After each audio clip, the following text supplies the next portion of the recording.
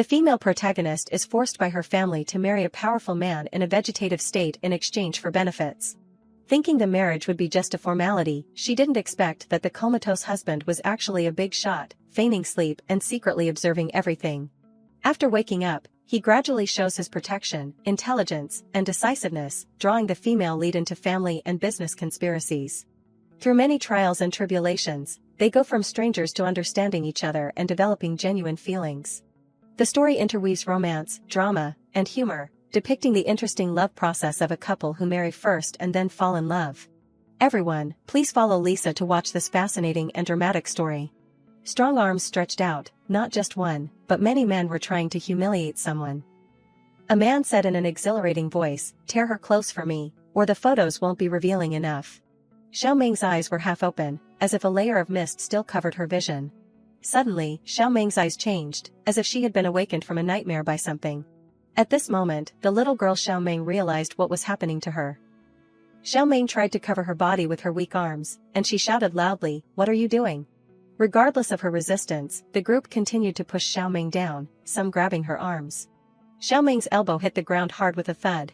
The current Xiao Ming was surrounded by a bunch of men, and she, like a small, injured cat, huddled in a corner, trying to stammer, "Get out, get out." Suddenly, a girl's voice sounded, "Good sister, be obedient and let me take some indecent photos, then you can suffer less." Xiao Ming was both angry and scared when she heard Lin Yan's words. In fact, she was already holding a camera aimed straight at her. Xiao Ming shouted, "Lin Yan, I am your sister, do you know what you're doing? If mom knew you were doing such a wicked thing, how disappointed she would be." When Lin Yan heard her mention her mother, the corners of her mouth curled up in disdain. Lin Yan said indifferently, "My mother? It's come to this, I don't mind telling you. My mother came up with the idea for me, telling me to directly put the drug in the water you drink. As long as I take indecent photos of you, you will obediently marry that vegetative man for me." Who knew that the person in power of the Ling Corporation would become a vegetative state because of a car accident? I won't go into a marriage alliance and remain a widow for the rest of my life. As Lin Yan spoke, her eyes glanced elsewhere. At this moment, Xiao Ming herself couldn't believe what she had just heard. Her ears were ringing, and her eyes widened in shock. "No, it's impossible." Seeing Xiao Ming's expression, Lin Yan felt a little pleased. She revealed a few more truths to her. "You think my mother treats you sincerely? That's just a trick to deceive a child without a mother. Like you. Even the inheritance and company shares that your mother left for you, my mother has already coaxed Dad to transfer them to my name." Xiao Ming stood up, one hand still holding her dress strap. The wind from the window was very cold, but not as cold as her heart at this moment. "How can you be so cruel? I treat you as family, but you treat me like this." In anger, Xiao Ming pointed at Lin Yan's face and scolded. Anger and disappointment filled her, causing her tears to fall uncontrollably. From childhood to adulthood, I gave you everything, pampered you, and treated you like my own sister. I just refused to marry in your place, but you harmed me like this. Lin Yan held the camera, adjusting something, and then stepped closer to Xiao Ming. She smiled, "Of course I know you're kind-hearted, always treating my stepmother as my real mother. As long as my mother says a few pitiful words to you, you will definitely feel sorry for my mother and marry in my place." Suddenly, Lin Yan's expression changed. She frowned and looked at Xiao Ming with sharp eyes. "But if you enter a wealthy family like the Lu family, we definitely won't be able to control you in the future. Only when you are no longer pure and your reputation is ruined can you obediently listen to us forever, and I can rightfully take everything your mother left for you." Xiao Ming was now standing near the windowsill. She was surrounded by the group. Lin Yan ordered her subordinates, "Drag her down from the windowsill for me. This is the 25th floor.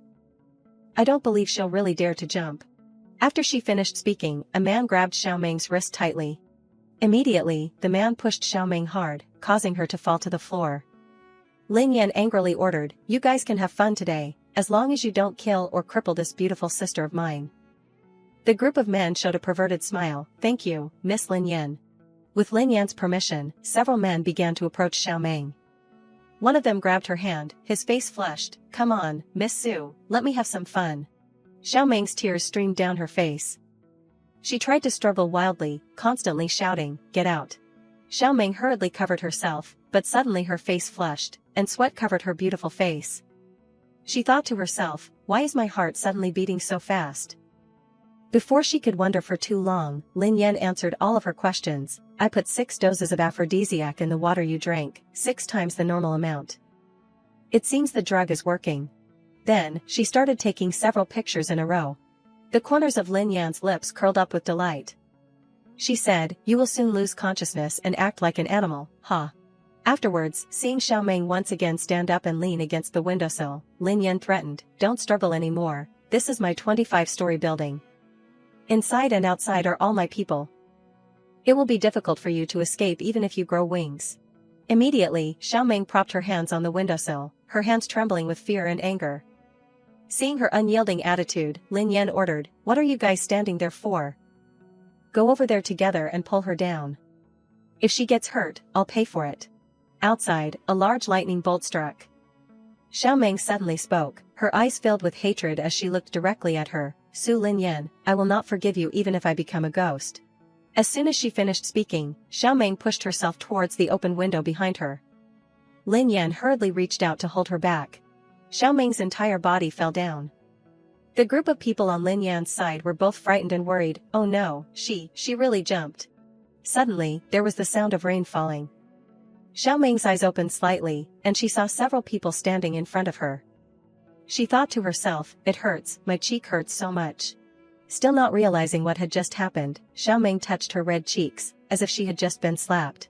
The middle-aged man in a black suit standing in front of Xiaomeng angrily pulled at his tie and scolded, let me tell you, tomorrow you must marry the only son of the Lu family in place of your sister.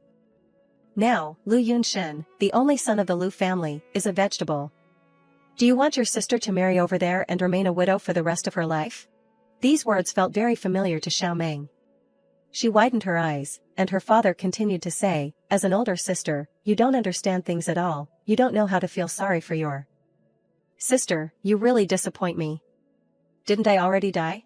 Recalling that she had jumped out of the 25th floor window, Xiaomeng wondered, didn't I already die? Xiaomeng's face turned pale. She subconsciously looked at her hands and the clothes she was wearing. Why was this scene exactly the same as the scene 3 hours before I was forced to jump? To make sure this wasn't a dream, Xiaomeng pinched her arm hard. At that time, her father forced her to marry Lu Yunshin, the comatose only son of the Lu family, in place of Su Lin Yan. She felt that something was wrong. After her stepmother instigated him, she was slapped by her father. At that time, her father scolded her like this. Her face wrinkled, and the sensation from the pinch ran up to her brain. It hurts so much, it's a real pain, I've been reborn. Afterwards, Xiaomeng struggled to stand up, tears already filling her eyes. She was reborn 3 hours before she was drugged by her stepmother's daughter and forced to jump from the building. It was because heaven couldn't stand it anymore. Xiaomeng's tears fell all over her face, possibly tears of joy for being reborn, or possibly tears of hatred for Lin Yan and her mother. She thought to herself, Su Lin Yan, Lin Yanlan, everything that the two of you did to me in my previous life, I will make you pay back 100,000 times in this life. Regardless of Xiaomeng's reaction, her father seemed to have lost his mind, pointing directly at her face and threatening, if you don't agree to marry in her place tomorrow, then get out of this house. I don't have a daughter like you. Husband, don't be angry. Xiaomeng, even if she doesn't listen, she's still your daughter. She will listen to you. Although Yunlan outwardly meant to speak up for Xiaomeng, everyone there understood that she was instigating and provoking Xiaomeng's father. She doesn't even consider me her mother. Not even a small matter like marrying in her place is she willing to help Yen Er with. Suddenly, beyond everyone's expectations, having lived another life, Xiaomeng had to do things differently. She spoke up and said, I agree to marry in her place. These words were said by Xiaomeng so lightly that her father, Yunlan, and Lin Yan couldn't help but be stunned. Now, she only had one thought in her mind, only by marrying into the Lu family could she escape the control of the Su family in the shortest amount of time. Lin Yan whispered in Yunlan's ear, Mom, she agreed. Yunlan glanced at Xiaomeng, her eyes flashing with triumph. She thought to herself, this little bitch is still so easy to deceive, she agreed so quickly. Then, Xiaomeng calmly tucked a strand of hair behind her ear. She made a request to her father, Dad, I can agree to marry in her place, but you must give me 60% of the company's shares as dowry. Yunlan next to her didn't accept it, she frowned and scolded, What, are you crazy? Lin Yan was even worse. She wanted to rush towards Xiaoming in distress but was stopped by Yunlan. She angrily shouted, "What are you? You want 60% of the shares." Yunlan standing next to her said softly, "Don't get excited, this little bitch is a bit unusual today." Xiaoming didn't care about the excessive reactions of the mother and daughter. She looked at her father and smiled, "Dad, I'm helping our family. The only son of the Lu family. Even if he's a vegetative state in a coma, they still have a mother sitting there. Wealthy families like the Lu family are always a powerful force in the world." Lin Yan was so angry that she couldn't speak. You. Her father immediately interrupted Lin Yan. "Okay, I'll give you 60% of the shares as dowry." His words were spoken as if an order had been issued. Lin Yan standing next to her seemed as if she wanted to cry. "Dad, no, I don't agree." Yunlan wasn't doing any better. Her face was full of discomfort, but she still had to try to restrain herself. "Alright, calm down a bit." Afterwards, Yunlan whispered in Lin Yan's ear, and another scheme was being calculated by her. Su Xiaoming is a pitiful person, very easy to deceive. After the company stabilizes, I'll say a few nice words and coax her to transfer the shares back. Your mother's company will still be yours in the future. Your father is angry right now, you should hurry up and show some consideration. Yunlan's words sounded very reasonable. Even if Lin Yan was angry, she still had to restrain herself and try to please her father in front of her. She cursed in her heart. "Su Xiaoming, just you wait, you dare to snatch my shares, I will definitely make a bitch like you wish you were dead." When it comes to changing faces, Lin Yan should be called the main actress. She hurried to Xiaoming's side, her voice gentle, "Sister, thank you for helping me. You will always be my best sister." The moment her words ended was also the moment a cold slap resounded. Xiaoming slapped her so hard that she didn't even have time to react. Lin Yan was a little startled in her heart. Me, I was slapped by that bitch Su Xiaoming? Seeing her little daughter being hit, Yunlan immediately rushed to her side in a rage. "Are you crazy? How dare you hit Yan Er?" Xiaoming's father wasn't doing any better. He was about to rush over and hit her, but she managed to dodge in time.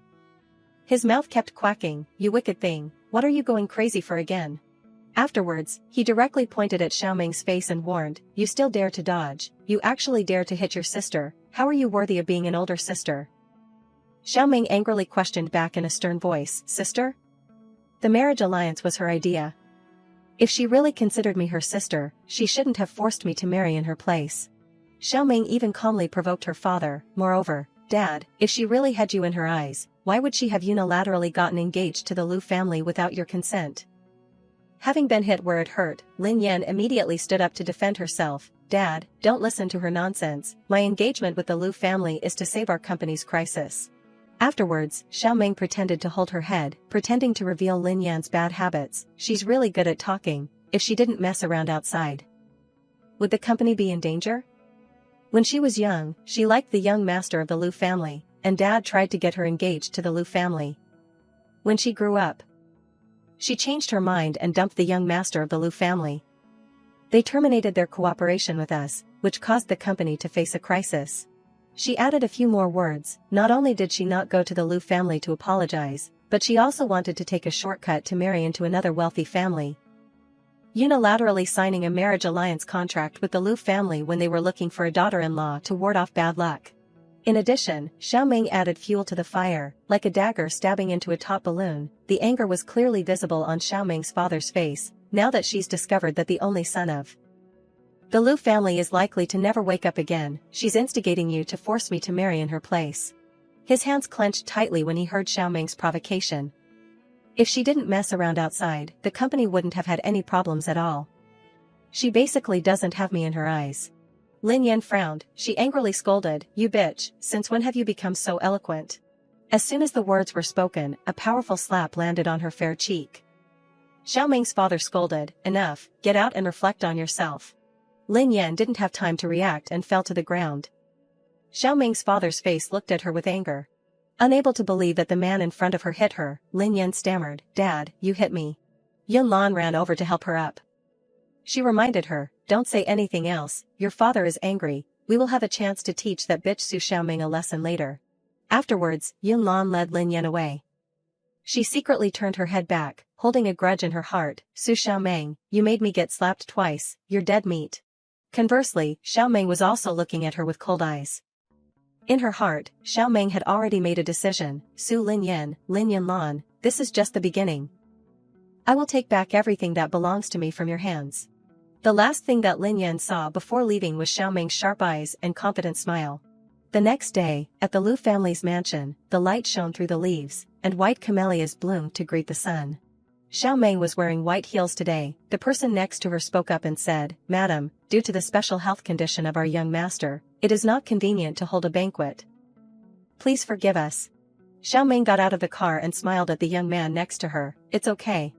Afterwards, the young man invited Xiaomeng inside. The space was extremely luxurious, and the interior design was extremely exquisite. In front of Xiaomeng, a woman exuding an elegant temperament was sitting. Butler Zhang bowed and said, "Madam, the eldest daughter of the Su family has arrived." The woman with black hair and a not-so-friendly face, she was Lu Madam, Lu young master's mother. Xiaomeng took the initiative to come in front of Lu Madam. She politely smiled and called out, "Mother."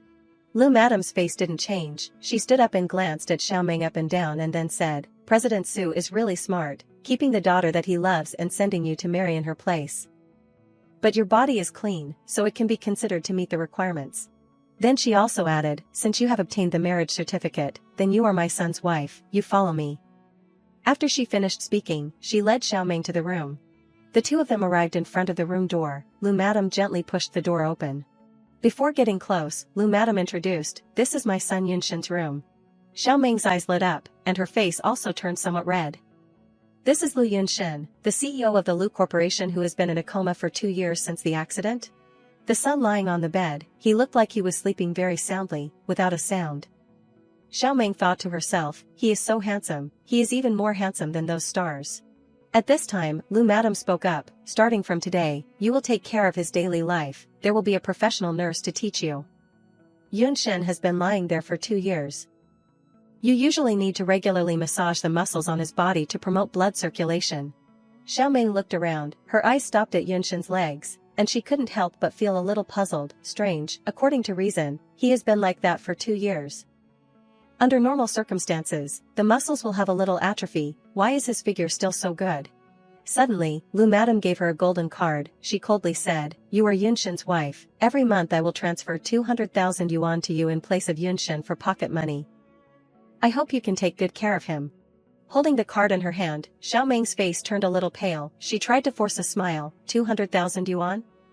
This amount is more than my monthly salary. To take back the company's legacy that my mother left, it is definitely impossible without money.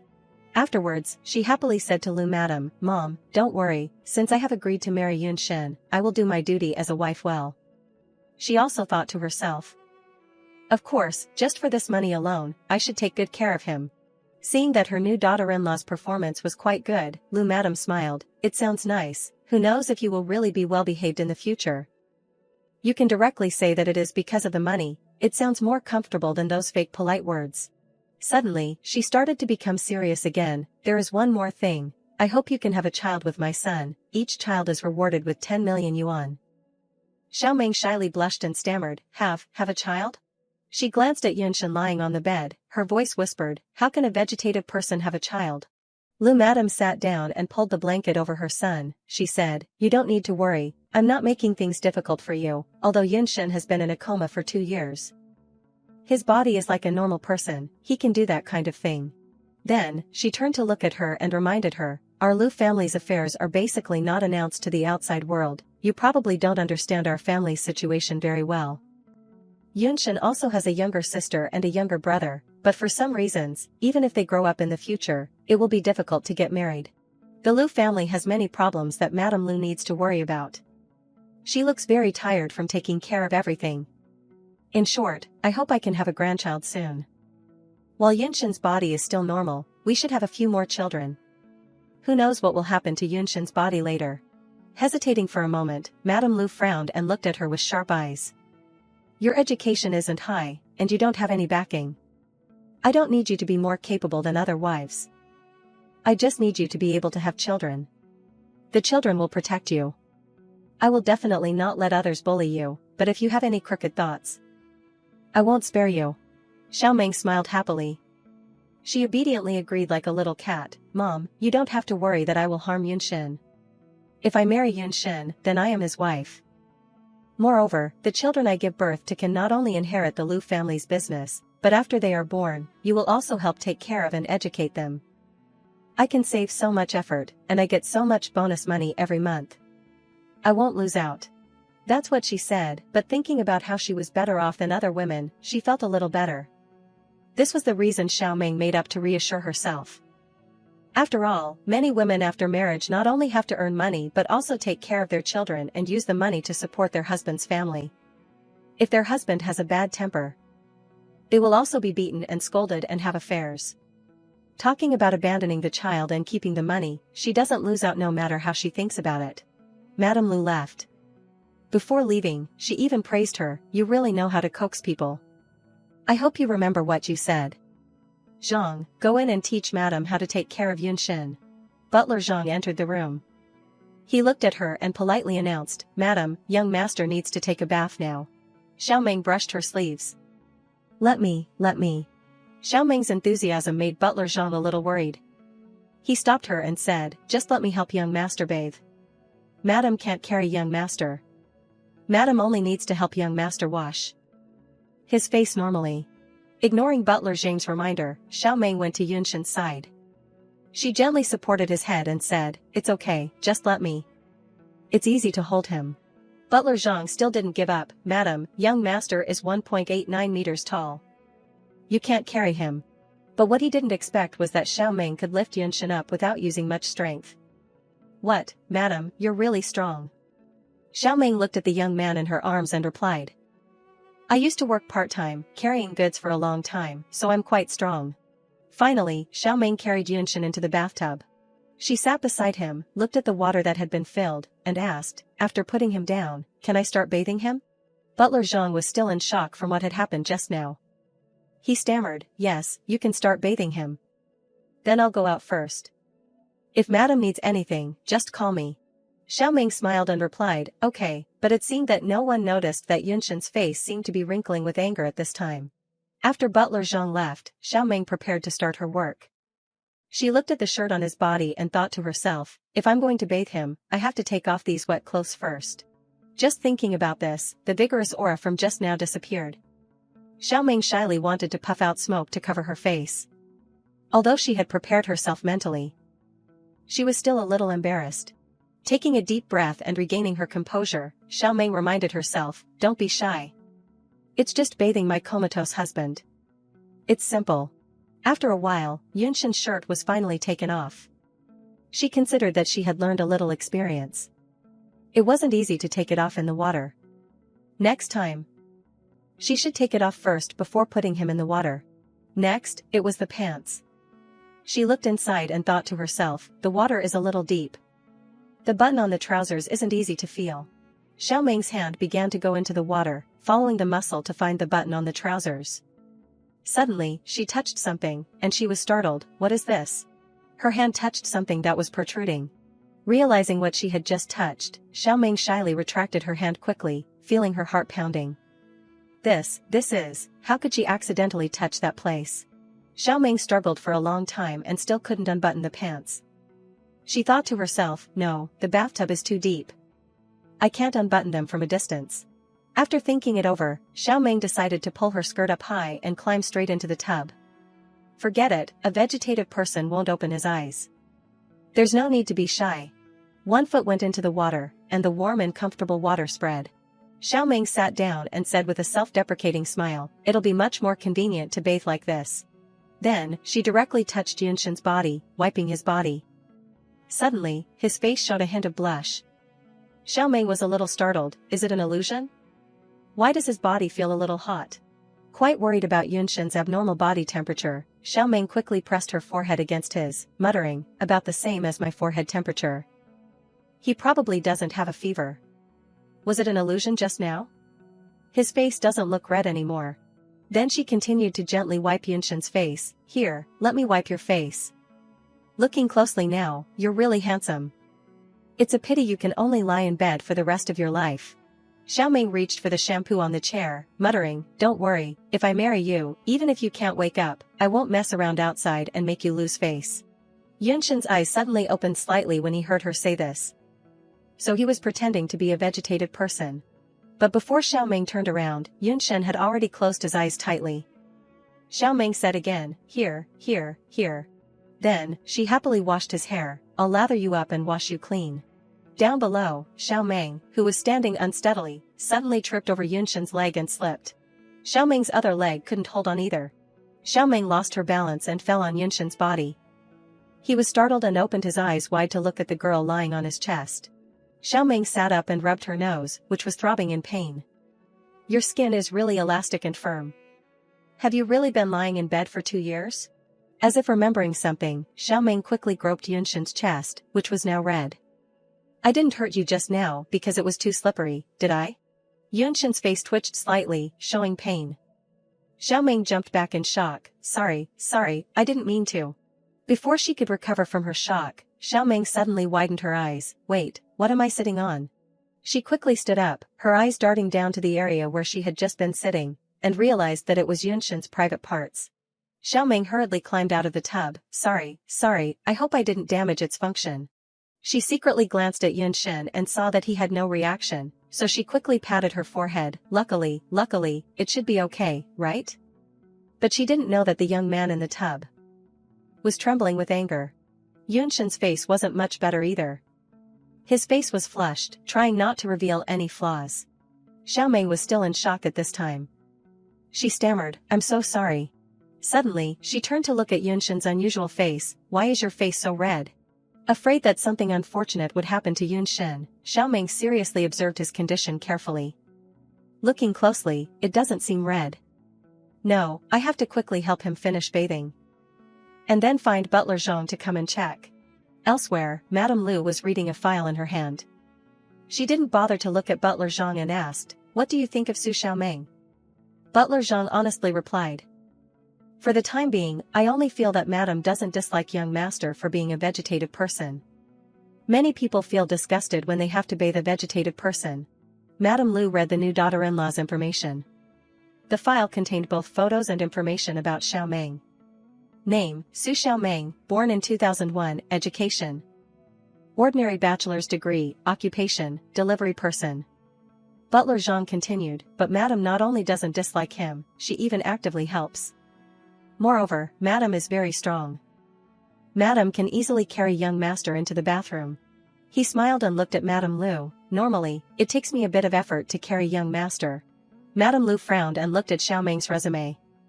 There was a hint of incomprehension in her eyes. She has such strength? But it's also very normal. This child has been tormented by her stepmother and her stepmother's daughter ever since her mother died of illness when she was 10 years old.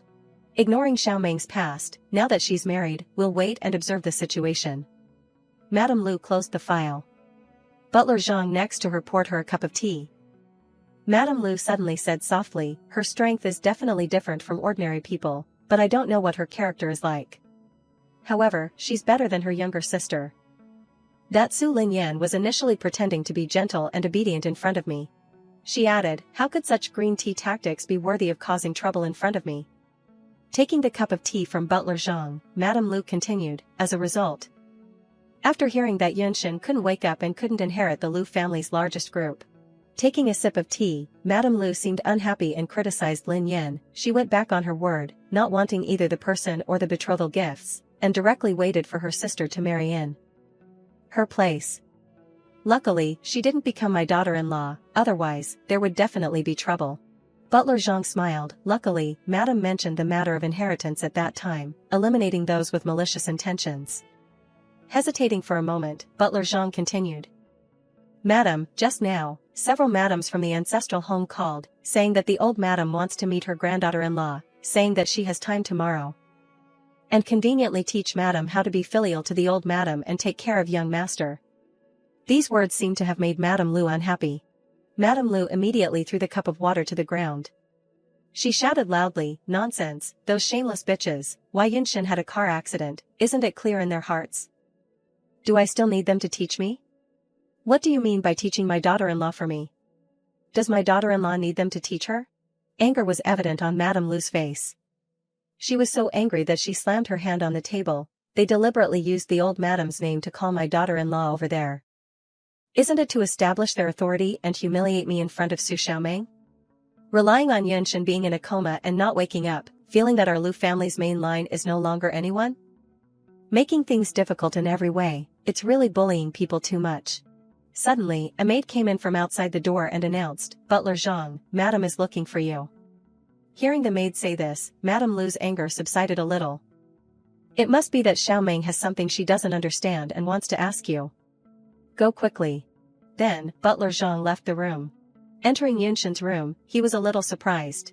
In front of him, Yunshin had been bathed and changed into clean clothes. Butler Zhang spoke up, "Madam, you're really amazing. You've already helped young master bathe." Xiaoming leaned Yunshin's head on her body and smiled, "I still have a lot to learn from you." She glanced at Yunshin, "Is Yunshin sick?" "Just now when I was bathing him, his face turned red twice. I just used a thermometer to measure his temperature, and it's normal. Or should I find a doctor to come and check?" Hearing these words, Butler Zhang hurriedly ran over to check. He thought to himself, young master actually blushed? Butler Zhang suddenly became more pensive. In the 2 years since Qi Chuxia left, not to mention blushing, young master has never been moved by a woman again. Looking at the scene of Xiaoming taking care of his young master with concern, he wondered, what happened in the bathroom just now? Then, Butler Zhang smiled and said to Xiaoming, "Just leave the rest to me to take care of young master.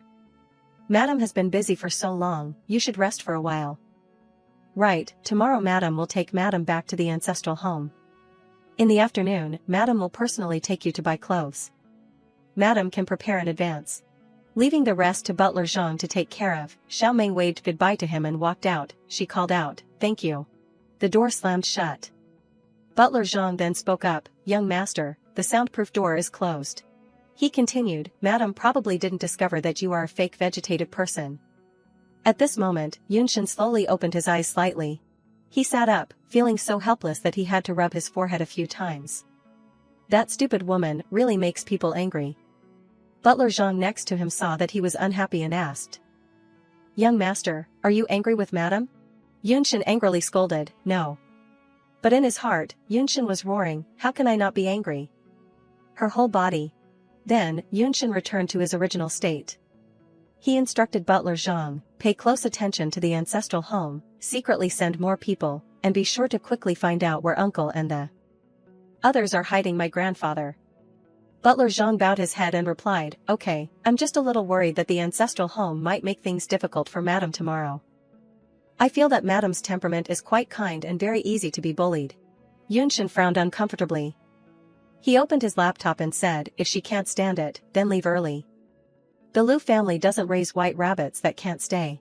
Returning to the Yun Lam and her daughter, Lin Yan said jealously, "Mom, the more I think about it, the angrier I get. I really want to beat that bitch Su Xiaoming to death." She unhappily muttered jealously at Xiaoming. "Yesterday, she was like she'd been possessed, actually daring to turn against me, and even exposing what I did in front of Dad."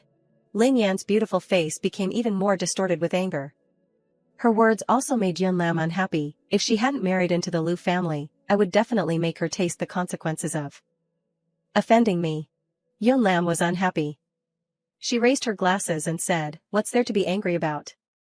Do you think she'll have a good ending marrying into the Lu family?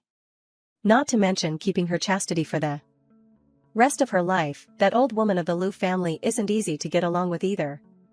I heard that when she was young, she was a famous tigress." The two went up the elevator.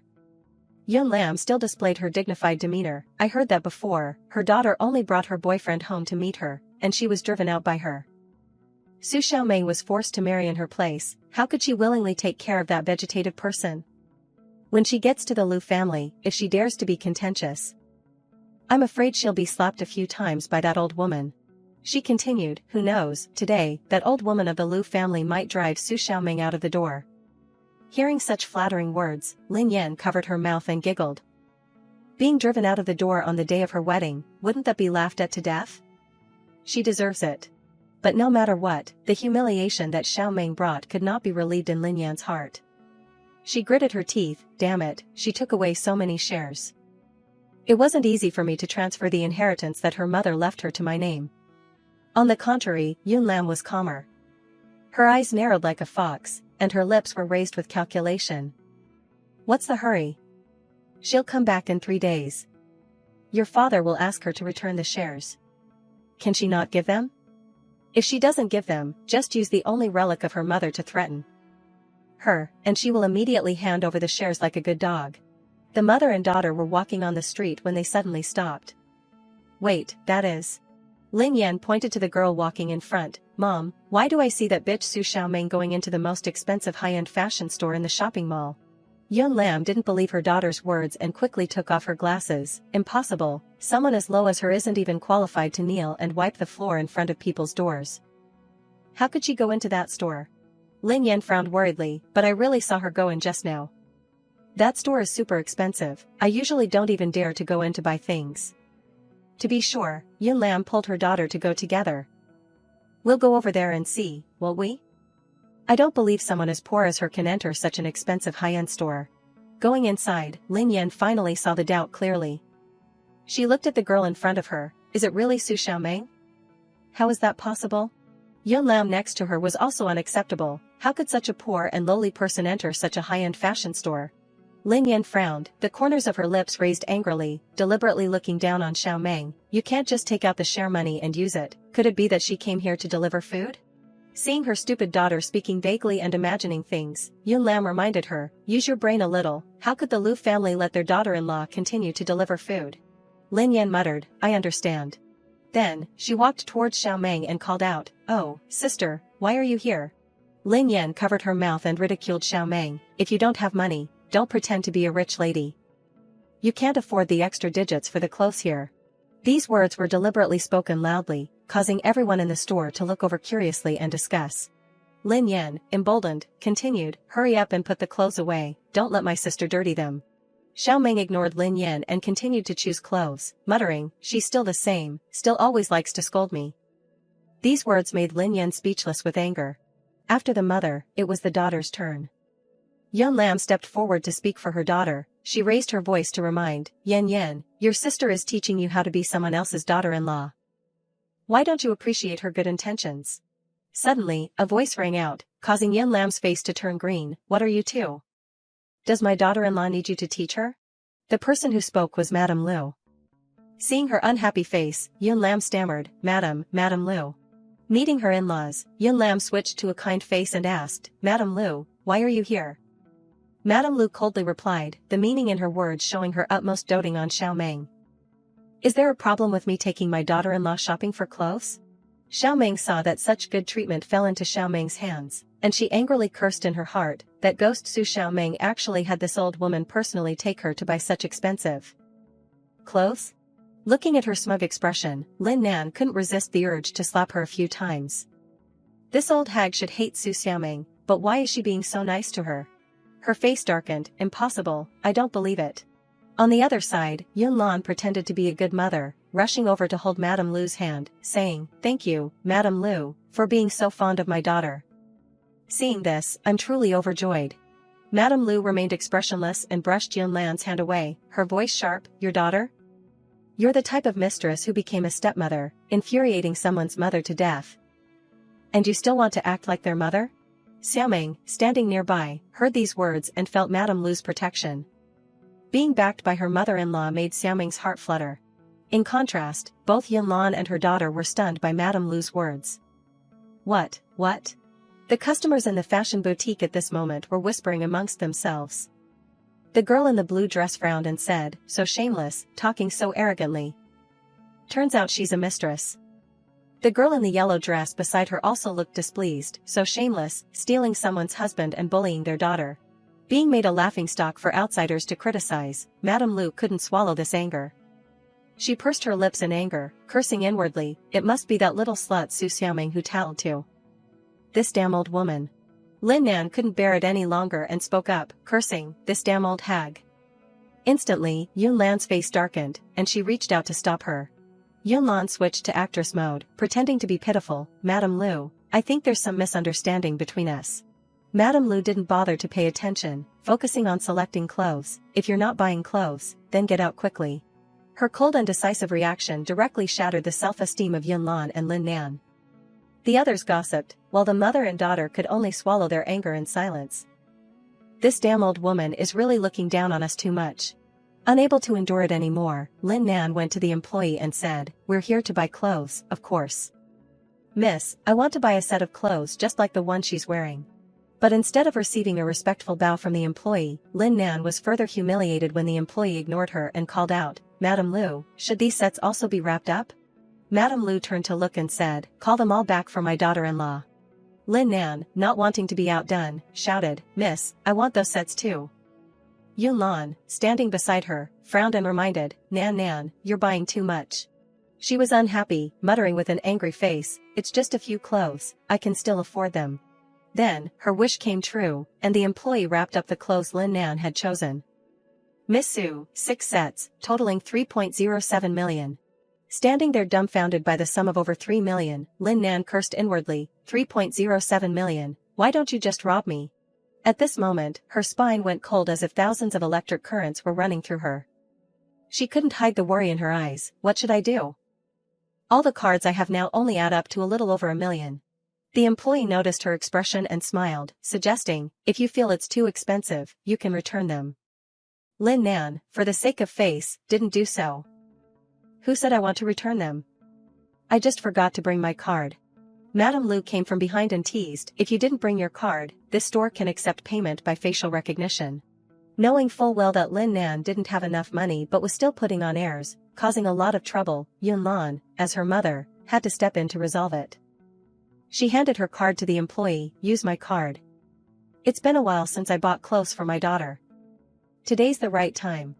The employee took it and swiped it in the machine. She smiled and returned the card to Yunlan. "Sorry, madam, all 3 of your cards have exceeded their credit limits. They're still 150,000 short." The people around couldn't help but laugh loudly at the scene, putting on a show when they don't have any money. Enough humiliation was enough, she couldn't bear it any longer. Yunlan grabbed her daughter's hand and dragged her out of the store. "I just forgot to bring my money. I'll have the driver bring it over." Bitter on top of bitter, Lin Nan angrily swore revenge. "Su Xiaoming, you made my mother and me lose face like this, you just wait." Inside the clothing store, Xiaoming was looking at Madame Lu with grateful eyes. Madame Lu, seeing her daughter-in-law looking at her like this, asked, "Why are you looking at me like that?" Tears welled up in the corners of Xiaoming's eyes. She smiled, "Mom, thank you for standing up for me." Madame Lu quickly tossed her a few bags of clothes and reminded, "If you really want to thank me, then give me a grandchild soon." These words made her eyes widen. The line between being touched and feeling cold was so thin. Back at the Lu residence, Madame Lu instructed Xiaoming, "Tonight is like your wedding night, you have to work hard." Before letting her into the room, she gave her all sorts of instructions. "The Lu family's lineage all depends on you." Madame Lu's face became sad. "I really hope to have a grandchild to hold soon." Seeing her mother-in-law like this, Xiaoming could only say a few words of reassurance. I will try my best." After that, she entered the room, thinking to herself, "Should I start now?" Fumbling onto the bed, Xiaoming's face became even redder. "What should I do first?" Thinking of this, Xiaoming's face flushed as if she had a fever. She was so nervous that her mind went blank. "So nervous, my heart is beating so fast." As for Yun Shen, he also had his own thoughts. How can I react to a woman I just met? Suddenly, Xiaoming lay down and lightly kissed Yun Shen's lips. He unconsciously opened his eyes and looked at her. Xiaoming's eyes were tightly closed, and her thin lips began to move. After that, she sat looking at the motionless boy in front of her, not noticing that his face was also slightly flushed. She thought to herself, "He's not conscious right now. So, actually, I don't need to be so nervous." In the next step, Xiaoming fumbled to unbutton Yunshen's buttons. The more she unbuttoned, the more embarrassed she became. Folding the shirt neatly on the bed, Xiaoming rubbed her chest. "Calm down, Su Xiaoming, it's just asleep." Then, she leaned in, intending to kiss Yunshen again. Lying there with his eyes closed, Yunshen couldn't resist. He could only mutter, "No, no." But because she was too embarrassed, Xiaoming turned her head away, covering her face. "Let's do it next time, let's continue next time." Saying that, she glanced at Yun Shen, gently pulled the blanket over him to keep him from getting cold, and then smiled sweetly, "Good night." Seeing that she had fallen asleep, Yun Shen slightly opened his eyes and glanced over. Looking at the girl beside him fast asleep, with no intentions towards him, Yunshin smiled, this girl is too interesting. One night had passed, and the sky had begun to brighten. Yunshin struggled to grab the hand that was resting on his chest.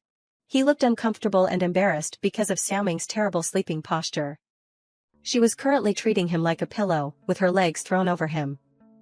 Does this girl usually sleep like this?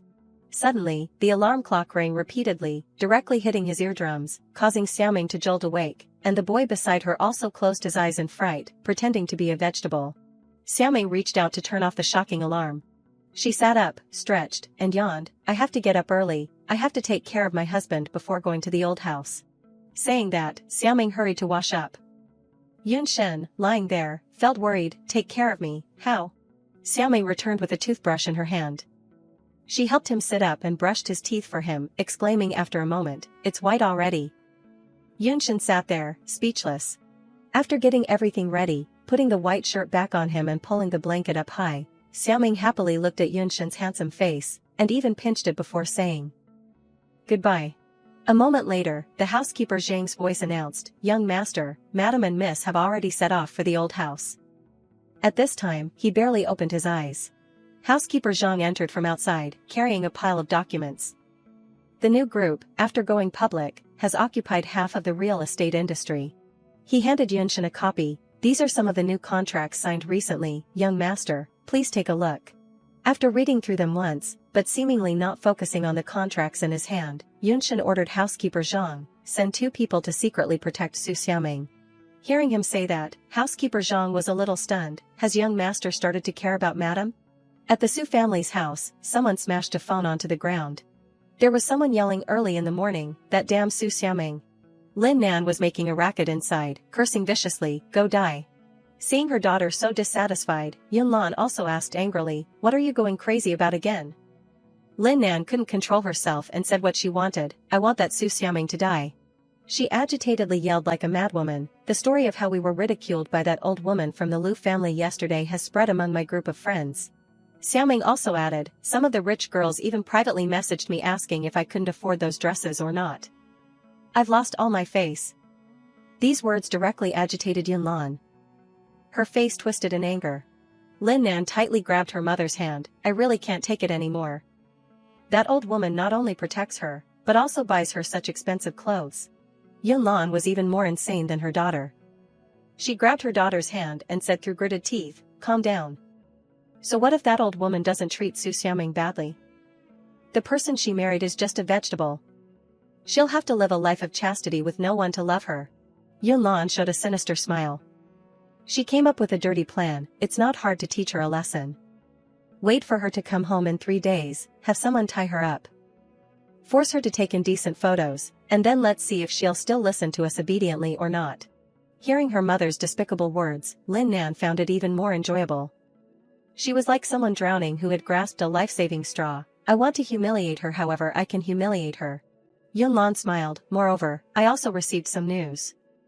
Lu Yunshin's sweetheart, Qi Chuxia, has returned to the country. Having grasped Lu Xiao's weakness, Yunlan was smug, determined to avenge her past humiliation. That old woman from the Lu family liked Qi Chuxia very much. Comparing the new and the old. I don't believe that old woman can still treat Su Xiaoming well. On the other side, the car carrying Madame Lu and Xiaoming had stopped in front of a house. The driver got out and opened the door for both of them, Madam, Miss, we've arrived at the old house. Xiaoming looked around, inwardly exclaiming, so big, like a castle. In front of her was a magnificent castle, like a Disney princess's castle. Madame Lu turned to look at her and instructed, follow me in a moment, don't trust anyone. Xiaoming felt a sense of danger. She frowned and thought, is the relationship between mom and the people in the family not good either? Just as they were about to reach the stairs leading up to the house, 3 women stood waiting. One of them spoke sarcastically, you finally arrived, we've been waiting for you all morning. How slow. Madame Lu replied coldly, it's only a little after 7 o'clock, how can you say you've been waiting all morning? The woman in the blue dress stepped forward, intending to reach out to greet Xiaoming, this must be Xiaoming, so pretty. I'm Yunshin's second aunt, greet your second aunt.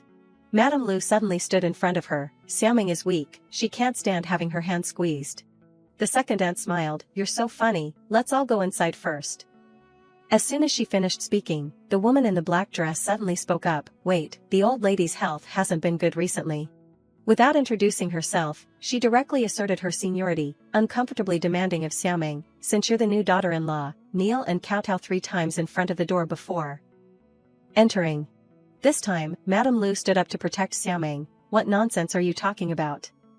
When did the Lu family have a rule that you have to kowtow 3 times to enter the door? Why didn't I see your daughters-in-law kowtow before?" The woman in the black dress explained, "The old lady wasn't sick before. Isn't it normal that our daughters-in-law didn't kowtow?" The kind-looking second aunt agreed with the woman in the black dress. "Kneeling and kowtowing to bring good luck is also for the old lady to get better. Xiaoming wouldn't be so unfilial, right?" Xiaoming's hands clenched tightly with anger, and her body trembled slightly. Madame Lu angrily scolded this time, "You're making my daughter-in-law kneel in front of the door, clearly trying to make me lose face, bullying Xiaoming." Not wanting her mother-in-law to be angry for nothing, Xiaoming quickly took Madame Lu's hand. She smiled, "Mom, I'm willing to bring good luck to pray for Grandma's blessing." Madame Lu replied unhappily, but Xiaoming didn't rush to kneel right away. She brought out the family rules, but according to the family records, kneeling and kowtowing only has an effect in front of Grandma. Xiaoming's sharp words caused the woman in the black dress to pause involuntarily. How does this little slut know so much? Her face became even uglier. Su Xiaoming is the new daughter-in-law, so she will definitely have to kneel before the old lady to recognize her ancestors and offer tea later. At that time, kneeling is to wish her blessings, which is not considered humiliating them at all. Seeing Xiaoming handle things so skillfully, Madame Lu had a bit of admiration in her heart. This Xiaoming is quite smart. Suddenly, the girl about Xiaoming's age spoke up, ending the silent atmosphere. "Third aunt, wait, you can enter the old house, but my sister-in-law Xiaoming can't." Madame Lu gave her another cold glance. What trick is this girl trying to pull? The girl who just spoke was named Wan Hong, the second aunt's daughter. She smiled and reminded, "Third aunt, I'm only stopping sister-in-law Xiaoming out of good intentions." Wan Hong stroked her chin, looking Xiaoming up and down as if scrutinizing her. "We are all from noble families with high education, but sister-in-law is from a lower class from an unknown university. And she works as a food delivery person. If she enters the old house, wouldn't she be dirtying the house?" Madame Lu was so angry that she couldn't speak. You. After starting in front of Xiaoming to show off, Wan Hong was startled. She swallowed her anger because Xiaoming was pretending to be aggrieved. "Oh my god. You are insulting Grandma like that, how are you worthy of being her granddaughter-in-law?" Being reminded like this by her, Wan Hong couldn't help but darken her face, hissing through her teeth with anger. "What nonsense are you talking about? Where am I insulting Grandma?" Not willing to lose to a slippery person like Wan Hong, Xiaoming glared and reminded her, "Grandma's generation didn't even have universities. You said that if the education level is not high enough, you are not worthy of entering the ancestral home. Isn't that insulting Grandma?" These words made Xiaoming so angry that she couldn't speak. Even the second aunt and that woman in the black dress were so angry that they had to swallow their anger. At this time, Madame Lu had a different view of her new daughter-in-law, and she seemed much more satisfied. This Xiaoming is really too clever. Then, it was time for a seasoned veteran like Madame Lu to take action. She coldly crossed her arms, adding a few more hurtful words to Wan Hong. "Wan Hong, how can you insult Grandma? Do you have any filial piety at all?" Wan Hong felt like she was being choked, but she couldn't explain it. I wasn't insulting Grandma, I just..." Seeing that the atmosphere was starting to become tense, the second aunt immediately stepped forward to help her daughter-in-law Wan Hong. She spoke up to defuse the situation. "It's all just a misunderstanding, Xiaoming, come in quickly, don't make Grandma wait too long." After saying that, the second aunt reached out to grab Madame Lu's hand to hold it quickly. Ignoring her, Madame Lu directly brushed her hand away coldly. After that, she directly grabbed Xiaoming's hand and walked away, her face showing obvious displeasure. She walked and muttered, "Ridiculous." Watching Madame Lu and Xiaoming walk past her, the second aunt was so angry that her face darkened. Damn it. Wan Hong, beside her, was no better off. She tried to restrain her anger and advised, "Mom, don't be angry, there will still be opportunities to deal with them later." Inside the Lu family's old house, the interior was luxuriously decorated, highlighted by the chandelier in the middle of the hall. Madame Lu led Xiaoming to an elderly woman, gently saying, "Mom, I've kept you waiting." Grandma Yunshan looked at the granddaughter-in-law in front of her, a gentle smile spreading across her face. This must be Yunshan's wife. After that, Madame Lu handed Xiaoming a cup of hot tea and instructed, Xiaoming, quickly offer tea to Grandma and recognize her as family. She politely held the tea in both hands in front of Grandma Yunshin, politely saying, Grandma, please have some tea. Xiaoming knelt down at this time to offer tea, as a form of accepting the family's granddaughter-in-law. Grandma Yunshin accepted the cup of tea, praising with meaning, good, very good. After that, Xiaoming kowtowed to her a few times. This unexpected action from her made Grandma Yunshin a little surprised mixed with satisfaction. Xiaoming raised her head and looked at her, sincerely saying, I wish Grandma good health and long life. Grandma Yunshin happily grabbed her good granddaughter-in-law's hand. She exclaimed, good, truly a good child. Then, she took off the red jade bracelet from her hand, come here. Holding Xiaoming's arm, Grandma Yunshin directly put the bracelet on her. This is for you. Taking care of Yunshin will be hard work for you in the future. Receiving the trust and acceptance of Grandma Yunshin, Xiaoming blushed shyly, thank you, Grandma. At this time, the second aunt entered from outside with Ruan Hong. She and the woman in the black dress were extremely shocked, Mom, no, you can't. Seeing her children objecting to her decision, Grandma Yunshin asked coldly, what is it? Feeling that her mother was not happy, the second aunt could only smile and soften her voice, this bracelet is the only family heirloom, I'm just afraid Xiaoming will break it. After hearing those words, Grandma Yunshin turned to look at Xiaoming and smiled kindly, reminding her, then Xiaoming, you must keep it carefully. Xiaoming politely replied. Don't worry, Grandma. Looking at Xiaoming wearing the family heirloom jade bracelet on her hand, the second aunt stood beside her, full of jealousy. She thought to herself, damn it. This family heirloom is priceless, yet it easily fell into the hands of this lowly little thing. I can't let Grandma like this despicable little thing so much. Not only her, but even her daughter Ruan Hong couldn't bear this anger. Suddenly, Ruan Hong rushed to Grandma Yunshin's side and whispered in her ear, Grandma, when Sister Xiaoming came in, she said she had to play a piano piece that you liked the most. Seeing her trying to stir up trouble, Madame Lu frowned and scolded, what nonsense are you talking about? When did Xiaoming say she wanted to play? Not wanting the situation to become more tense, Xiaoming ran over to grab her mother-in-law's arm, smiling, Mom, it's okay. However, Madame Lu was still very worried about Xiaoming, she understood her background well. Xiaoming is a food delivery person, how could she know how to play the piano? A moment later, Xiaoming went to the piano that had just been prepared. Grandma Yunshin had also settled in to enjoy it. Madame Lu, standing beside her observing the situation, felt worried. If she played very badly, her mother-in-law would definitely feel that this granddaughter-in-law Xiaoming was no good, and even Yunshin would be ridiculed by the family. But beyond the second aunt's expectations, Xiaoming's slender fingers gracefully glided over each piano key. Her face darkened as she thought, why are this little thing's movements so skilled? Could it be that she really knows how to play? At this time, Ruan Hong, standing beside her, leaned close to her ear and said, she's just pretending to look the part, she'll play very jarringly later. Grandma will definitely hate this useless granddaughter-in-law. But unexpectedly, Xiaoming, who was said to be pretending, was very skilled. She glided lightly over the keys, and the melodious sound from the piano rang out, echoing throughout the room. Xiaoming confidently closed her eyes and danced lightly, enjoying the royal music. The group trying to stir up trouble felt surprised at this moment, not believing their ears. The second aunt said softly, how could this be, how could she play so well? Madame Lu had also stopped worrying at this time. She smiled, how is this Xiaoming so amazing? A moment later, the last notes of the song had also been played by Xiaoming.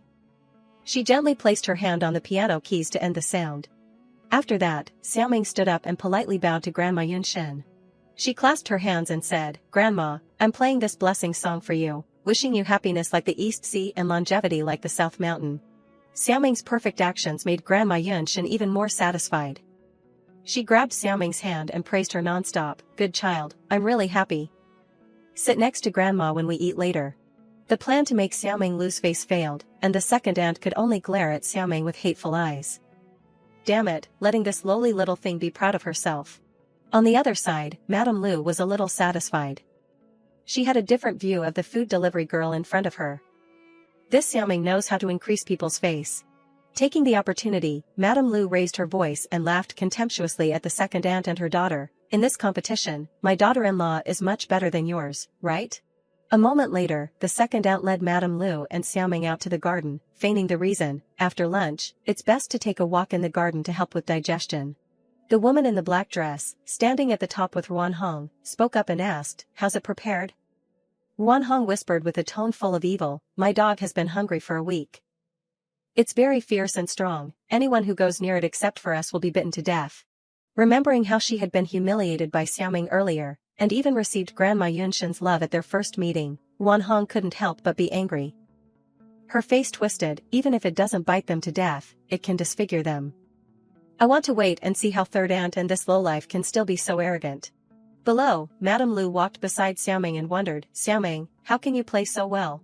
Speaking of which, Xiaoming felt a little sad. She lowered her head and replied, "Before my mother-in-law passed away, she often taught me to play the piano." Seeing the unhappy expression of her daughter-in-law, the old lady also felt a little heartache. Suddenly, there was the sound of hurried footsteps approaching.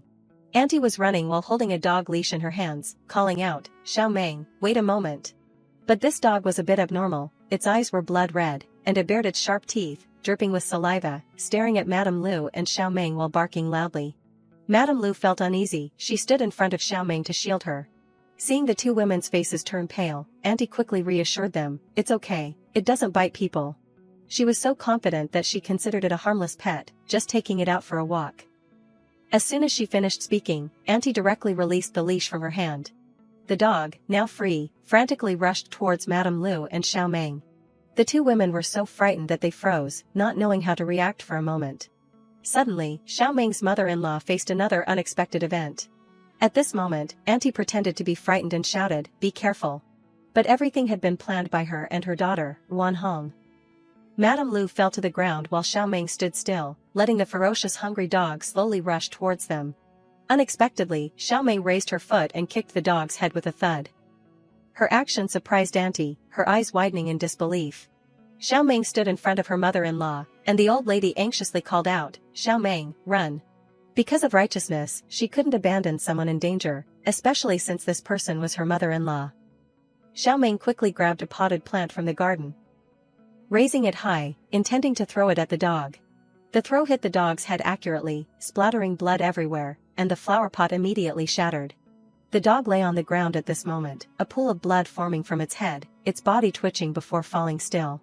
Seeing her dog being smashed to death by Xiaoming with a flower pot, Auntie's face turned pale. Was this lowly girl a monster? The flower pot was so heavy, yet she lifted it so easily. On the other side, Xiaoming rushed over to help Madame Lu up. She said worriedly, "Mom, you're injured from the fall." Madame Lu held her hand and replied, "Mom, I'm fine." "Xiaoming, are you all right?" Hearing the loud noise, the woman in the black dress and Ruan Hong ran out to see what happened. She was shocked to see the motionless dog and cried out, "Xiang Xiang."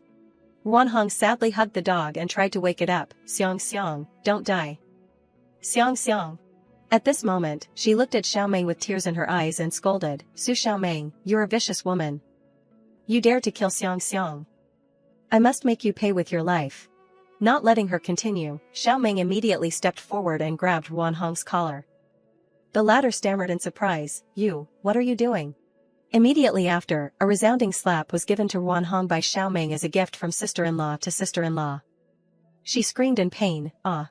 Auntie, standing on the side, immediately intervened, "Su Xiaoming, are you crazy? What right do you have to hit Ruan Hong?" As soon as she finished speaking, another stinging slap landed on her face. Before she could recover from the shock, Auntie quickly touched the burning pain on her face. Had she just been slapped? The person who hit her was Xiaoming. Auntie angrily pointed at Xiaoming's face and cursed, "Su Xiaoming, are you out of your mind? You dare to hit me? I'm going to tell the old lady." Ignoring her threats, Xiaoming only stared coldly and said, "Go tell her. Let Grandma see how you guys deliberately released the dog and almost killed us." Auntie, caught red-handed, tried to cover it up. "Who said it was deliberate? The dog just got loose." Xiaoming kicked the black dog's corpse on the ground, her voice full of threat, clearly knowing this dog is dangerous, yet you wanted to bring this ferocious dog in front of us.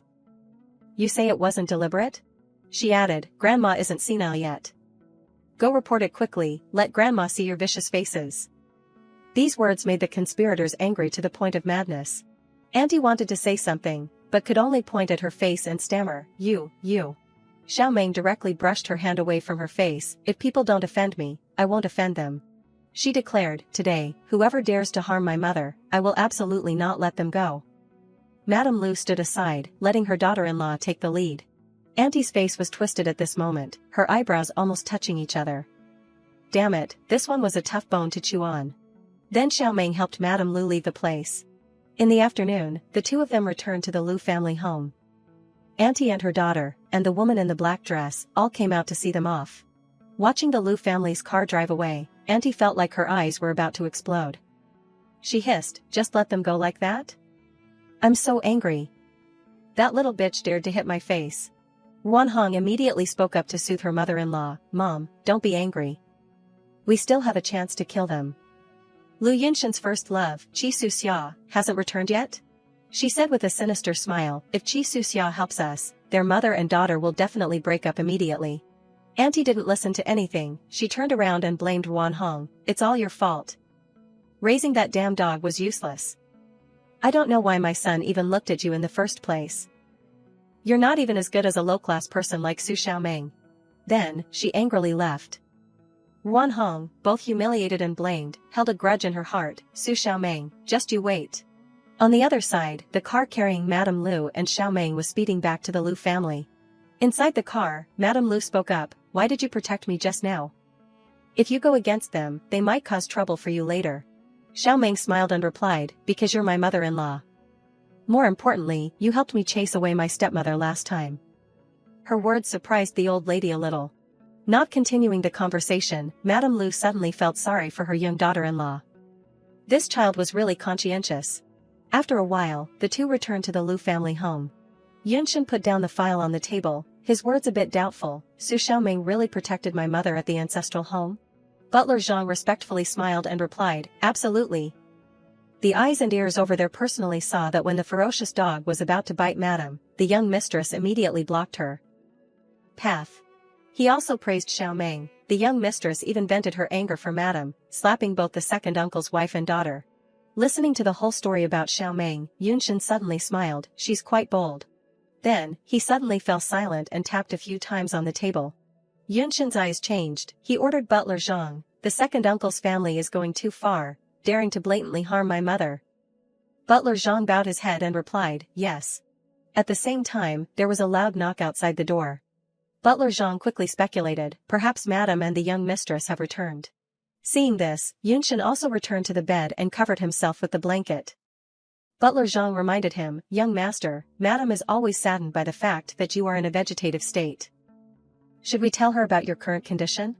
Yunshan lay down and closed his eyes, he shook his head, "It's not the time yet. My mother trusts people too easily. If the news gets to Grandpa, he might use it as a hostage. She would be in danger." Suddenly, there was another knock on the door.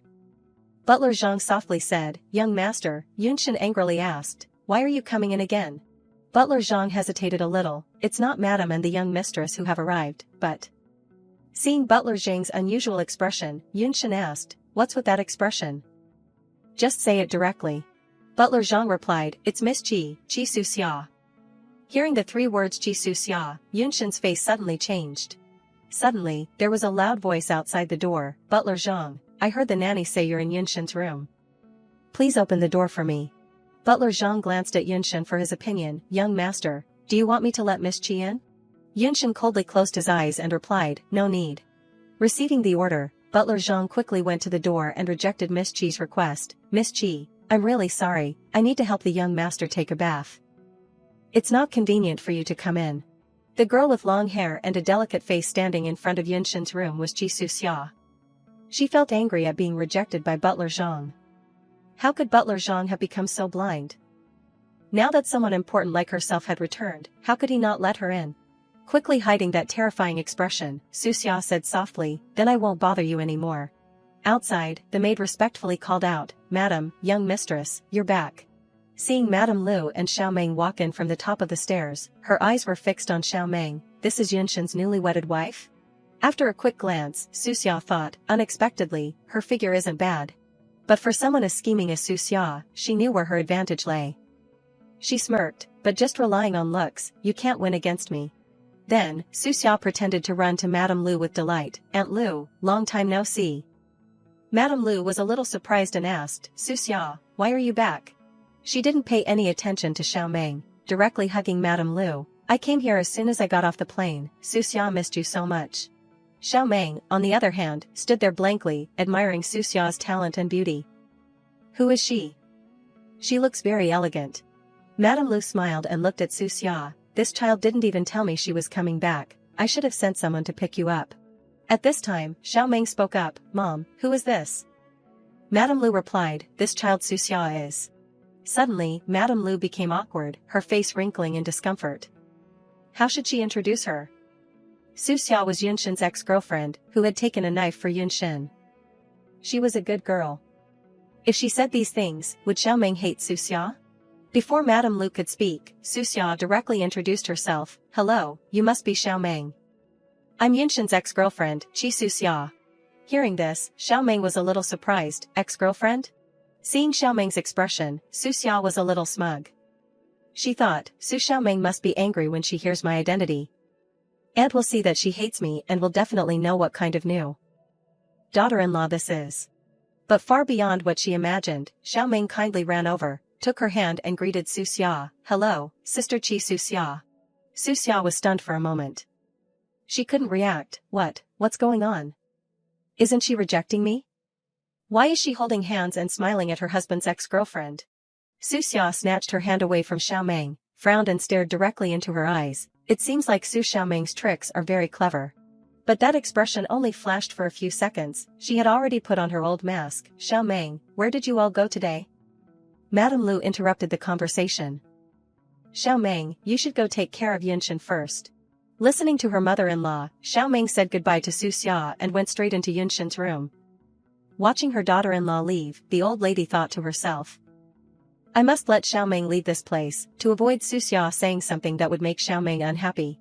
But before she could take 10 steps, Suxia quickly called out, Xiao Meng, let's go together. I came here today but haven't seen Yunshin yet. Madame Lu beside her helplessly said, this child Suxia, does she still have Yunshin in her heart? Suxia pretended to be aggrieved and begged Xiao Meng, can you let me see Yunshin for a little while? It's been a long time since I've seen him. Xiao Meng happily replied, of course. Immediately, she became suspicious of the girl in front of her, agreeing so easily.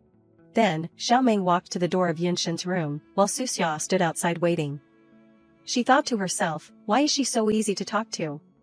What ex-girlfriend wouldn't be angry when meeting their husband? Failing to achieve her goal of provoking them, Suxia gritted her teeth. She doubted her life. Why was there a girl who didn't know how to be jealous? She wasn't angry. How could she pretend to be pitiful in front of Aunt Lu to sow discord between their mother-in-law and daughter-in-law relationship? The two went inside the room. Butler Zhang saw her and said, young mistress, you're back. Then I'll go out first.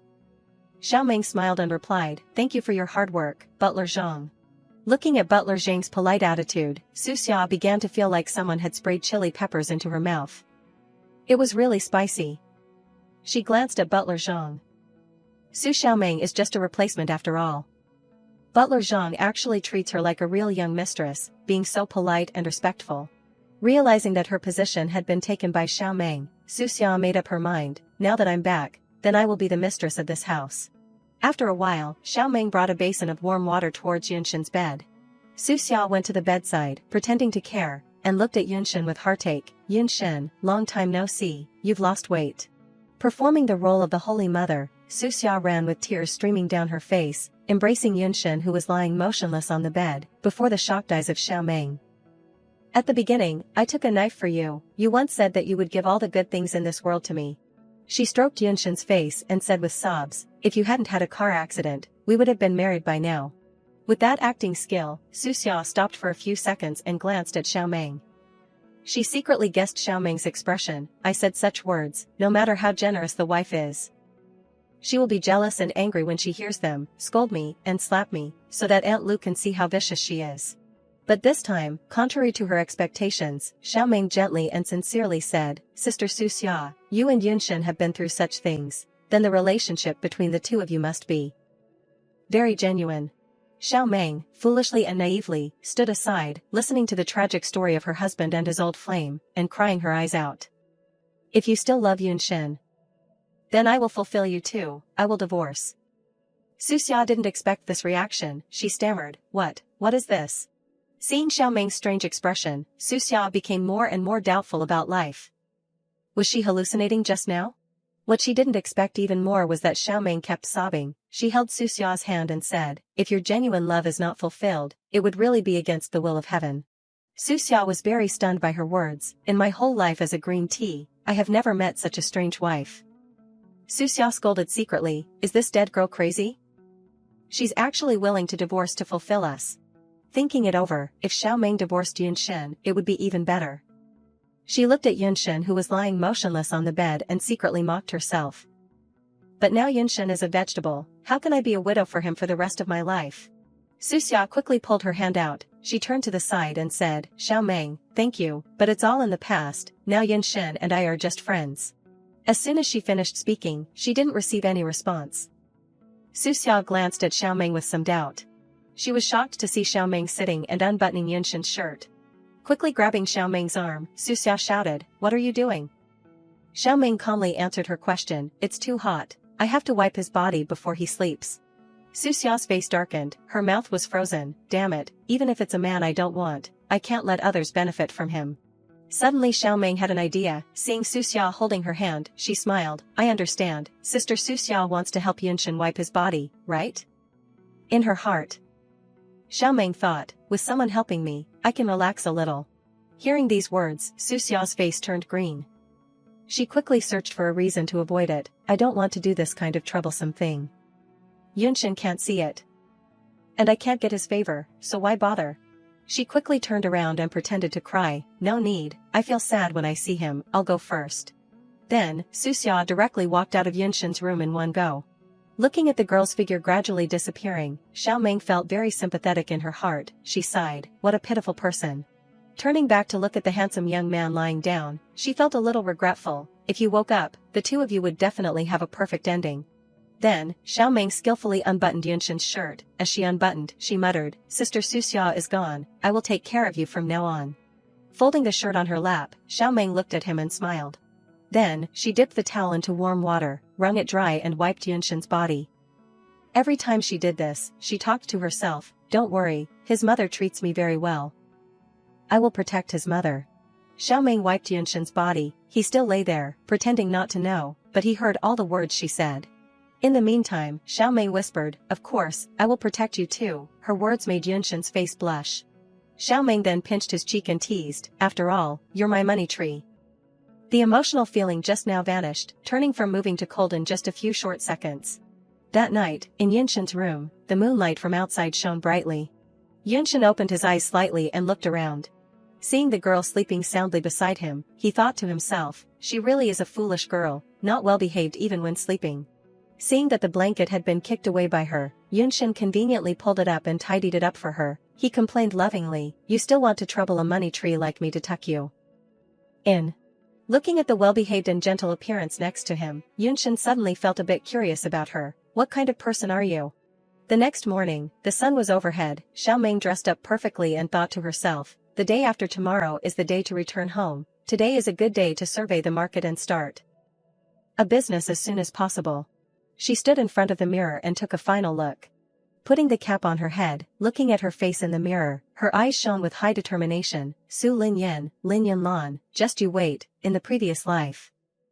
You took everything from me, using dirty tricks to force me to jump off the building. This life I will make you watch everything you care about disappear.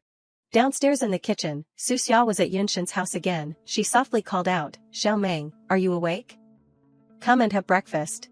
Xiao Meng walked down from the stairs, saw the delicious food on the table and asked, you woke up so early? Madame Lu then happily called Xiao Meng, come and try it, the buns that Suxia made are very delicious. Putting a plate of bread on the table, Suxia pretended to be polite and replied, Aunt Lu, if you keep praising me like that, I'll be embarrassed. Then, she tried hard to flatter Madame Lu, as long as you like it, Auntie, I'll make it for you every day, it's just a pity, I can't be here every day to make it for you. Then, Suxia intentionally reminded Xiao Meng that she was a daughter-in-law but didn't know how to do housework. She said to Xiao Meng, so Xiao Meng, you have to get up a little earlier in the future. Or I'll make breakfast for Auntie, and you can be filial to Auntie for me. Xiao Ming suddenly realized something. She thought to herself, why do these words sound a bit strange? Leaving that aside, Xiao Ming smiled and replied, Sister Su Xia, it's not even 7 o'clock yet, it said that 8 o'clock in the morning is best for the stomach. Moreover, Mom treats me very well, even if you don't say it, I will be filial to Mom. Her answer always made Madame Lu satisfied. She looked at her with warm eyes. This child Xiao Ming is quite kind. On the other hand, for Su Xia, Xiao Ming's answer was no different from a slap in the face. Damn it, why isn't that Su Xiao Ming easy to fool? Now even Aunt Lu's eyes when she looks at her have become kind. Realizing that her position was being threatened, she decided to draw up a detailed plan. No, I am the mistress of the Lu family, recognized by everyone. I can't let Aunt Lu like Su Xiao Ming. After a while, Xiao Ming spoke up, I'm done eating, you two eat slowly, I'm going out to do something. Su Xiao wanted to provoke a family dispute again. Xiao Ming, you just got married, what important things do you have to do? Auntie likes to eat the buns that I make the most. You can stay home later and learn from me. She thought that saying these words would probably make Xiao Ming not dare to refuse. Su Xiao Ming, you dare to refuse, your refusal means you are not willing to make food for Aunt Lu to eat. That is unfilial. But someone like Su Xia didn't think in one direction, she also calculated in another direction. But if she follows me to learn, I will teach her the wrong way. No matter how she learns, she will make very bad buns. In comparison, no matter whether it's Aunt Lu or others, they will feel that she is far inferior to me. At this time, Xiao Ming had seen through the trap in Su Xia's words. The look in her eyes changed a little. Xiao Ming didn't give in easily. She stood up and pushed the chair in and replied, later, let Aunt Wang follow you to learn. I have to learn a few more things to be good at one thing and reduce the pressure on Mom. These words once again enhanced Madame Lu's goodwill towards her. Looking at Xiao Ming's smile, she thought to herself, this child is an aspiring child. Then, she waved goodbye to Madame Lu and left the house. Mom, I'm going out, bye-bye. She carefully instructed, pay attention to safety on the road.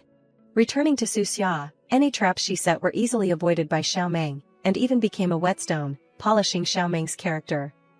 She was annoyed, damn it. This time I made Aunt Lu have more goodwill towards that bitch Su Xiao Ming. Putting her true face away temporarily, Su Xia then turned to look at Madame Lu and smiled. Auntie, is Xiao Ming too focused on her career? Madame Lu asked in surprise, why? Pretending to be wronged and worried about the Lu family, saying that married women should focus on their husbands and mothers-in-law. She implied that Su Xiaoming might interact with scheming men. Lu Madam immediately defended Xiao Ming, saying that Xiao Ming was not that kind of person and reassured her. Without being able to say more, Chu Xia had to stop her insinuations. Well, that was just great. Seeing the smile and trust that Lu Madam had for Xiao Ming, Chu Xia hated her even more. She was hateful. Su Xiaoming had changed Auntie Lu's view in just 2 days. She had to quickly think of a way to get her kicked out of the house. On Xiao Ming's side, it took her a while to finish her work.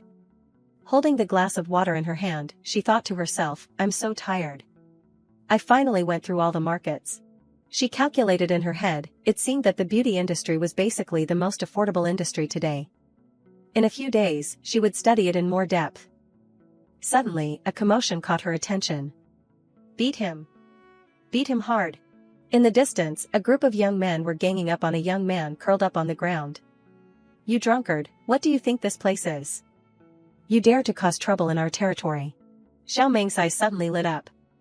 The person being beaten was a young man about her age. She suddenly recognized him. Isn't this Xiao Rui? Then, Xiao Ming stepped forward and pointed at the group of people, shouting loudly, Stop. If you keep hitting him, you'll kill him.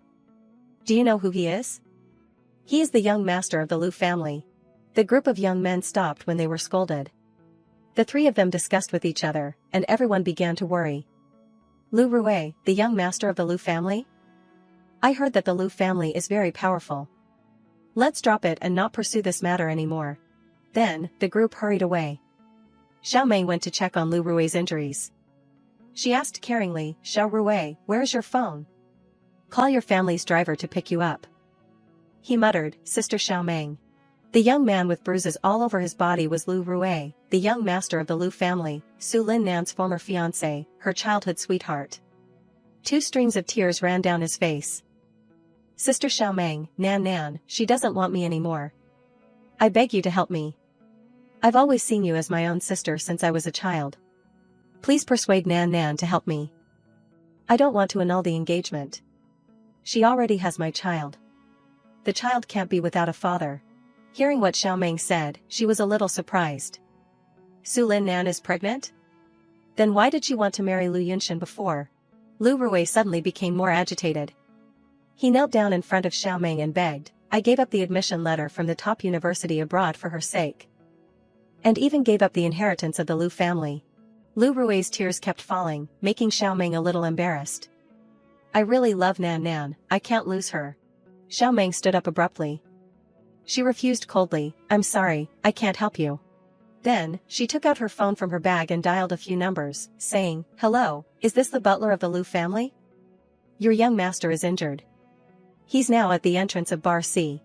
About half an hour later, a four-wheeled car drove from afar. A girl in a cool black and purple outfit stepped down. She was Lu Han, the newly appointed CEO of the Lu Enterprise. Taking off her sunglasses, Lu Han looked indifferently at Xiaoming, Su Xiaoming, long time no see. Xiaoming also replied politely, long time no see, Miss Lu. This woman exuded an aura of dominance from head to toe. She looked at her battered younger brother, Lu Ruwei, and said, if it weren't for you stopping them today, my brother might have been seriously injured. I thank you for this. At this time, Lu Ruwei was being helped into the car by the butler. Lu Han looked at Xiaoming and announced a piece of news to her, but I never like favors. The urn containing your mother's ashes, which was entrusted to the temple, has been taken away by Lin Yunlan. Xiaoming was stunned and asked, what? Putting her sunglasses back on, she frowned, she probably wants to use my mother's ashes to threaten you. Su Linnan has turned my brother into this. I hope she lives a life worse than death. Then, Lu Han turned to leave. Before leaving, she left a sentence, if you need help, you can find me. The information provided by Lu Han was like a knife stabbing into Xiaoming. She turned purple with anger, Lin Yunlan, you won't even let my mother's ashes go. That night, at the Lu family's house, Chu Xia was still diligently cooking in the kitchen of someone else's house. Suddenly, Chu Xia's phone lit up, notifying her of a new message. Someone had sent Chu Xia a video of Xiaoming and Lu Ruwei, along with the message, Auntie Chi, I've taken the pictures you wanted. Having obtained these pictures, Chu Xia smiled triumphantly, finally, I got pictures of Su Xiaoming and another man. It's really too easy to deal with a fool like Su Xiaoming. Then, Chu Xia saw Lu Madam entering the kitchen. She turned on her actress mode and pretended to shout, oh my god, how could this happen? Lu Madam asked worriedly, Chu Xia, what happened? She pretended to be worried, and 2 streams of tears ran down her face. Auntie, This made Lu Madam even more worried. She asked, what's wrong? Seeing that Chu Xia didn't answer, Lu Madam hurried over to wipe the tears from the corners of Chu Xia's eyes, don't be sad. Whatever happened, just tell Auntie. She then showed the picture of Xiaoming and Lu Ruwei, I just feel so sorry for Yunshin. Chu Xia added a few more insinuations, I originally thought Su Xiaoming was a well-behaved girl. Chu Xia's pictures and instigation made Lu Madam waver a little. She frowned and held the phone in her hand. Seeing this expression, she continued, I like her so much, and I wanted her to take care of you and Yunshin for me. Chu Xia suddenly burst into tears, but she secretly went on dates with other men behind her and Yunshin's backs. How could she be so outrageous? Her crocodile tears continued to flow, and she continued to insinuate as much as she could. Although Yunshin is in a coma, he is still the true heir of the Lu group. How could he endure this humiliation? Lu Madam glanced at it and murmured, could there be some misunderstanding? Chu Xia immediately retorted, there can't be a misunderstanding. My friend said they saw them hugging with their own eyes before sending it to me. Hearing the solid evidence from someone she trusted, anger surged in Lu Madam's heart, how could Xiaoming be like this? After a while, the Lu family's house fell silent again. The maid opened the door for her and greeted, Madam, you're back. Xiaoming happily held out a gift, Mom, I heard you like to eat the bird's nest soup from the shop on North Street. She placed it on the table and took out a small black box, Mom, quickly taste it while it's hot. But this time, Lu Madam was not in the mood. Anger was clearly expressed on her face. Xiaoming asked curiously, Mom, what's wrong? Suddenly, the green TB*TCH Chu Xia pretended to be angry and swept the box of bird's nest soup off Xiaoming's table, making a clattering sound. Xiaoming asked angrily, what are you doing? Chu Xia pointed at her face and questioned, Su Xiaoming, you're really good at acting. Xiaoming frowned and replied, Mom treats me well, and I bought a bowl of bird's nest soup that she likes and brought it home. Where am I acting? Chu Xia took the opportunity to press on. Are we talking about bird's nest soup now? You're having an affair with another man outside. Do you think you're worthy of Yunshen? Hearing these baseless accusations, Xiao Meng was a little flustered. Having an affair? Chu Xia immediately held up the photo of her rescuing Lu Rui this afternoon and said, don't try to quibble. I have evidence. Looking at the photo, she was surprised and thought to herself, isn't this the scene where I met Lu Rui at dusk? Recognizing the conspiracy of the green TB*TCH in front of her, Xiao Meng's face darkened. Chu Xia had someone secretly take pictures of me. She deliberately wants to harm me. She saw through Chu Xia's heart. You don't want to marry Lu Yunshen, but you don't allow other women to come near and take care of him. It seems that Lu Yunshen's judgment of people is not good. Either. Chu Xia was angry when she saw Xiao Meng sneer. What are you laughing at? Without giving Xiao Meng a chance to answer, Chu Xia added a few more insinuations. Auntie, quickly look. After Su Xiaomeng was caught, she stopped pretending. Xiaomeng looked at Chu Xia with a mocking gaze. I'm laughing at your despicable methods, and laughing at Lu Yunshen for being blind. As soon as she heard this, she stammered, what nonsense are you talking about? Her mind was constantly flustered. Why isn't this fool panicking? At this moment, Lu Madam stepped forward to protect Chu Xia and questioned her. Xiaomeng, how can you scold Chu Xia like that? This made Xiaomeng hurriedly defend herself. Mom, you've been plagued by her. The situation was so tense that she had to explain urgently, making her facial muscles even tighter. Mom, I spent the whole day today researching the market. At dusk, I met the former fiancé of your granddaughter. Seeing that he was almost beaten to death, I went to stop them, and then his family came to pick him up. Everything Xiaomeng said was so certain that it made the wall in Lu Madam's mind shake. There are cameras all along that shopping street. If you don't believe me, you can check. When she glanced at Chu Xia, her urgent voice was now unusually sharp, making the person stiffen. On the contrary, it's you. Why did you deliberately send someone to follow me? Her loud accusation made the fox feel guilty to the point of revealing her tail. Why did you only cut out one picture from it to show my mother, causing my mother to misunderstand? Xiaomeng didn't shy away from washing her dirty linen in public. Last night, I asked you, if you still love Yunshen, then I'll withdraw. Her firm eyes were enough to defeat any surprises that might come from the two-faced girl, but you said that the two of you can't be together anymore. Every word made her struggle to retreat. You don't want to marry him in a comatose state, but you don't allow other women to take care of him. Don't you feel that you're too selfish? Her mind was so confused that her lips kept moving, but she couldn't say anything. Damn it, I kicked a steel plate. Using the unique trick of green TB*cheese, Chu Xia pretended to faint before the situation became worse. Lu Madam looked at her slender body collapsing, her heart skipped a beat, and she shouted, Chu Xia. Her voice trembled as if she had just been bullied, and she secretly hid her ability to reverse black and white skillfully. Auntie, I'm not that kind of person. I sent someone to follow her because I was too worried about Yunshen, and I wanted to take precautions for Yunshen. Chu Xia nestled in her arms, and dirty tears began to flow steadily. Auntie, believe me, I didn't deliberately speak ill of Yunshen. If I wasn't lying there, I wouldn't have taken a knife for him. Before she could say a few words, she pretended to cough a few times to win sympathy from her. Chu Xia, don't be nervous, lest you hurt your health. Auntie believes you. As someone who was originally an impartial chairwoman who was dragged into this, Lu Madam didn't want to offend anyone, so she had to say to her, Xiaomeng, you've been busy all day. You should go and rest first. Xiaomeng pursed her lips and looked at the scene in front of her, feeling dissatisfied but not daring to say anything. As night fell, the crescent moon shone more brightly than usual. The large door was tightly closed to hide the thoughts of the person inside from the outside world. She sadly looked out the window and sighed with disappointment. Looking at Yunshen lying quietly on the corner of the bed, she sadly confided, Lu Yunshen, your judgment of people is too bad. I thought she loved you so much. The late-night soliloquy continued without needing someone to respond. Originally, no one wanted to marry you and take care of you, but she deliberately harmed me, wanting to drive me away. Xiaomeng frowned, and her irritated voice mixed with a hint of fatigue echoed in the utter silence, but this time, she shot herself in the foot. Afraid that the patient wouldn't be able to sleep peacefully, she quickly left the bed and said one last word, Mom is so smart, even if she cries and says it's all for your own good.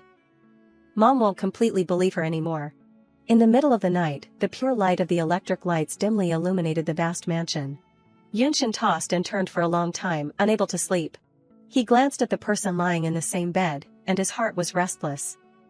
Today, we're so far apart. Is she holding a grudge against me? He was anxious because he could see his contract wife lying 800 kilometers away, but he couldn't do anything. But when he saw her sleeping too thinly, he gently pulled the blanket up to cover his wife. Early the next morning, the fresh sun had spread to every corner of the mansion. Xiaoming happily opened the door and prepared to leave the house. Suddenly, the scene in front of her startled her. Lu Madam and butler Zhang stood in the hall below, seriously waiting for her since when. Xiaoming was so nervous that she broke into a cold sweat when she spoke to her. Mom, you're... This made her give up her initial mentality and explain, today. You're going back to your mother's house. Yunshin can't go with you. Thinking that Xiaoming still had something on her mind, she tried to soften her voice and continued, I told butler Zhang to bring bodyguards with you, so that anyone who wants to bully you won't. Have a good ending. The unconditional care made her choked with emotion and unable to speak. When she regained her senses, she unconsciously said words of thanks and embarrassment. Thank you, Mom. Inside the box brought by butler Zhang, sparkling jewelry appeared along with the black card with unimaginable power. Xiaoming looked at the things inside in disbelief. What is this? Lu Madam gently explained in concise words, but it was like a bomb exploding in people's heads. These are 5 pieces of jewelry and a red envelope of 10 million yuan when you pass through the door. Her kind eyes seemed to melt her wounded heart the day before. Although you married into our Lu family in a hurry, whatever the daughters-in-law of other families have, you will also have. Hearing those words, she would not be foolish enough to refuse the gift. Her mouth grinned. Thank you, Mom. Then, she led her upstairs. Go put these things away first. The precious black box was neatly placed in a compartment of the house. Waiting until she had completed her task, Lu Madam hesitated before changing the subject. About yesterday, I'm very sorry. Her frank words really made her stunned. I shouldn't have gotten angry with you before investigating clearly. Feeling the warm and deep affection, she hugged Lu Madam. Mom, I don't blame you. The words that had not been spoken had to die young in her heart. Mom should trust me. Lu Madam looked at her son sleeping soundly on the bed, and her heart was filled with worry. Suddenly, an idea appeared in her mind, causing Lu Madam to hesitate to show her face. This child, Xiaoming. Afraid that she would not be able to restrain her emotions any longer, she grabbed her hand and dragged her out. It's not early anymore, you should leave early. Little did she know that Yunshin had opened his eyes from behind, looking at the hurried figures of the 2 women and pondering, Su Xiaoming, what kind of person are you after all? Xiaoming looked at the scene unfolding before her, and she could not help but silently mourn for Chu Xia. If Chu Xia knew that after her frame-up, Mom trusted her even more, she would probably be furious. A team of super cool cars and a powerful team of bodyguards had been waiting for her in the yard for a long time. At the Su family's villa, the large house basked in the sun to ward off evil spirits, but unintentionally held the Yin soldiers tightly in the house. Yunlan was surprised to see her beloved daughter standing in front of the balcony door. Why are you up so early? Lin Nan heard the question and didn't bother to turn around to answer. Of course it's because I'm excited. I've finally waited until the B*TCH Su Xiaoming comes back. Her words were so despicable that even ghosts would despise her. She made me lose face, so today I have to find a way to teach her a lesson. She's always calculating others and just opens her mouth loudly. She really doesn't have a high IQ like I thought. I've already prepared those drugs. As long as I can take indecent pictures of her, she'll be my dog. Even her mother had to step in to restrain her game. Don't fix it. You have to let her go back to the Lu family and get things for us. Lin Ren's harsh voice was like poisonous thorns, affecting the hearing of others. I don't know if she got anything good in the past few days. I have to ask for everything later. Yunlan recalled what she had learned and excitedly repeated, don't think about it anymore. I heard that Chu Xia has entered the Lu family a few days ago. Standing in front of the mirror, she still thought that she was no different from the Empress at the peak of glory, and she spoke with the arrogance of a superior. That old woman from the Lu family likes Chu Xia. She definitely feels that Su Xiaoming is an eyesore. How can she continue to treat her well? She listened silently and couldn't help but curse a few times. Really useless trash. Forget it. At that time, if you see anything, directly ask her to steal it for you. Anyway, even if she's caught, she'll take the blame. Suddenly, the servants in the family ran in to report, Madam, the eldest daughter is back. The 2 mothers and daughters exuded a sinister aura, as if they wanted to eat someone alive. She's finally back. Seeing her coming in, she was constantly gossiping in her head, dressed so poorly, It seems that Chi Chu Xia has easily replaced her position. She deserves it. But when she saw the person walking right behind her, Lin Nan's proud expression immediately collapsed. Wait, isn't this Butler Zhang? Seeing the small room in the villa quickly filled with the servants brought by Xiao Meng, she was surprised and panicked. Why is he here, and with so many bodyguards? Seeing the black faces of the two mothers and daughters, Butler Zhang pretended not to see them and said hypocritically, Madam Lin, the 20 parking spaces in your house are full. And there are 5 cars temporarily parked at the gate for a while. Is that okay? Yun Lan's mind was relatively sharp, and she quickly jumped to the conclusion in her head. So today, the Lu family sent 20 or so luxury cars to bring Su Xiaoming back. Frightened by the imposing manner of the deployment, although she was a little dissatisfied in her heart, she spoke euphemistically, convenient, of course it's convenient. Seeing this scene, Lin Nan was so dissatisfied that she clenched her hands to endure the unreasonable anger in her heart. No way, how could the Lu family value Su Xiaoming so much? Her face was twisted with anger, but she lowered her voice to cover up the frustration that was clearly visible on her body. Where is this disfavor? It's obviously doting on her to the sky. What is she relying on? When everyone was seated, Yun Lan was the first to break the heavy atmosphere in the room. I'm saying this, Xiao Meng, you're back. Before anything else, she began to reprimand Xiao Meng. Why do you have to ask Manager Zhang to bring so many people to take you back? This takes up so much of people's time. Butler Zhang, who was busy serving her at this time, also had to step in to correct her. Madam Lin is joking. It's my honor to be able to accompany Madam. When this scene fell into her eyes, it was like a small nail that caused long-term discomfort. Damn it, Butler Zhang of the Lu family is bowing down to Su Xiaoming. Lin Nan, who was sitting next to her, had to wonder in her heart after seeing her smug face, what's wrong with Chi Chu Xia? Why is this B*TCH Su Xiaoming being favored in the Lu family? Before the conversation was nipped in the bud because of the domineering calculations, she pushed the plate of cakes towards her and invited, Xiao Meng, eat some snacks. And drink some tea in the hot weather. But she didn't say a word, leaving her speechless and not knowing what to do. Yun Lan's face suddenly became uncomfortable because of the thoughts in her head. There's no chance to ask Su Xiaoming for the shares in front of Manager Zhang. With the dirty demands in her heart, she forcefully pulled her hand. That's right, Xiao Meng, I have a few private words to say to you. Come over here. Lin Nan, who was sitting on the other side of the chair, also came forward anxiously. That's right, sister, my mom misses you very much. There are a lot of things she wants to say to you. But how could she not read the obscure matter and withdraw her hand? Manager Zhang was so worried that he stopped everything he was doing to stop her. Madam. Xiao Meng sighed softly to answer him amicably. It's okay. The door was happily opened by Lin Nan, welcoming her into the interrogation room. When it was slammed shut, the atmosphere in the room was so stifling that no one could stand it. Before anything else, she revealed her true face, raising her hand to interact with her face. Su Xiaoming, you're rebelling, right? Thinking that she could assault people smoothly, she didn't expect her mantis arm to be quickly grabbed by her. She also got an unexpected Pikachu slap. Her eyes were full of disbelief as she asked again, B*TCH Su Xiaoming, you dare to hit me? Xiaoming carefully looked at the green tea girl in front of her, and her mouth didn't hesitate to expose the nonsense thoughts in her head. Only let you hit me, can't I hit back?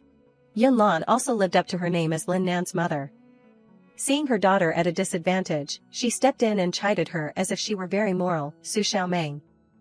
It seems that your wings are hard. You dare to resist us. She took the urn containing her mother's ashes and began to open her familiar threat. I'm not going to beat around the bush anymore, hand over the shares. Her shrewish voice was like poison to the ears. If I hadn't stopped her from smashing your mother's ashes, Xiao Meng would never have seen her mother rest in peace. Yun Lan said, her face darkening. This time, she didn't bother to hold back. She directly slapped Yun Lan in the face to open her eyes. The urn thus flew into the air, but fortunately, she caught it in time. She was speechless, pointing at her face and only managing to utter one word, you. Taking advantage of this, Lin Ren grabbed a vase from behind and smashed it on her head. Su Xiaoming, you're really crazy. How dare you hit my mother? Thanks to her agility, she quickly dodged the blow without even looking. Not only that, Xiaoming also added a kick to her butt. Butler Zhang, who was sitting outside enjoying tea, was startled by the loud shouting from inside the room. Afraid that something might have happened to her, he immediately kicked the door open and rushed into the room. Madam. But when he saw her calmly fighting the two women, he froze, secretly praising, Madam is so amazing. Seeing that there was nothing for him to do in the room, he pretended to be blind and deaf and went outside to close the door again. Unfortunately, Su-hai ran over with a group of bodyguards and shouted, "What are you doing?" Butler Zhang politely greeted with a cold face, "Mr. Su." But he didn't care at all and even shouted, "Get out of the way." He recalled the chaotic scene in the room and decided to stand guard in front of the door. "Sorry, Mrs. Lin invited our madam inside, saying that men can't enter." But this short-sighted man didn't listen and even pointed his finger, acting high and mighty. You Lu family, don't bully people too much. Get out." Contrary to his angry mood, he maintained the amiable and professional demeanor of a butler and replied, "The weather is hot. Please take a rest, Mr. Su." At his words, the Lu family's bodyguards quickly rushed into the scene, holding Su-hai and his subordinates tightly. "Get out of here. Get out." Suddenly, the sound of a door locking echoed, making the noisy space naturally silent. Butler Zhang turned to look at the situation and was stunned. He hurriedly ran over to ask her, "Madam, are you all right?" And received a short answer from Xiaomeng, "I'm fine." But the miserable mother and daughter were not so lucky. Yunlan dragged her daughter out and cried, "Husband, save me." Linren immediately knelt down and complained to him, "Dad, she wants to kill me and Mom." Without even asking about the situation, Su-hai jumped up, barking like a chihuahua. "You wicked creature. Your Aunt Yunlan and your sister treat you so well, how can you hit them like this?" Since things had come to this point, she didn't want to hold back anymore to tire herself out, so she told him everything. "They wanted to hit me and smash my mother's ashes." Who is the wicked one here? Su-hai heard this, and his ears were buzzing. He looked at the white urn that she was holding tightly. Ashes? His face suspiciously turned to Yunlan. "You wanted to smash the ashes?" Afraid of losing face, she immediately lied without blushing, I didn't." Her shriveled brain only knew how to distort the truth. "I just saw that Xiaomeng missed her mother too much, so I took it to let her see it." Xiaomeng didn't show any respect and cursed, slapping them both in the face. "Dad, if you even believe this lie, then you're not only blind but also deaf." She didn't want to say anything more, so she quickly turned around and called out to the other employees, "Let's go." Leaving Yunlan crying and begging him, "Lao Su, you have to believe me. I really took the ashes for Xiaomeng's own good." But not only did he not listen, but he also struggled and cursed, "Why have you become like this? I feel like I don't understand you anymore." Afraid that she would be kicked out in her old age, she knelt down and begged him, "Husband, it's all a misunderstanding. Please believe me." Lin Ren looked at the nightmarish situation of her family, and hatred surged in her heart. "Su Xiaomeng, how dare you tear off my mother's mask?" Her slender hand clenched tightly and trembled. "I will ruin your reputation." Her stupid brain led her to make unfounded accusations on social media. "I am a famous KOL with tens of millions of fans. How dare you go against me?" Same city. Su Lin Nan, does sincerity not deserve sincerity? On the day my sister returned home, she attacked me and my mother. The keyboard warriors immediately took the bait and commented continuously, "Is this Nan Nan's half-sister attacking her? Nan Nan is so kind, how can she bear to hit her? How can there be such a vicious sister in the world? She's worse than an animal." Looking at the malicious comments directed at her, she smiled savagely. Su Xiaomeng, the hot search return home visit, viciously beat stepmother and sister will leave you with nowhere to be buried. At Yunshin's mansion, a cold wind swept through, spreading the fatigue of people to other places. Madame Lu waited at home, and as soon as she saw her open the door and enter, she immediately asked, "How was going back to your parents' home today? Did they make things difficult for you?" Xiaomeng snuggled into her arms and summarized everything in a few simple sentences, "Thank you, Mom." With Butler Zhang's people there, everything went smoothly. Hearing those words, she patted her hand as well. Rest early. She went straight to the bedroom without any hesitation. When she saw that there was no human presence in the room, she wondered in confusion, "Where's Lu Yunshin?" Xiaomeng quickly went downstairs to ask Madame Lu, "Mom, where's Yunshin?" Her soft voice quickly and clearly told her, Yunshin was taken for treatment in the afternoon. Butler Zhang will go over to take care of him later. You rest. At night, the stars began to appear, making the scenery below even more dazzling. Yunshin stood in the study, doubting what he had just heard so much that he had to ask again, "You said she not only snatched back the ashes, but also beat up that vicious mother and daughter?" Butler Zhang bowed slightly and replied, "Yes." Madame returned after arranging the ashes and didn't tell the madam about today, looking like she didn't want her to worry. Remembering his wife's serene face, his voice became dazed. Did Su Xiaoming cry? Thinking back to what happened this morning, he couldn't help but proudly show off before the phone rang continuously. Madam is very strong and didn't cry. Looking at the news on the phone that kept popping up, Butler Zhang panicked and said to him, "Young master, this is not good. There is negative news about Madam on the internet." Hot search, KOL Su Lin Nan and her mother were, Su Lin Nan, return home visit, beat stepmother. Afraid that Yunshin didn't understand how bad the situation was, he quickly added, "Now many of Su Lin Nan's fans are attacking Madam." He frowned at the dirty things on the screen and ordered him, "Tell the public relations team to suppress the news tonight and push up Su Lin Nan's scandals." Before the person left, he added with a growl to vent his anger, "Dare to touch my woman, courting death." Just as Butler Zhang was about to leave, the phone rang again. The news sent this time made him freeze for a long time. "This is..." His face was full of disbelief as he handed the tablet to Yunshin. "Young master, the situation has reversed." Looking at the comments that kept popping up, Butler Zhang fell into a state of confusion, unable to recover. Madam posted the recording of that vicious mother and daughter online. The keyboard warriors are really following the wind, so the writing is also different from the beginning. This is really Su Lin Nan's voice. Oh my god, how can she be so vicious? To snatch back the shares, she used other people's mothers' ashes to threaten them. Even Butler Zhang, no matter how professional he was, had to reveal his true face to him. The people who were scolding Madam just now are now scolding Su Lin Nan. In a short time, Madam has gained more than 500,000 fans. Yunshin witnessed the game that his wife had set up, and he couldn't help but exclaim, Su Xiaoming's mind actually contains quite a few things. To silently support her from behind, he changed the order he had given earlier. Tell the public relations department to push this recording to the top one of the hot search. Butler Zhang quickly memorized those words and replied, yes. When he was alone in the room, Yunshin pondered and dialed the phone. Add friend. I'm P32531. But the system quickly notified that the friend request failed, making him stunned. Yunshin stiffly looked at the unpleasant reality before him and fueled his anger. Not reconciled. This silly girl actually rejected me. Elsewhere, the yellow phone vibrated continuously on the table.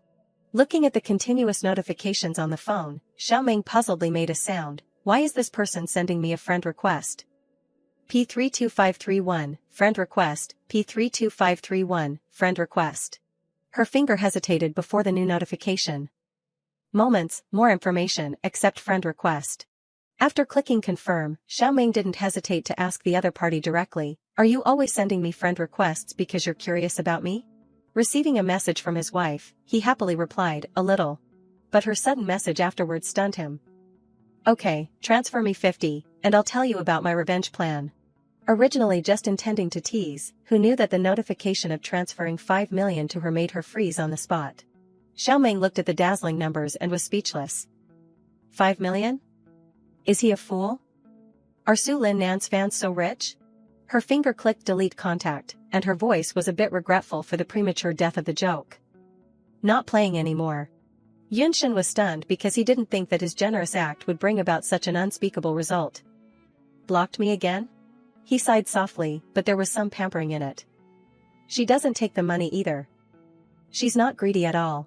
At the Su family's house, the angry voice of a partner vented directly at Su Hai. Boss Su, let's stop our cooperation. He was working in the study when he heard the news and was so scared that he had to ask back urgently, why? The other end not only didn't calm down but vented even stronger than before. Haven't you seen the news yet? Cooperating with you will only tarnish our company. The unfinished call made him rush to see the hot searches on social media. This is... After listening to the recording, he was so angry that he gnashed his teeth and held on, these two damned wicked creatures. A few minutes later, Lin Ren's door was knocked loudly as if someone had come to collect debts. She was lying on the bed scrolling through her phone when she heard this and frowned in dissatisfaction. But when she heard Su Hai's voice, open the door now. She quickly sat up in a panic. Why is Dad so anxious in the middle of the night? Lin Ren's low IQ brain suddenly sped up. It seems that Dad already knows about Su Xiaoming being cyberbullied. As soon as she opened the door, she didn't care about his gloomy appearance and pretended to be complacent. Dad, you don't need to worry. A thankless person being cyberbullied will only enhance our image.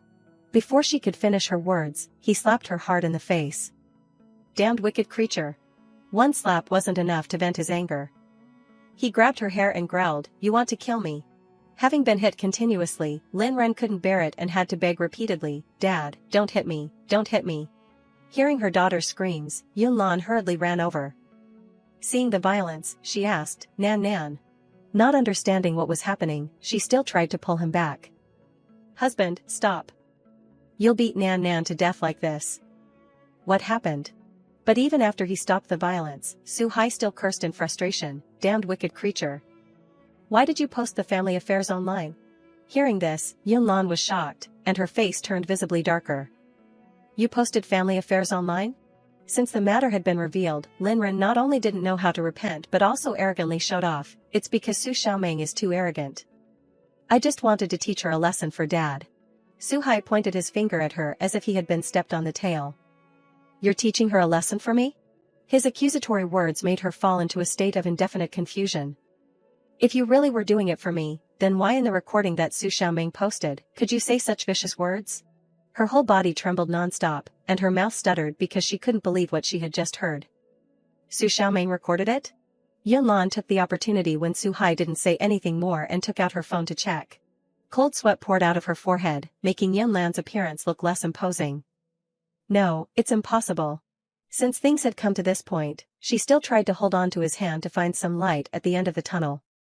Husband, listen to my explanation." But Su Hai was so tired that he also slapped her in the face, causing her neck to twist. "You vile woman, you and your daughter want to kill me." The miserable image of Lin Ren just now was now transferred to Yunlan in an unexpectedly smooth way. "Husband, it's not like that. It's all a misunderstanding, don't hit me." The only thing she cared about at this time was the news on the internet. My kind image is destroyed." The comments that had praised her before were now the snakes biting back, but still pretending to be saviors of humanity. "Su Xiaoming is a vicious white lotus. It's so unlucky to be her sister, being tortured and framed. Vile woman, die quickly." Everything had not followed the script she had prepared, and it was going in a bad direction quickly, causing Lin Ren to cry and smash her phone. "This is not true. This is not true." Her face was full of hatred, to the point of almost becoming insane. "The one who should be ruined is not me." Under the karmic retribution she had to receive, she screamed crazily as if she was very wronged. "Su Xiaoming, I must kill you. Kill you." A happy new day appeared again on the land of Yunshin's home. Xiaoming obediently announced her schedule to Madame Lu. "Mom, today I'm going out to see how the stores that you and Mom left me are doing. I'll be back in the evening." Hearing that, she didn't want to stop her and immediately agreed, "Okay." Looking at the back of her obedient daughter-in-law leaving, she was so satisfied that she had to secretly praise, "Xiaoming is very ambitious. Not bad." She stood blankly in front of a large house like a villa. "This restaurant was also left to me by Mom." Xiaoming entered and smiled friendly to the employees here. "First, don't reveal my identity. I'll do a secret survey." As soon as she sat down, the female employee started her professional sales mode. "What would you like to order?" "This is our new seafood hot pot, the taste is very delicious." Hearing the description was quite attractive, so she was moved and immediately ordered, "Thank you, give me one." While she was waiting, suddenly a sharp voice poured into her ear, "Su Xiaoming, is that really you?" Lian Hao, with his old-fashioned 5-to-5 haircut, opened his mouth to sarcastically insult her. "A poor person like you actually dares to enter such an expensive restaurant?" His shrill voice drew the attention of everyone in the restaurant to look in this direction. "Do you know how much a meal in Mingyue Mingzhu restaurant will cost? Enough for you to deliver goods for a few months." The weak girlfriend next to him leaned close to him and coquettishly asked, "Brother Lian Hao, who is she?" Seeing the beauty offering herself, Lian Hao proudly trampled on others with words. "She is the former shipper girlfriend that I mentioned to you before." Hearing those words, she mocked in the same way as him, "A shipper? Brother Lian Hao, you even took a fancy to this kind of goods?" Seeing that Xiaoming didn't say anything, the two of them just stood there laughing and joking as if this was an uninhabited place, initially just wanting to tease her. Xiaoming silently endured for a while, waiting for these two crazy people to leave. But seeing them still acting like puppets, she coldly splashed a scoop of water on their faces. Hearing the laughter ringing throughout the restaurant, Lian Hao gritted his teeth and thought, "Are they laughing at me? The rising hatred made him raise his hand, wanting to commit violence in front of everyone. Su Xiaoming, you want to die. But how could she let him accomplish that? Her slender hand gently grabbed his wrist. The plan to hit someone died prematurely and was caught by a girl, making Lian Hao feel ashamed to the point of revealing his attitude on his face. Being pressed down on the table, he kept yelling like a grown-up child, "Manager, call the manager here. Kick this damned poor person out." The manager in the room suddenly heard the employee calling and slowly ran out. What happened? Why don't you quickly kick this poor person who hit someone out? Seeing a familiar person, he couldn't help but be surprised and stunned. You, Miss Su. He ignored the tense situation and only focused on talking to Xiaoming. When did you come? What happened? Hearing his words, Lian Hao shouted in dissatisfaction, "Manager, are you blind? She's just a poor shipper, and you're still being polite to her." The nerves on the manager's head twitched continuously because of his foul language. "Sir, you probably have the wrong person. Miss Su is not a shipper. She's the owner of our Mingyue Mingzhu." At this time, Lian Hao, even in pain from his hand, had to ask in a daze, "What?" Xiaoming threw him aside in boredom and ordered, "Kick him out. Forbid him from ever entering Mingyue Mingzhu." Receiving the order directly from the owner, he said, "Okay." Waiting until he was urged to leave by the security guards, Lian Hao still couldn't believe the truth that was unfolding before his eyes. This is impossible. She's a liar. Being carried out with his arms pinned, he still had the strength to shout, "She's just a poor shipper, how can she be the owner of this place?" Realizing that there was still another leech who hadn't left, she turned to threaten, "What? Do you also want to be thrown out?" Seeing the example in front of her too clearly, she grabbed her shoes and ran out of the restaurant quickly. After resolving everything, the manager said awkwardly to her, "I'm sorry for the scare. Please come to the VIP room to sit." Xiaoming, having her plan ruined, wasn't annoyed and even instructed, "Bring me the restaurant's books from these years later." Sitting in the senior management room, the manager asked her cautiously for her opinion, "Miss Su, do you think the restaurant still needs any adjustments?" On the surface, he looked loyal, but in his mind, he was a classic example of judging people by their appearance. Miss Su is still young, and looking at the books is probably just for show. She quickly scanned the pile of books and quickly reminded in a firm voice, "All aspects of the restaurant are quite good. You can find 2 young people to make PR videos and upload them on short video platforms. You can make advertisement videos with a youthful twist to increase the rate of young people coming to the restaurant." Hearing all her answers, he had to gape. Young people indeed rarely come to the restaurant. Miss Su actually noticed the problem at a glance and came up with a method to change it. "You're too good." Looking at Xiaoming's extraordinary temperament, he completely changed his superficial view before. The new boss is not bad, not like those useless second-generation rich kids. Leaving the restaurant, she ran into Lian Hao, who was still waiting outside the restaurant like a leech. "Su Xiaoming." He still didn't give up his violent habits and grabbed her wrist tightly. "You're lying to people, aren't you? How can you be the owner of Mingyue Mingzhu?"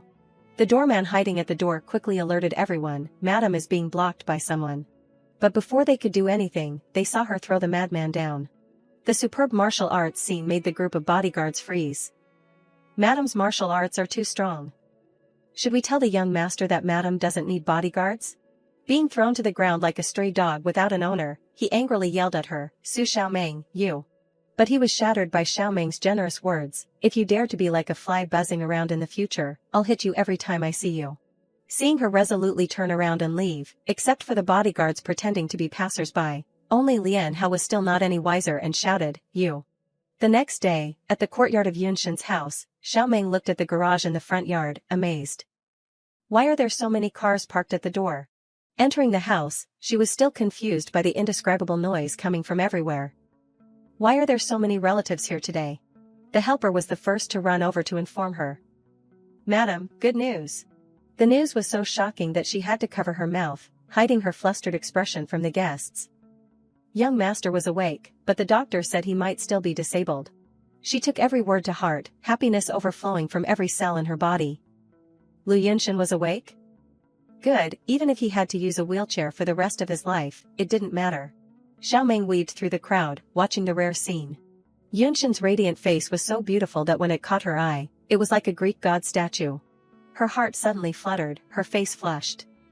Why was she so nervous?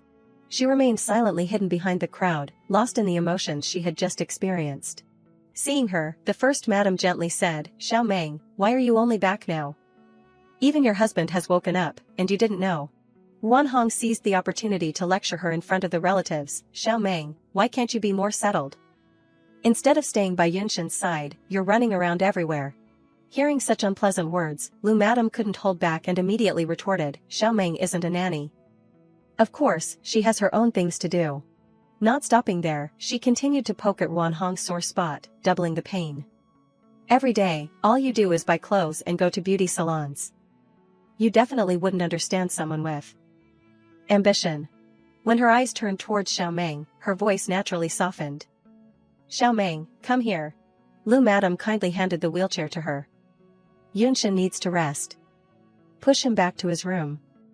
Knowing this was a way out offered by Lu Madam, she quickly took it. "Yes, madam." The second madam approached with a tray of drinks. "Yunshin, you must be thirsty after sitting for so long." Her saccharine voice was full of hidden barbs, just like the steaming hot cup of water. "Quick, have some water." Seeing the petty trick, Xiao Meng stepped forward and blocked her. "The water is too hot to drink." Being called out so directly, the second madam shamelessly refused to give up. "It's fine to drink, it's not hot at all." Her eyes swept down to the legs neatly covered by the blanket on the wheelchair, a clear malicious thought forming. "I'll see if you're really paralyzed." A slight stumble and a terrible, 18th-tier actress level of feigned act helped her spill the entire cup of water towards Yunshin. Lu Madam, heartbroken for her son, rushed to his side instinctively. "Yunshin!" Xiao Meng shielded Yunshin from the hot water with her body, wincing in pain. He stared blankly at his wife, who he was meeting for the first time and who had sacrificed herself for him. Lu Madam rushed over anxiously, calling her name, "Xiao Meng." She quickly pulled her out of the crowd of spiteful relatives. "Quick, quick, rinse it with cold water." While cooling down the burn, Lu Madam didn't forget to urge, "Doctor, call the doctor here now." Xiao Meng bit her lip tightly, not daring to make a sound while Lu Madam helped her rinse with water. The housekeeper brought the first aid kit but knew better than to look directly at them. "This is burn cream, madam.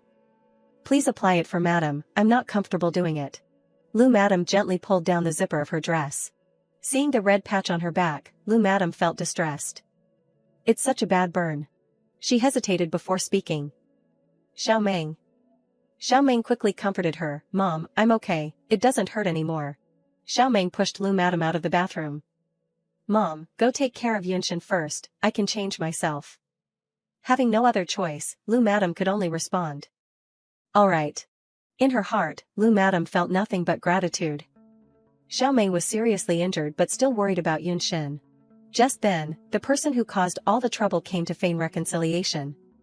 "Xiao Meng, I'm so sorry, I just sprained my foot." Lu Madam, without a word, slapped her across the face. Wan Hong cried out in alarm, "Mom!" Not stopping there, Lu Madam pointed at the second madam's face and scolded, "You wicked old woman, do you think I don't know what you're thinking?" Clutching her cheek, the second madam tearfully complained, "Third sister, how can you say that? I was just trying to be nice." Lu Madam, her blood boiling with anger, immediately snapped back, "You're still acting. You took boiling water for my son to drink, and you're still pretending to be pitiful." Being exposed on the spot caused the second madam to distort her face. Since they had already torn down all pretenses, she quickly regained her composure. "It's just burning a poor, lowly daughter-in-law, is there any need to be so angry?" Xiao Meng, just as she stepped out, heard her finish the sentence. Lu Madam, her blood boiling, shouted, "If you dare say another word, I'll tear your mouth apart." Yunshin finally spoke up, "Housekeeper Zhang." Although he was sitting in a wheelchair, it didn't affect his decisive decision. "From now on, terminate all business cooperation with second uncle's family." Housekeeper Zhang accepted the order. "Understood." Xiao Meng stared intently at Yunshin, stunned. After processing the information, the second madam exclaimed, "What?" Now she knew fear, and immediately knelt down to beg. "Yunshin, you're joking, right? How can you be angry at your second aunt for an outsider?" He looked directly into her eyes, enunciating each word. "Su Xiaomeng is not an outsider." Yunshin declared bluntly in front of the relatives, "She is my wife, the mistress of the Lu family." The second madam stood up in disbelief. "How can that be? How can Su Xiaomeng have such a high status in the Lu family?" Housekeeper Zhang stepped forward at the right moment, gesturing to see her out. "Second madam, you're not welcome here, please leave." Wanhong anxiously reminded her, "Mom, Lu Yunshin seems serious, we're done for, Dad will definitely beat us to death."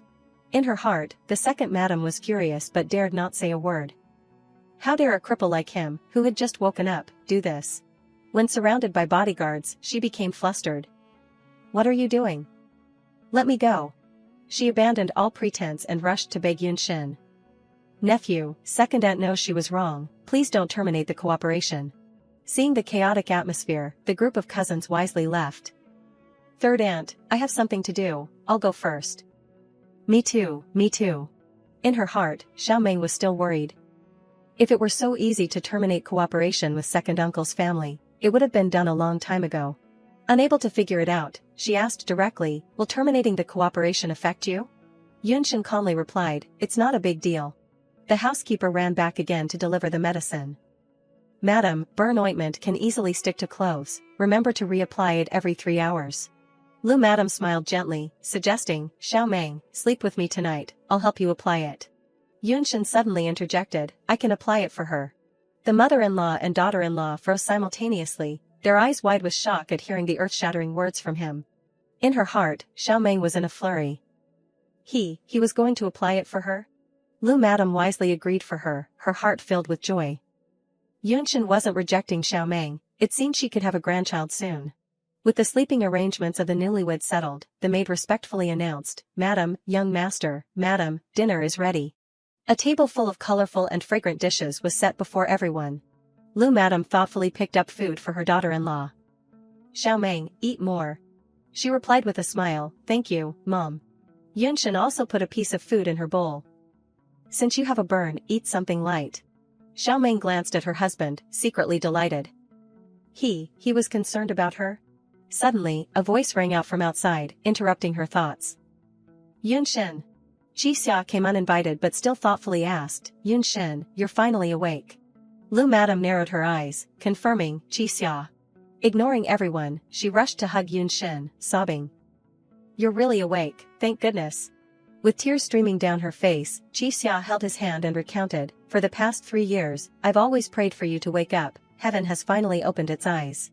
Lu Madam looked at this scene, unsure of what to say. This child, Qixia, really loved Yunshin too much. Yunshin politely interrupted her spring and autumn of grief, "Have you eaten?" Qixia wiped away her tears and replied, "Not yet." He thoughtfully suggested, "Eat first." She happily giggled in response. "Yunshin, you're so good to me, always caring about me." Xiaomeng looked at the two of them, lost for words. Lu Madam, sitting opposite them, called the maid. "Aunt Lu, add another set of dishes." Turning from guest to host, Qixia kept picking up food for someone else's husband. "Yunshin, I remember you like this dish the most, eat more." He politely replied, "Okay." Yunshin also reciprocated, reminding her, "If you're hungry, eat more." Being favored, Qixia covered her mouth and smiled, her eyes crinkling. "Yunshin, you're so good."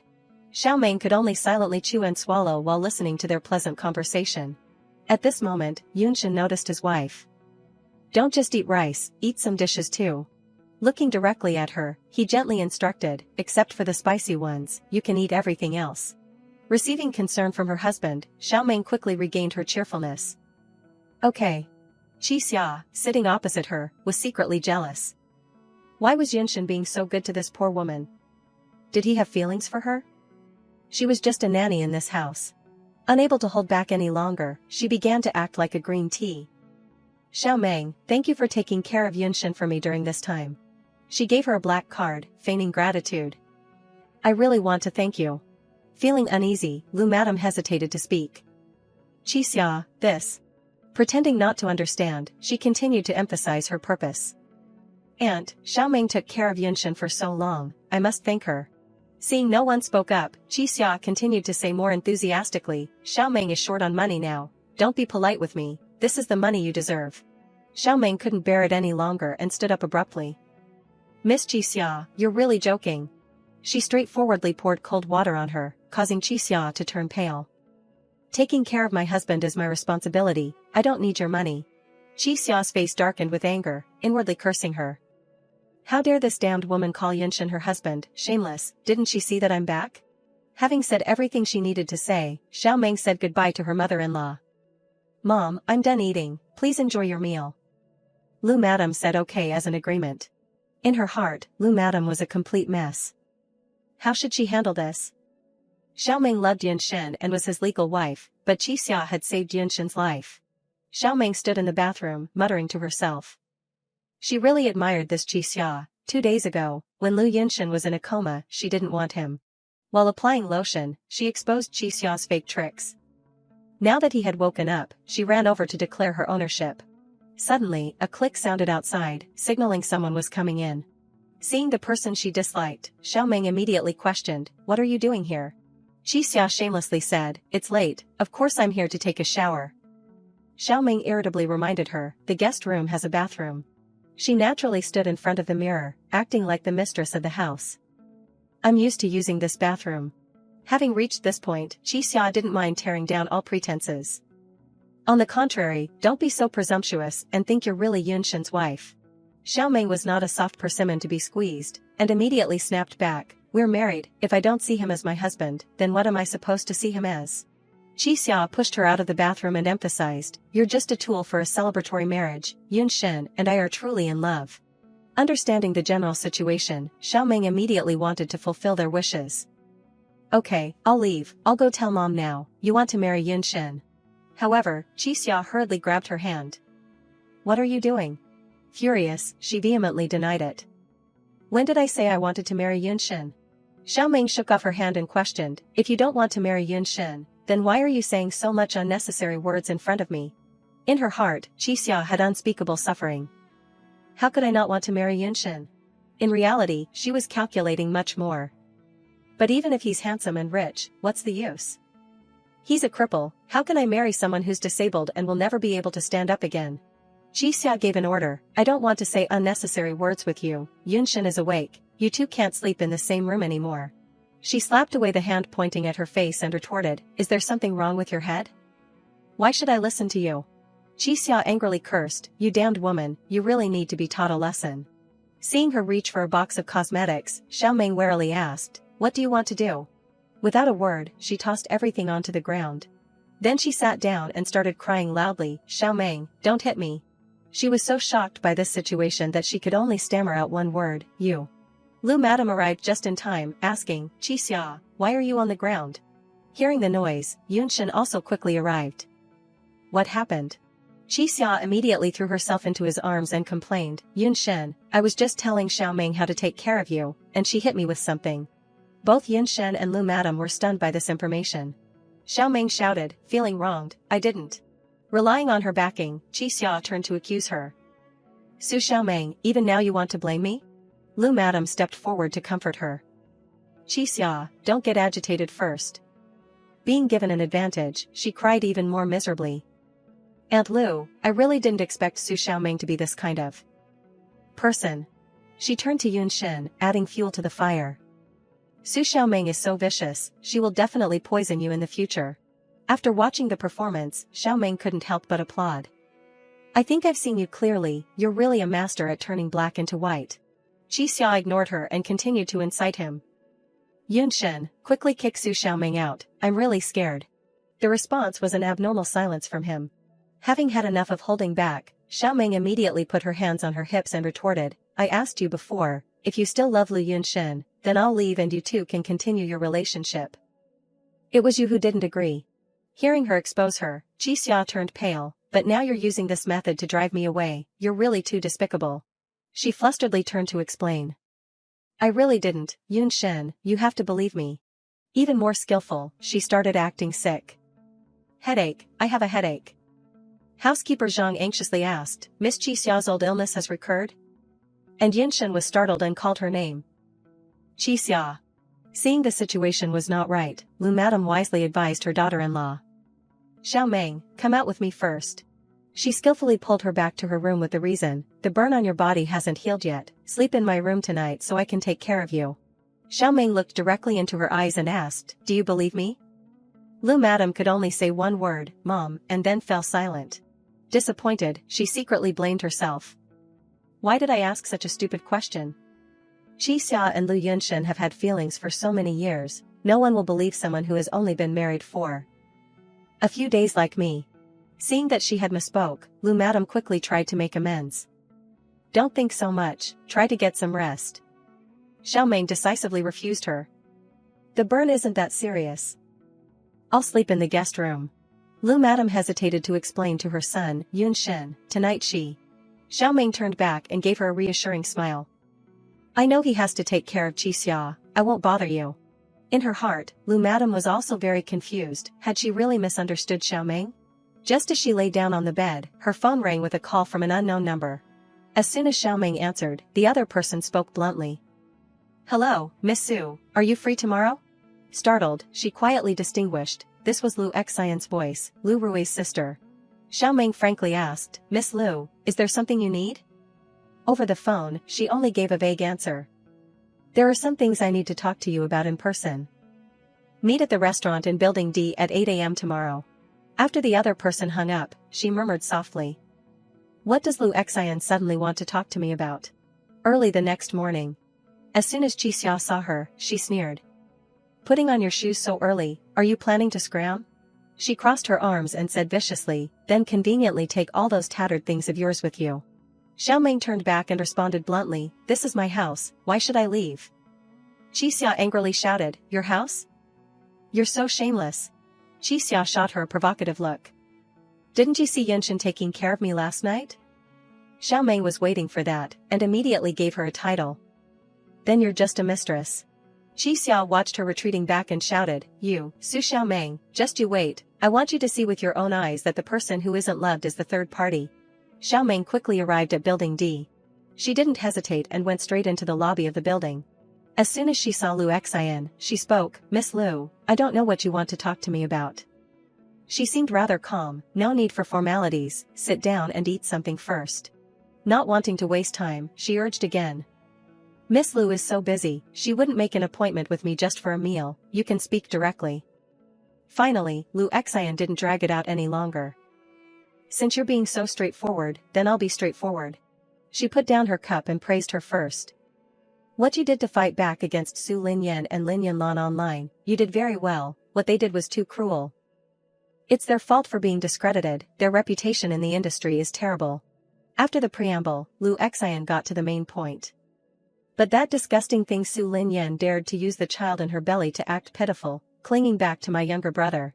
Xiaoming listened in surprise as she confessed, my younger brother used death to force him, preparing to get engaged to Su Linyan, I hope you can help me ruin this. Feeling like she was wasting her time on something meddlesome, Xiaoming stood up immediately. Sorry Miss Lu, this is your family matter, I don't want to get involved. Although I hate Su Linyan and her mother very much, the child in her belly is innocent, I won't interfere in her affairs anymore. Waiting for her to finish, Lu Xian dropped an even heavier bomb. The child in Su Linyan's belly was secretly aborted by her, you don't need to worry about these things. If you don't ally with me, you'll lose the only chance to take revenge for your mother. As expected, Xiaoming's attention was immediately drawn. What do you mean? Lu Xian slowly dug up the past. In the past, our two families were very close, you were still young at that time, there were many things you didn't know. She coldly revealed a shocking secret. Your mother didn't die from depression and jumping off the building, but was pushed down by Lin Yanlan. Xiaoming rushed to deny it immediately. Impossible, my dad said himself that my mother. Lu Xian coldly enlightened her. Your dad was already having an affair with Lin Yanlan before you were born and neglected your mother, he would naturally believe Lin Yanlan's one-sided story. The reason she was so confident was that she herself was a living witness, at that time, I was upstairs and saw it with my own eyes. Lu Xian pushed a stack of documents in front of Xiaoming and suggested, if you don't believe me, go investigate a nanny named Zhang Tianhe, besides me, she was also there and saw your mother being pushed down by Lin Yanlan. She thoroughly exposed the tricks of her stepmother, Lin Yanlan threatened the nanny Zhang Tianhe not to tell, and gave her a large sum of money. Lu Xian said more and more, and each piece of information was more shocking than the last, but not long after Zhang Tianhe took the money and resigned, Lin Yanlan hired someone to stab her to death in a traffic accident. After finishing her presentation, she concluded, I have money and connections, allying with me, you won't lose out. 2 lines of tears streamed down Xiaoming's face, she choked out, Mom. Xiaoming began to reminisce.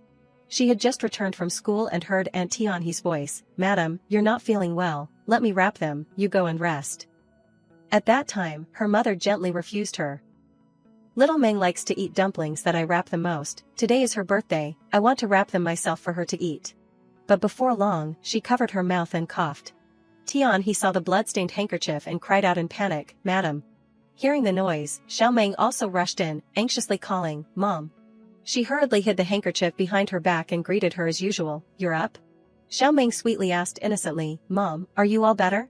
She sat down and gently stroked her hair. Xiao Meng thought that the silence meant agreement and hugged her mother, cheering, "That's great, Mom can go out and play with me." Before long, a plate of dumplings was placed on the table. Her mother quietly sat and watched her daughter eat happily. Xiao Meng happily turned to praise, "The dumplings you wrapped are so delicious." She wiped her mouth while promising, "If little Meng likes to eat them, Mom will wrap them for you every day."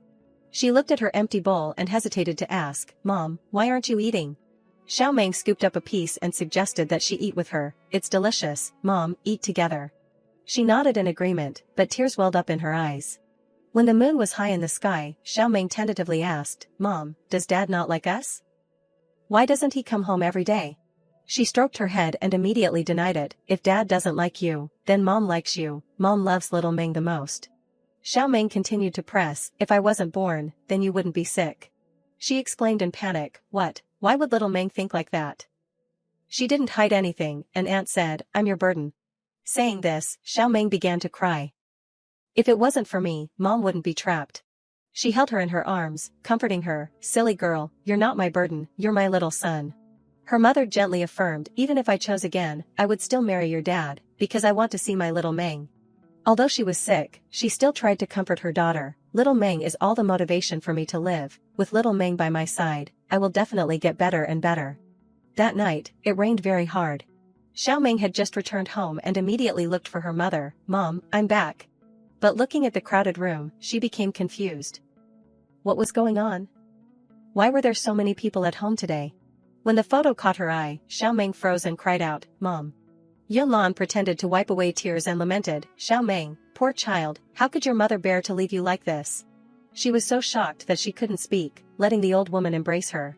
When she came back to her senses, Xiao Meng immediately screamed, "No, that's impossible. Where's my mom?" She wailed and tried to rush inside, "Mom, I want my mom." Yunlan held her back tightly, trying to stop her. "Xiao Meng, be calm. There are so many relatives here. Don't make a scene." Just then, old Master Su's cold voice rang out, "Those who can't bear the pain of illness seek death. What are you crying for your mother for?" He ignored the inappropriate circumstances and continued to criticize, "Both you and your mother are useless." Ending the memory, Xiao Meng gritted her teeth and made a promise, "I will investigate thoroughly. If what you say is true, then I will cooperate with you." Lu Xian contentedly handed over an envelope. "This is the invitation to the engagement ceremony the day after tomorrow. I believe you will definitely cooperate with me." As soon as Xiao Meng returned, she saw Chu Xiao whispering to her husband, "Yun Shen, look, the tulips are blooming. They're so beautiful." The man in the wheelchair hummed in agreement. Yun Shen readily promised his ex-lover, "As long as you like them, I'll take you to see them every day." But as she passed him, she was lost in thought. Did Su Xiaoming cry? Chu Xia asked softly, "Yun Shen, what are you looking at?" He vaguely replied and then politely declined her, "It's nothing. If you have something to do, go do it. I have butler Zhang to take care of me." In her heart, Chu Xia was fairly certain. After the framing incident last night, Yun Shen must hate Su Xiaoming. She secretly resolved to embellish herself. "Even if I don't marry you, I'll still be the girl you care about most." Having calculated enough, Chu Xia turned to Yun Shen and instructed, "Then you must take care of yourself, otherwise, I'll worry." Even when saying goodbye, she tried her best to promise, "If you miss me, call me. I'm online 24/7 for you." Night quickly covered the entire space with a layer of dark mist. Xiaoming uncomfortably rubbed her blurry eyes. Yun Shen pushed his wheelchair into the room without warning. "What's wrong? Do you need my help with anything?" When he saw that she wanted to get out of bed, he quickly stopped her. "You don't need to get up." Yun Shen handed her a handkerchief and showed concern. "Were you too tired today, or did something unpleasant happen? You don't need to dwell on what happened yesterday." He looked directly into his wife's eyes and spoke up for his ex-lover, I believe you. Chuxia can be a little childish sometimes. I apologize for her. Xiao Mei was a little confused, so she directly asked, why do you believe me? She leaned close to Yunshin's face and vehemently denied, you shouldn't. Anyone else wouldn't believe me, right? When the distance was close enough, both of them suddenly became flustered. Yunshin leaned back slightly and ordered, take off your clothes. Xiao Meng exclaimed in alarm, what? She crossed her arms in front of her chest in a defensive posture. Take off my clothes? What do you want to do? Yunshin took out a medicine box and looked very upright. Your burn isn't healed yet. You need to apply medicine. Xiao Meng stuttered as she refused, it's okay, I can do it myself. He stubbornly insisted on helping her. It's not convenient for you to apply it yourself. It could leave a scar. Let me help you. Xiao Meng was stunned by his persistence. Finally, she blushed and compromised. Then, thank you for your trouble. Xiao Meng shyly lifted her shirt, revealing the gruesome wound. Yunshin's heart was shaken. It's burned this badly. He deeply admired this wife in name only. But at that time, when she stood in front of me, she didn't make a sound. He applied the medicine while reproaching her, are you stupid? He looked at the wound and asked irritably, why didn't you dodge? Xiao Meng didn't hide anything. At that time, I didn't know why. Maybe I was afraid you'd be hurt more. Yunshin lowered his eyes and instructed her, if there's danger in the future, protect yourself first. When he saw that she was silent, he continued to question, why aren't you answering? Xiao Meng softly confirmed, are you caring about me? This sudden question flustered Yunshin. He quickly denied it. No, it's just your imagination. When he saw her awkwardly leaving, Yunshin immediately grabbed her hand. Sleep here tonight. Xiao Meng blurted out the key question, isn't Chuxia coming tonight? He provocatively retorted, do you want her to stay here? She immediately denied it. I don't. Yunshin contentedly suggested, then you should rest quickly. Butler Zhang had just entered when he heard him express his concern. You're injured, so you should try to rest. Even as he left, he tried to say it one more time. If there's anything uncomfortable, tell me immediately. Xiao Mei was a little annoyed, so she quickly agreed. She watched his retreating figure and murmured softly, although Lu Yunshin speaks a little coldly, he's still a good person. Xiao Meng quickly fell asleep, showing no signs of being uncomfortable in a new bed. When Yunshin came over, he secretly chuckled. Why does the silly girl kick off the blanket again? A dreamless night quickly passed, and a brilliant new day began. As soon as she came downstairs, Madame Lu spoke up and asked, Xiao Meng, are you going out again? She couldn't explain clearly but still tried to reassure her. Mom, I have something to do. If anything happens, just call me, and I'll come back right away. In Madame Lu's heart, a fierce struggle was taking place. This child has been through so much in the past 2 days, but she's still gentle with me. Maybe I really misunderstood her. She was sitting and reading a newspaper when a cold voice interrupted. Aunt Lu. Madame Lu raised her head and greeted, Chuxia, you're here. She entered with 2 exquisite gift boxes in her hands. Chuxia put the gifts on the table but didn't forget to take credit. Aunt, this osmanthus cake is one that I went to 4 blocks to buy for you, and quickly have some. Madame Lu happily replied, oh dear girl, you're still so polite.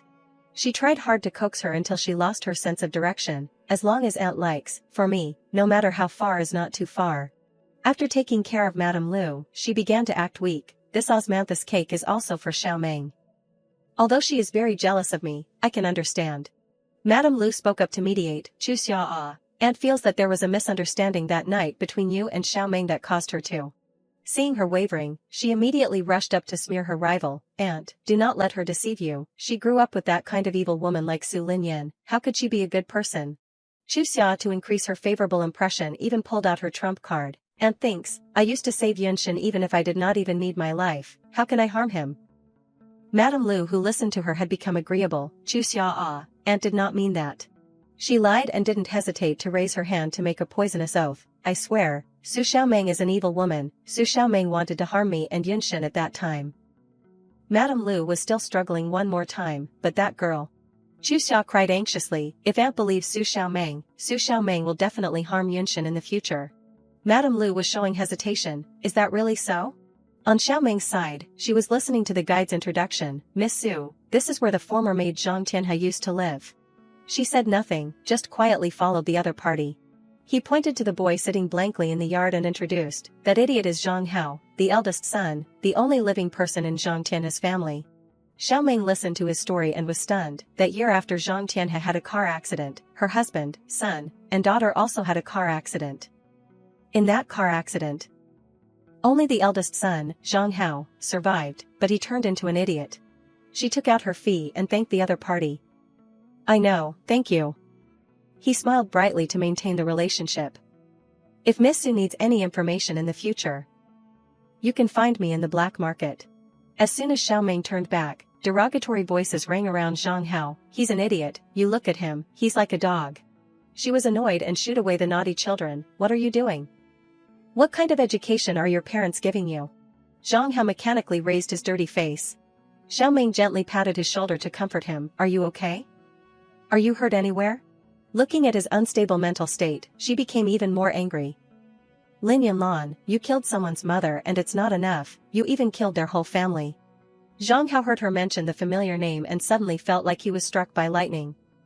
"Lin Yanlan, you are really evil to the extreme." Xiao Ming held out a stack of money and instructed Zhang Hao, "If you're hungry, take one to buy food." She patiently explained to him, "Don't let others see it usually." Xiao Ming even demonstrated like a teacher, "Put it in your pocket like this, do you understand?" Zhang Hao quietly followed suit obediently. He watched Xiao Ming's back, his heart was as clear as a mirror, unlike his current performance. Who is this woman? Why does she know so clearly about the cause of my family's death? The car carrying Xiao Ming was speeding on the mountain road. Xiao Ming looked at her phone and smiled. "I said, Miss Liu, I agree to cooperate with you, meet me at the engagement party tomorrow night." Suddenly, the tire burst with a pop, forcing the driver to brake hard. Xiao Ming was startled by a shock. The driver said in a panic, "What happened?" After that, the car stopped, and both of them got out to check the damage. The driver said worriedly, "How could the tire suddenly blow out when everything was fine?" He saw several sharp nails scattered all over the ground and cursed, "Who's so immoral to spread so many nails on the road like this?" Suddenly, Xiao Ming shouted in panic, "Run!" But it was too late. She and the driver were surrounded by a group of armed people. One of them said, "We finally caught you, Su Xiaoming." Looking at the young man in front of her, Xiaoming immediately recognized him, Chen Wei, the dog beside Su Linyan. This young man Chen Wei had dyed his hair green, and even his eyebrows were dyed green. He laughed loudly, "Today, I will ruin your reputation. I'll film a video and upload it online to see what kind of merchandise this little thing is." Chen Wei stood on the side and ordered the people holding machetes beside him, "Take off her clothes for me, record a video and upload it online, to see what this little thing is." Xiao Ming hurriedly avoided the blows from the men in front of her. Her mind was racing, what should she do? Even if she was good at fighting, the other party was too numerous. Unexpectedly, Xiao Ming grabbed a steel bar from them. With her other hand, she had to block the sneak attack from the young man in yellow behind her. She thought to herself, there are very few people passing by on this mountainous highway. Even if I call the police, it will be too late. Just waiting for the moment when Xiao Ming was busy with his underlings, Chen Wei rushed over with a steel bar. "Su Xiaoming, don't even think about struggling. Otherwise it won't be as simple as taking nude photos." Caught off guard, she thought she would directly eat a few hits from them. Xiao Ming's face wrinkled in panic. Suddenly, a few people grabbed Chen Wei and dragged him aside. "How dare you bully our madam, you really want to die." Two bodyguards stood in front of Xiao Ming. "Madam, are you okay?" She didn't recognize these two people, and was a little puzzled. "I'm okay, who are you?" The young man with the black glasses quickly replied, "Madam, we are bodyguards sent by young master to secretly protect you." Hearing the words young master, Xiao Ming thought of her handsome husband. "Did Lu Yinshan send you here?" Bodyguard number 1 continued, "Young master really has foresight, otherwise the consequences would be unimaginable." Xiao Ming felt more at ease, she smiled, "Thank you, are you guys hurt?" Bodyguard number 2 showed a confident smile, raised his thumb in a like gesture, "Madam, rest assured, we are bodyguards who have been trained since childhood. These little guys are only enough for us to warm up." Then, the others had already cleaned up the thugs. Bodyguard number 2 spoke, "Madam, you must have been frightened today, why don't you get in the car and rest for a while first?" The driver who was previously beaten up by those guys was in a mess. Xiao Ming kindly ran over to help him up. "I'm very sorry today, this is the repair money and car money for you." The driver smiled and took the money in his hand. "Miss, you gave too much money." Xiao Ming handed all the money to the driver. She also explained, "You were also frightened. The remaining money is compensation for your mental damage." The driver happily replied, thank you, kind girl." At this time, Xiao Ming was protected by the bodyguards and taken into the car to go home. Suddenly a strange number called, a strange number. Xiao Ming curiously answered the phone, "Hello." Suddenly, there was a scolding from the other end of the line, "Karma, Su Xiao Ming, you dare to block my phone number again." That person cursed even harder, "I am your father. Do you have a little filial piety?" Hearing these words from her father, Xiao Ming frowned and replied, "How did you treat me? Have you forgotten?" Her words didn't even reach his ears. Xiao Ming now had to receive a verbal attack from her own biological father. "Now I don't want to talk nonsense with you." You immediately upload a video of clarification online, saying that the recording you posted was using high technology fabricated about Lin Yan's mother and child. Seeing his father trying his best to protect his small family, Xiao Ming sneered. She was uncomfortable, her voice became colder. "You knew that they used my mother's ashes to threaten me. You not only protected them, but also asked me to bear the blame for them. My mother was wholeheartedly devoted to you when she was alive. Is your heart really made of stone?" Xiao Ming's father on the other end of the line was no longer in human form. He was tired of the chaos around him. He shouted loudly, "Don't pull that dead person out to talk to me. I give you half an hour to upload a video of clarification or else." Before the words could be finished, the other end of the line hung up. A long, cold beep sounded, causing Xiao Ming's father to feel a bit dumbfounded. Despised and humiliated beyond words, he frantically pressed the phone and roared, "Damn karma, she actually dared to hang up on me." Lin Yan walked in from the outside. Seeing Xiao Ming's father angrily gnashing his teeth, she curiously asked, "Dad, who are you talking to on the phone? Why are you so angry?" He slammed the phone on the table. "That damn karma, no matter what Dad says, she won't listen." Chen Wei frowned and asked, "Dad, were you talking on the phone with your daughter?" Xiao Ming's father angrily replied, "Who else is so rebellious besides her?" Hearing this, Lin Yan's face turned pale. Perhaps she knew that the plan had failed. How could that be? *tch Su Xiao Ming still have the opportunity to talk on the phone. Recalling what she had instructed Chen Wei, according to the plan, she should have been humiliated by that group of hooligans Chen Wei by now. Not believing that her plan had failed, Lin Yan boldly asked again, "Dad, did you really talk to your daughter on the phone?" Xiao Ming's father lost his temper and shouted, "Are you deaf?" In extreme anger, someone suddenly stood out to drive him crazy. He casually pointed his finger at Lin Yan's face and scolded, "And you, from when did you become so evil? If it wasn't for you and your mother causing that incident, could Dad become a laughingstock? Could I be provoked by that karma?" Lin Yan retreated a step in fear. She spoke to clarify her actions. "Dad, Mom and I were forced by her. At that time Mom and I only did that to take back the shares for you." At this time, seeing that Xiao Ming's father had softened, Lin Yan again acted a bitter trick. "Mom and I were thinking for you." He turned his face away, blue veins directly bulging on his neck. Talking about shares is infuriating. That damn animal actually didn't return the shares.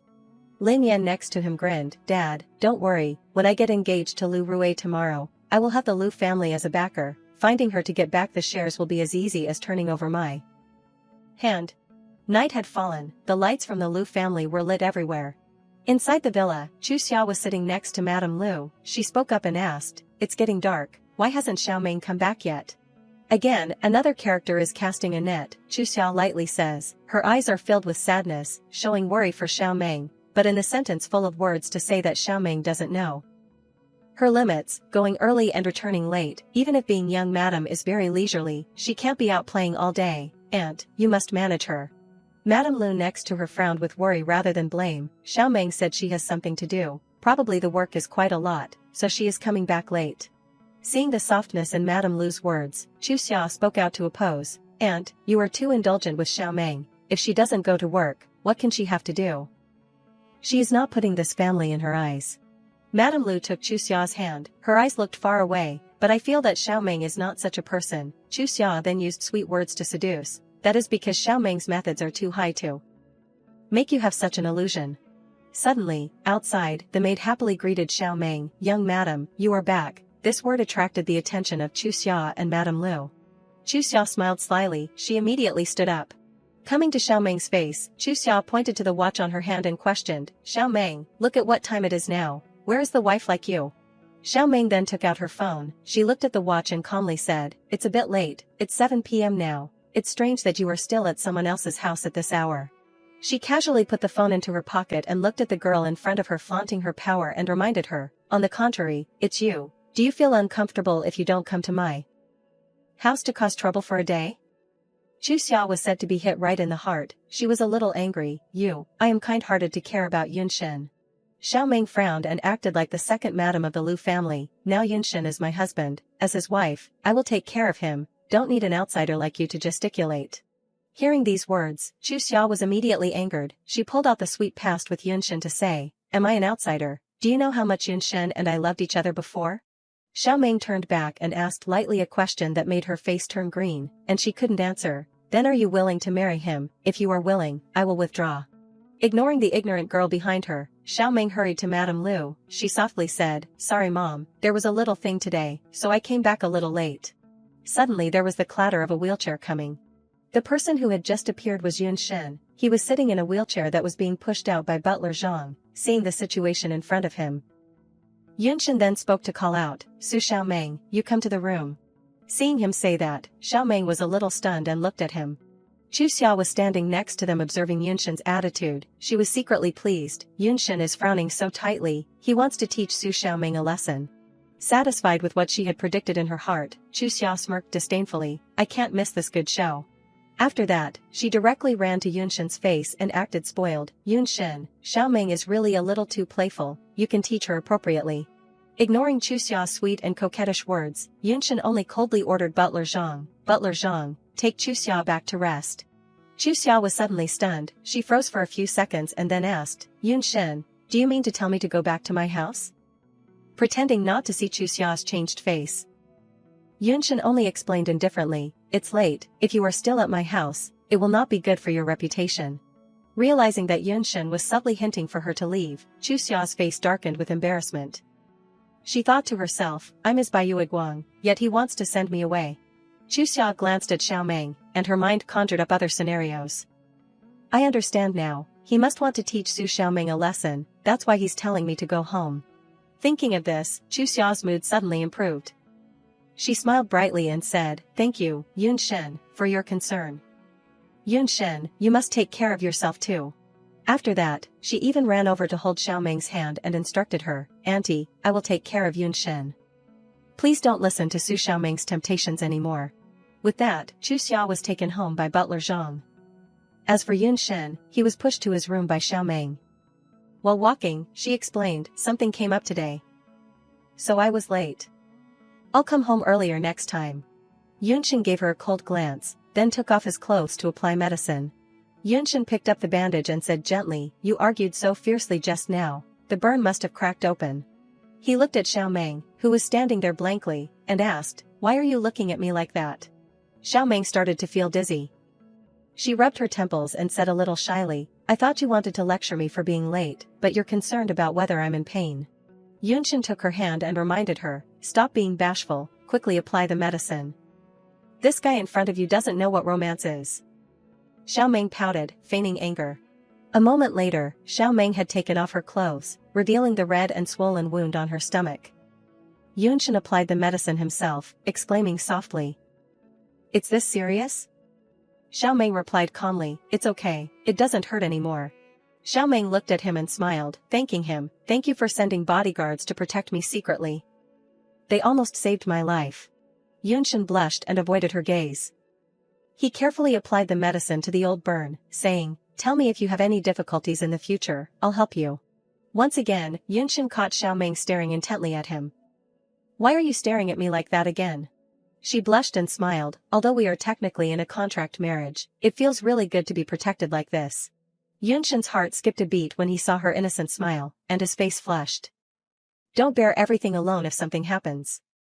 Xiaomeng didn't want to trouble Yunshin.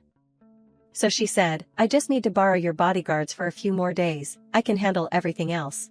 After she finished speaking, the atmosphere fell silent again. Xiaomeng glanced at the young man applying medicine for her and thought to herself, so many people want to harm him. How can I distract him by asking for his help? Thank you for caring about me. After applying the medicine, Yunshin said, I have to go to the rehabilitation center later, you should rest early. Xiaomeng put her feet down from the bed and looked at him worriedly, do you need me to go with you? Yunshin refused again, acting like a domineering CEO, and demanded of his little kitten, "You obediently rest and heal your wounds. Butler Zhang will go with me." Elsewhere, this place was almost a hidden corner of the city, with no lights, few people passing by, looking like an abandoned area. There was a scream, "Spare me, don't hit me anymore." At this moment, Butler Zhang opened the door for Yunshin to step out. "Young master, the people who bullied Madam are all here." Taking the wooden stick from Butler Zhang's hand, Yunshin slowly walked to the front of Qinwei and his group. Butler Zhang said from the side, "This is Qinwei." Qinwei was like a tattered dog at this moment, crawling on the ground and begging, "Please, please, please spare me." Ignoring his pleas, Yunshin directly hit Qinwei repeatedly on the body and head with the wooden stick. His body was covered in bruises, and he knelt before Yunshin, clasping his hands. Big brother, I don't know where I offended you. I'm sorry, I apologize to you. Please, please spare me. I'll give you as much money as you want." No matter how pitiful Qinwei's pleas were, Yunshin wouldn't tolerate anyone who dared to lay a hand on his wife, and directly kicked him to the ground. Yunshin slung the wooden stick over his shoulder and said to the person beside him, "Butler Zhang, break his legs." Understood. Qinwei was terrified when he heard this. He looked up at Yunshin, "No, don't. Help. Help." In another place, it seemed to be a high-class party, even the wine was expensive and exquisitely decorated. Wealthy people were gathering here today. The Yunlan mother and daughter were also present at this party. Yunlan looked around anxiously and whispered, "So many noble and famous people are here tonight. The Lu family actually has such power." Lin Yen, standing beside her, wore a bright red bodycon dress. She whispered into Yunlan's ear, "If I had known earlier, I wouldn't have called off the engagement. It took such a roundabout way to really break into the upper class." Lin Yan looked at Yunlan worriedly and said softly, "Mom, I'm a little worried. Lu Xian hates me so much, will she bring that bitch Su Xiaoming here to cause trouble?" Yunlan was surprisingly confident, as if she had everything arranged. "I already thought that Lu Xian might bring Su Xiaoming to cause trouble, so I arranged for someone to stop her beforehand." Slightly curling her lips disdainfully, Yunlan instructed her daughter, "The engagement ceremony will begin later. If she hasn't arrived yet, she must have been stopped." Outside on the road, several cars sped along the street. Suddenly, an accident occurred. A black car was blocked by a yellow car. The bodyguards in the car shouted loudly, "What are you doing? How can you hit someone while parking?" The young man in the passenger seat frowned worriedly. "Hurry, follow them. Madam's car has gone too far." However, not giving them a chance to leave, the people in the yellow car started causing trouble. "How are you driving? Are you driving drunk and still want to run?" The young man in the passenger seat cursed, "What the hell are you talking about? Who's driving drunk?" The bodyguards in the car were all worried. "This is bad, we can't catch up." On Xiaoming's side, her phone suddenly rang repeatedly. There was the sound of brakes screeching on the road, and Xiaoming's eyes widened in shock. It turned out that another car had blocked Xiaoming's car. Seeing the group of men getting out of the car, holding steel pipes in their hands, and walking towards her menacingly, Xiaoming guessed that these thugs had been lying in wait here for a long time. Sun Tzu said, "Of the 36 stratagems, running is the best." Xiaoming followed the teachings of her predecessors, threw open the taxi door, and ran for her life. The group of men paused for a moment, then shouted, "Catch her." Looking at the group of people chasing behind her, Xiaoming started to worry, "What should I do?" They stood in front of her, blocking her way. One of them threatened, "Su Xiaoming, you can't escape." Another ordered, "Catch her for me." Suddenly, a hooded young man appeared from nowhere and hit the man in white on the head with a stick. Xiaoming looked at the young man who had just saved her, her face pale with fear. "Who is he?" Not giving her time to react, the young man grabbed her hand and pulled her away. "Run." The group of thugs from just now was also running close. A motorcycle was waiting for them in front of her and the man in black. "Damn it, we absolutely can't let them escape." The man in black got on the motorcycle first. He held out his hand to Xiaoming. "Get on." Xiaoming stepped back, full of doubt. "Who are you? Why are you helping me?" The man frowned, his voice a little urgent. "Hurry." Xiaoming was a little surprised. "It's you? Why are you here?" In this urgent situation, Zhang Hao directly pulled her onto the motorcycle and sped away. Zhang Hao saw that she was frightened and reminded her softly, "Hold on tight if you don't want to die." The two of them sped off. Those thugs were smart enough not to chase them by car but by running. Xiao Meng's focus was now on Zhang Hao. Am I seeing things? Looking at his current appearance, Xiao Meng didn't expect that the person who saved her was Zhang Hao, the remaining foolish son of Zhang Yunhe. Time gradually passed. The building where the engagement ceremony was taking place was already very lively. A person standing on the stage said happily, "It's our Lu family's honor that everyone could come here today." Lu Xian stood in a corner, constantly making phone calls. She worriedly murmured, "The engagement ceremony has already started, why isn't Su Xiaoming answering her phone?" Not receiving a reply, Lu Xian stared at the phone screen. Could something have happened?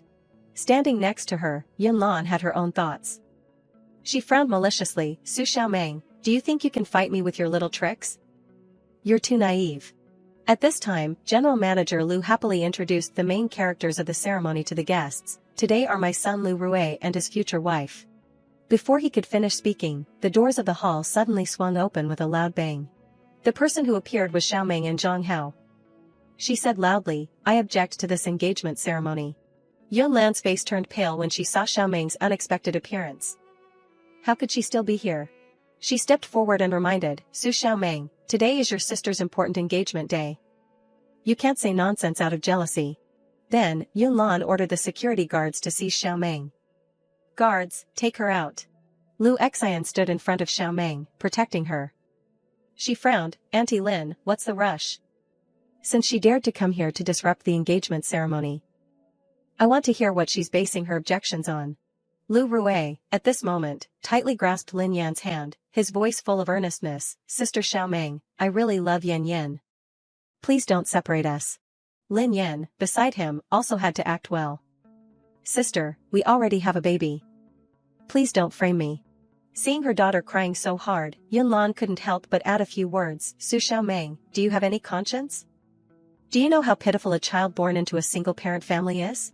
Regardless of how much those people were acting, Xiaoming presented a report. She said, "Lu Rui, your child was secretly aborted a long time ago. Are you still pretending? To provide the best evidence, it's better to give it to the person involved." She handed it to Lu Rui, who was standing to the side, dazed. "This is the hospital's abortion agreement. You can investigate it yourself. Moreover, the child is not yours." Lin Yan's face turned pale. She tried to snatch the paper from Xiaoming's hand. "No, this is fake. She's framing me." She directly tore up the paper and scolded, "Sister, I've treated you so well. How can you frame me? Even if you're jealous that I'm better than you, you can't do something so unethical." Chu Xia, beside them, also pretended to be sarcastic. "Xiaoming, I really didn't expect you to be this kind of person." She stood in front of her and slandered, "You bully, and frame your own sister. How are you worthy of being a sister?" Another person looked at Chu Xia with a red face and praised, "Is she a celebrity? She has so much charisma." The girl in the yellow dress beside her smiled, "You don't even know Chu Xia, the second young lady of the Qi group?" All attention was now focused on Chu Xia, and the people around her started praising her. "Is she the Chu Xia who is often mentioned as a great philanthropist? I remember she's also the head of the Association for Protecting Women's Rights in Traditional Families." At this time, a girl in a blue dress spoke, criticizing Xiaoming. To be criticized by such an upright and kind Chu Xia, Su Xiaoming is intentionally framing her sister. The young man next to her echoed, "I see her sister crying so pitifully." Lu Xian stepped forward to speak for Xiaoming. "Chu Xia, this is our family matter. We don't need you to make things more chaotic." Chu Xia tossed her hair lightly and said, "CEO Lu, you may not care about your brother, but I'm helping your brother win happiness." This sentence angered Lu Xian. She shouted, "You." Just then, Xiaoming pulled her hand back and said softly, "Don't worry, I'll handle it." Xiaoming walked up to Chu Xia. She looked at her with cold eyes. "I know you don't like me, but is it necessary to come and stir things up without distinguishing right from wrong?" Chu Xia immediately reacted, "You're incorrigible. You're really embarrassing the Lu family." Chu Xia even grabbed Xiaoming's hand, wanting to drag her away to be punished. "Come with me, I have to let Auntie see you clearly. A vicious woman like you is always doing bad things." But Xiaoming wasn't easily manipulated by others. She yanked her hand out of Chu Xia's hand and reminded her, "We're not close, don't touch me." Embarrassed in front of the crowd, Chu Xia was furious. "You damned bitch, how dare you embarrass me in front of so many people here? After that, she raised her hand in anger, intending to slap Xiao Meng. "You damaged the Lu family's reputation so much. Today, I have to teach you a lesson on behalf of Auntie." Suddenly, her pupils contracted as if she had seen something terrifying. Her hand had been grasped tightly, held in midair. Immediately, a blow landed. It was Xiao Meng who had just slapped Chu Xia, without a hint of leniency, only coldness radiating from her eyes. Chu Xia was slapped in front of everyone. She stunned, touching her cheek, wondering if she had just been hit. The anger of being humiliated was almost pushed to its peak. Chu Xia looked at Xiao Meng with eyes full of hatred, like thousands of daggers. "This damned bitch actually dared to hit me in front of so many people." Yunlan also pointed directly at her face. "Su Xiao Meng, are you crazy? You even hit Chu Xia, such a kind person. Are you even human?" Xiao Meng brushed her hand away, turning the situation around and questioning, "Can she hit me, and I can't hit back?" Chu Xia lost control and was about to say something, but Xiao Meng interrupted. Chu Xia, what relationship do you have with me? What are you basing your claim to teach me a lesson on? Chu Xiao's face darkened. "Su Xiao Meng, don't be ungrateful. I'm teaching you how to be a good person." Xiao Meng didn't give in either. "Then can I ask you to be a good person and not run to my house every few days?" She added, "If you really love my husband, then I will withdraw and let you marry him." These words seemed to trample on Chu Xiao's reputation. She hurriedly rushed to clarify. What nonsense are you talking about?" The people around her immediately had a different view of the cute, noble lady in front of them. Chu Xia often seduces Su Xiaomeng's husband? That's impossible. Chu Xia is the head of the Association for Protecting Women's Rights in the Family. How could she intentionally ruin other people's families? The two people who had criticized Xiao Meng earlier now turned to criticize Chu Xia. If it wasn't true, how would Su Xiaomeng dare to hit her? Others shouted. "Oh my god, if I hadn't heard it with my own ears, I really wouldn't have believed it." These words made Chu Xiao's face turn red with anger. Like the last straw, Chu Xia lost her composure and raised her hand to hit Xiao Meng again. "Su Xiaomeng." Xiao Meng then showed her what it meant to be someone who knew martial arts. And as expected, she was slapped, balancing both sides of her face. Chu Xia sat down on the ground. Xiao Meng asked, "Are you worthy of being the head of the Association for Protecting Women's Rights with a family like this? It's really ridiculous." Xiao Meng's talent for sarcasm was no less than Chu Xia's. However, her words were all true, once again stirring up the guests. "I didn't expect her to be this kind of person. She's a mistress, how can she shamelessly be the head of the Association for Protecting Women's Rights in the Family?" Today's display of embarrassment had reached its quota. Chu Xia hurriedly ran out of the party, adding another tally mark of dead in her heart. "Su Xiaomeng. You dare to make me suffer such humiliation. You're finished." Running outside, she started calling her ex-boyfriend, Yun Shen. "Xiao Meng is crazy. She not only came to my sister's engagement party, she also hurt people. She pretended to be wronged, and she kept hitting and bullying me. Please come here quickly, I'm about to be beaten to death by her." Inside, Xiao Meng continued with the unfinished story. Xiao Meng said, "I know you can do anything for Su Linyan, then can you accept that she also has several boyfriends?" Yun Lan's face turned pale and said, "Su Xiaomeng, how dare you talk nonsense?" Because of her agitation, Lu Xian had the security guards hold her down. Furthermore, she ordered the people outside, "Bring some of Su Linyan's lovers in here." A bunch of young men were escorted in, 3 or 4 of them looking distressed. One of them called out, "Yen Yen, save me. These subordinates are too strong." A young man in a white shirt knelt down and said, "Lin Yen, let's break up. I don't want to be ruined." Another young man was even more outrageous. He hugged Lin Yan's leg and begged, "Yen Yen, you said you wanted to marry me. I can't live without you." Overwhelmed by this group of people, Lin Yan could only deny, "Get out. Get out. I don't know you." Lu Rui looked at her with suspicion. "Who are they?" Lin Yan panicked and grabbed his hand, explaining, "This is slander, President Lu, please believe me, all these things were Su Xiaomeng's fabrication." Lu Xian stepped in front of them, coldly looking at Lin Yan. "I'm sorry, these men are people I personally investigated." Then, Lu Xian also threw a pile of Lin Yan's indecent photos in her face. "Why? President Lu, it's all a misunderstanding, President Lu, please believe me." Lu Rui couldn't bear it anymore. His trust and feelings had been trampled on by a despicable person like Lin Yan. He cursed, "Get out of here, I don't want to see you again." Yunlan, at this time, acted out a self-inflicted injury scheme, showing a pitiful look and watching Xiaomeng. "Su Xiaomeng, my feelings for your mother are like sisters. After she died, I treated you as my own daughter. Bringing up her mother was her limit." Yunlan directly received a slap from Xiaomeng, who cursed, "You robbed my mother's husband and pushed my mother downstairs to her death." The more she spoke, the more agitated Xiaomeng became. "Now you still dare to say these shameless words?" The people in the hall were once again in shock. "What, Yunlan is a murderer?" Yunlan angrily pointed directly at Xiaomeng. You are slandering me." Zhang Hao, next to her, took off his mask and said coldly, "Yunlan, I am the evidence of your murdering others." The mask was completely removed, revealing Zhang Hao's handsome face. Yunlan was stunned, unable to speak. "How could it be you?" Lin Yan, standing next to her, was also equally surprised. Aren't you an idiot?" Zhang Hao explained everything to the group of evil people in front of him. "If I didn't pretend to be an idiot, how could I have lived until today?" Zhang Hao clenched his fist, watching Yunlan with hatred. "Yunlan, this is only the beginning." He continued, "You killed my whole family, I will definitely make your life worse than death." The girl in the blue dress stammered, "Am I hearing things wrong?" "Killed, the whole family was killed?" The young man next to her was also stunned. Yunlan is too vicious. The people around them talked in hushed tones. General Manager Lu could only stand there in a daze. It was a good thing that today's engagement ceremony was not completed yet. Otherwise, after the news of the Lu family's alliance with a murderer came out, the stock would definitely fall to the point of bankruptcy. Yunlan refuted, I didn't kill anyone."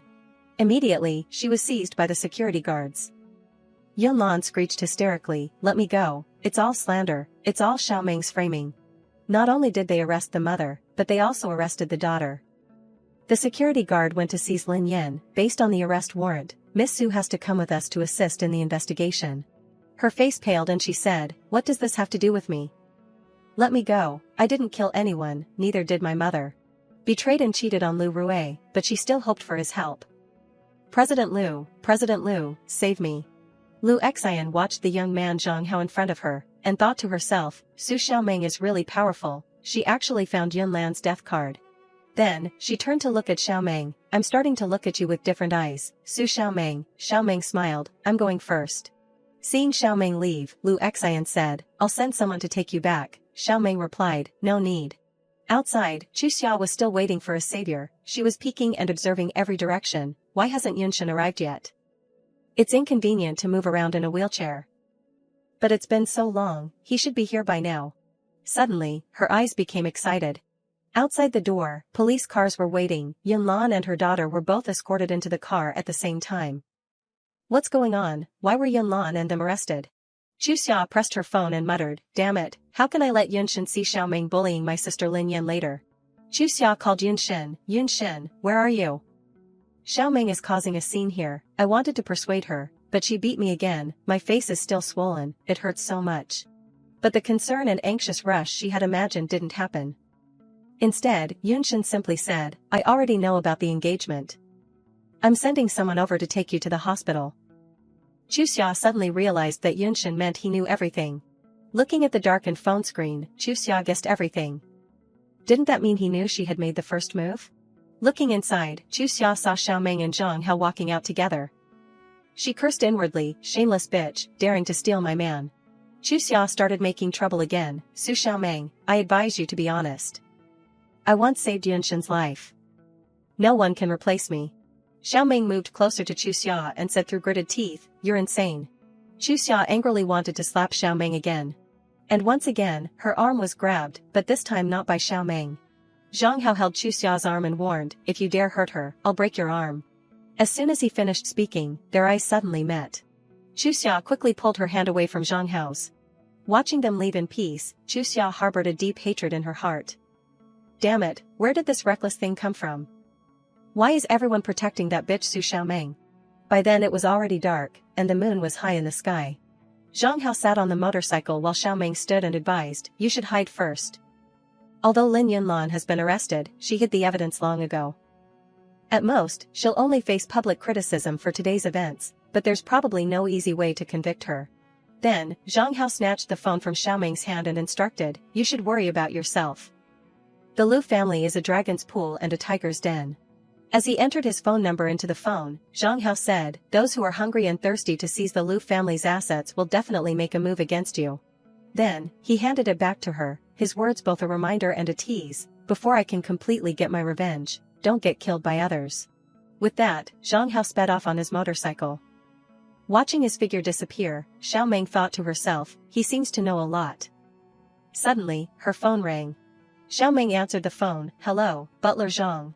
Butler Zhang announced, Madam is feeling unwell and is in the hospital. Can you come and take care of her for the night? She quickly looked for a car to go to the hospital. Okay, I'll be right there. It was getting darker, and in the distance, there were a few rays of light from the street lamps. The maidservant, holding a bowl of porridge, greeted Chu Xia, Miss Chu Xia. Chu Xia looked at her and asked, is Auntie already asleep so early? The maidservant said with a worried expression, Madam's old illness has relapsed. Butler Zhang and Madam have gone to take care of her. Chu Xia was a little surprised, so, Yunshin is home alone? Then, she pretended to cover her nose and asked the maidservant, there's a strange smell. It seems like something is burning in the kitchen. For some reason, the maidservant looked panicked and gently placed the bowl of porridge on the table. She left, leaving Chu Xia alone. Chu Xia took a secret medicine from her bag. This drug, no matter how strong-willed a man is, he won't be able to resist after drinking it. Inside was a carefully wrapped bag. Yunshin already owed her, and after tonight's wedding night, he would definitely have to marry her.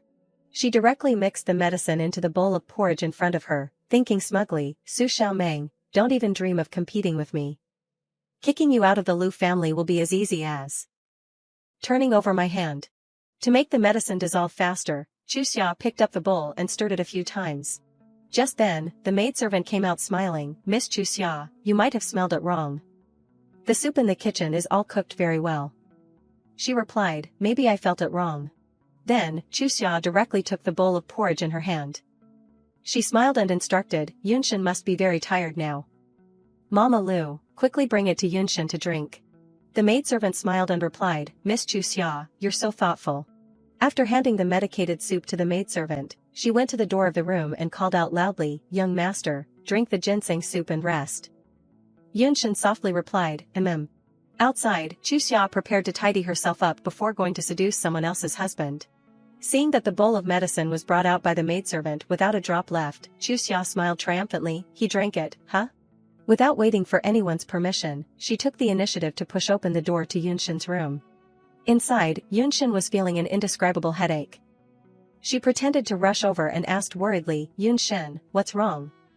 Are you not feeling well? Yunshin's condition was not very good at the moment. His face was flushed red, and his body was itchy and uncomfortable. Yunshin immediately chased the maidservant away, go, get out. Ignoring his words, Chu Xia calmly ran over and touched Yunshin's sensitive body, Yunshin, you look very hot. She also whispered, deliberately breathing on Yunshin's face, let me help you take off your clothes. Then, Chu Xia even shamelessly reached out and unbuttoned Yunshin's shirt, her face flushed with shyness, constantly cooing, Yunshin. Immediately, her seduction was thwarted by Yunshin, who pushed her away. Seeing his strong reaction, Chu Xia muttered angrily, why so pretentious? You're already out of your mind, and you're still pushing me away? In the process of falling, her phone accidentally fell out, and it was ringing loudly. Why was Jiang Xiaoyan calling at this time?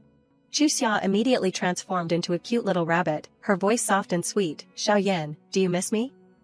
But on the contrary, she didn't hear his usual voice but someone else's. Chu Xia, your boyfriend is drunk. Come to the VIP room of Hai Shangming Jian to pick him up. Hearing these words, Chu Xia was extremely angry. She glanced at Yunshin's burning body, the meat is at the cat's mouth, but it's covered by a cage. Really, why drink, ruining my time? Having no choice, Chu Xia immediately packed up and left. She hoped that bringing Jiang Xiaoyan back would still leave her time to return to the Lu family. She had to hurry back in time. The sky grew darker, and the moonlight and stars shone even brighter. Just as Chu Xia was getting a taxi, Xiaomeng also returned home from the hospital. The first person she met was the maidservant. Xiaomeng said, Mama Lu, my mother is in the hospital and needs clothes. Where are her clothes kept? The maidservant gently replied. They're all kept deep inside the wardrobe. After asking the maidservant to get some clothes for Lu Yunlan, Xiaomeng also returned to her room to pack some clothes for herself. I have to take 2 more sets. She opened the bedroom door and was very stunned. Lu Yunshin. Looking at Yunshin's sluggish state and flushed face, Xiaomeng felt very worried. What's wrong with you? She hurried to his side, patted his chest and asked, why did you fall to the ground like this? Are you hurt anywhere? Get up quickly. Suddenly, her pupils contracted, and her arm was tightly grasped by Yunshin. Yunshin's face darkened, and he directly pulled her down onto him. In a moment of surprise, Xiaomeng's face flushed red with embarrassment. It couldn't be better when Yunshin gave Xiaomeng a passionate kiss. She felt a little uncomfortable and groaned a few times. Then, he let go of her and said softly, don't go. Xiaomeng blushed, and her shoulder strap slipped down. She looked at his uncomfortable face and asked, Lu Yunshin, what's wrong with you? Without time to answer her question, Yunshin directly forcefully kissed Xiaomeng. Then, he helped Xiaomeng lie down on the bed, their warm breaths mingling together. Yunshin whispered, Xiaomeng, I will take responsibility for you. And so, eyes closed, hands intertwined, their souls wandered to the land of moon and stars. 2 hours later, Xiaomeng turned over and woke up. She quickly picked up the dress on the bed. After putting on her clothes neatly, Xiaomeng pulled the blanket over her beloved husband. So his legs had already recovered long ago. Then, Xiaomeng tried to get out of bed, but her body, which had been working hard all night, staggered a bit. Xiaomeng blushed, the feeling below was still there, painful, too painful. After preparing her things, she hurriedly carried 2 large bags and took a taxi to the hospital to watch over Lu Yunlan. At 3 a.m., the car carrying the maidservant was speeding down the road. Sitting in the car, Chu Xia was restless. She cursed Jiang Xiaoyan inwardly, that Jiang jerk can't stay quiet even when he's drunk. Regaining her gentle and refined appearance, Chu Xia entered the Lu family's house. Chu Xia quickly smiled, sorry to trouble Mama Lu to open the door for me. I'm really embarrassed. I came to bring some clothes for Yunshin. The maidservant replied, Miss Chu Xia, you're too polite. Continuing with her despicable plan to climb into someone else's husband's bed, Chu Xia naturally opened the door to Yunshin's room. She thought to herself. It's only 3 a.m. now. Coming back at this time isn't too late. However, things had gone too far when Xiaomeng returned just as she was leaving, and the 2 of them had gone to the land of moon and stars. Looking at him sleeping soundly on the bed, she was stunned. Why is he already asleep? Did the drug wear off so quickly? Looking at the red mark on Yunshin's lips, Chu Xia suddenly realized, that's not right. Coming closer to take a closer look, Chu Xia confirmed one thing, there are faint lipstick marks. Clearly, some little bitch broke in here. The only person who could come in here is that damn Su Xiao. Meng. Regardless of whether Yunshin had just finished a few rounds with Xiaomeng, she shamelessly climbed onto the bed and lay next to Yunshin. Fortunately, the drug I used was strong enough. As long as I insist that I was with Yunshin last night, no matter how that hateful Su Xiaomeng explains, Yunshin won't believe her. But no matter how she thought about it, she was still bitter and resentful. Chu Xia clenched her fists so tightly that her nails could break at any moment. It's really too good for that damn Su Xiao. Meng. The next morning, sunlight shone through the window of Yunshin's room. He slowly opened his eyes. Yunshin, are you awake? Yunshin startled and looked at the naked person next to him. Why is it you? Why are you in my bed? Chu Xia pretended to cry, her face flushed red. Last night, I just wanted to stop by and visit you, but who knew you would do that to me? As she spoke, she deliberately portrayed herself as the victim. Yunshin, you don't have to feel embarrassed. I know you didn't mean to, and I don't blame you. Yunshin softened and placed his hand on the hair of the girl next to him. He wiped the tears from her eyes and comforted, don't be sad, I will take responsibility for you. Chu Xia was stunned, pretending to be surprised, really? What about little sister Xiaomeng? As soon as Xiaomeng was mentioned, Chu Xia again acted like the most moral person in the world. I don't want to ruin your marriage. Yunshin looked sad, and he remembered Xiaomeng's bright smile, and softly said, she. Yunshin continued, I have never touched her. There is only an agreement between us. At the same time, in the hospital, Xiaomeng was diligently taking care of Lu Yunlan. Lu Madam held Xiaomeng's hand and said, Xiaomeng, it's been hard on you. You've been busy all night. Go and rest. She gently replied, Mom, I'm not tired. When she walked out of the ward, Butler Zhang was already waiting. He made a suggestion, Madam, why don't you go back and rest first? Let me take care of Madam. Xiao Meng smiled and looked at him.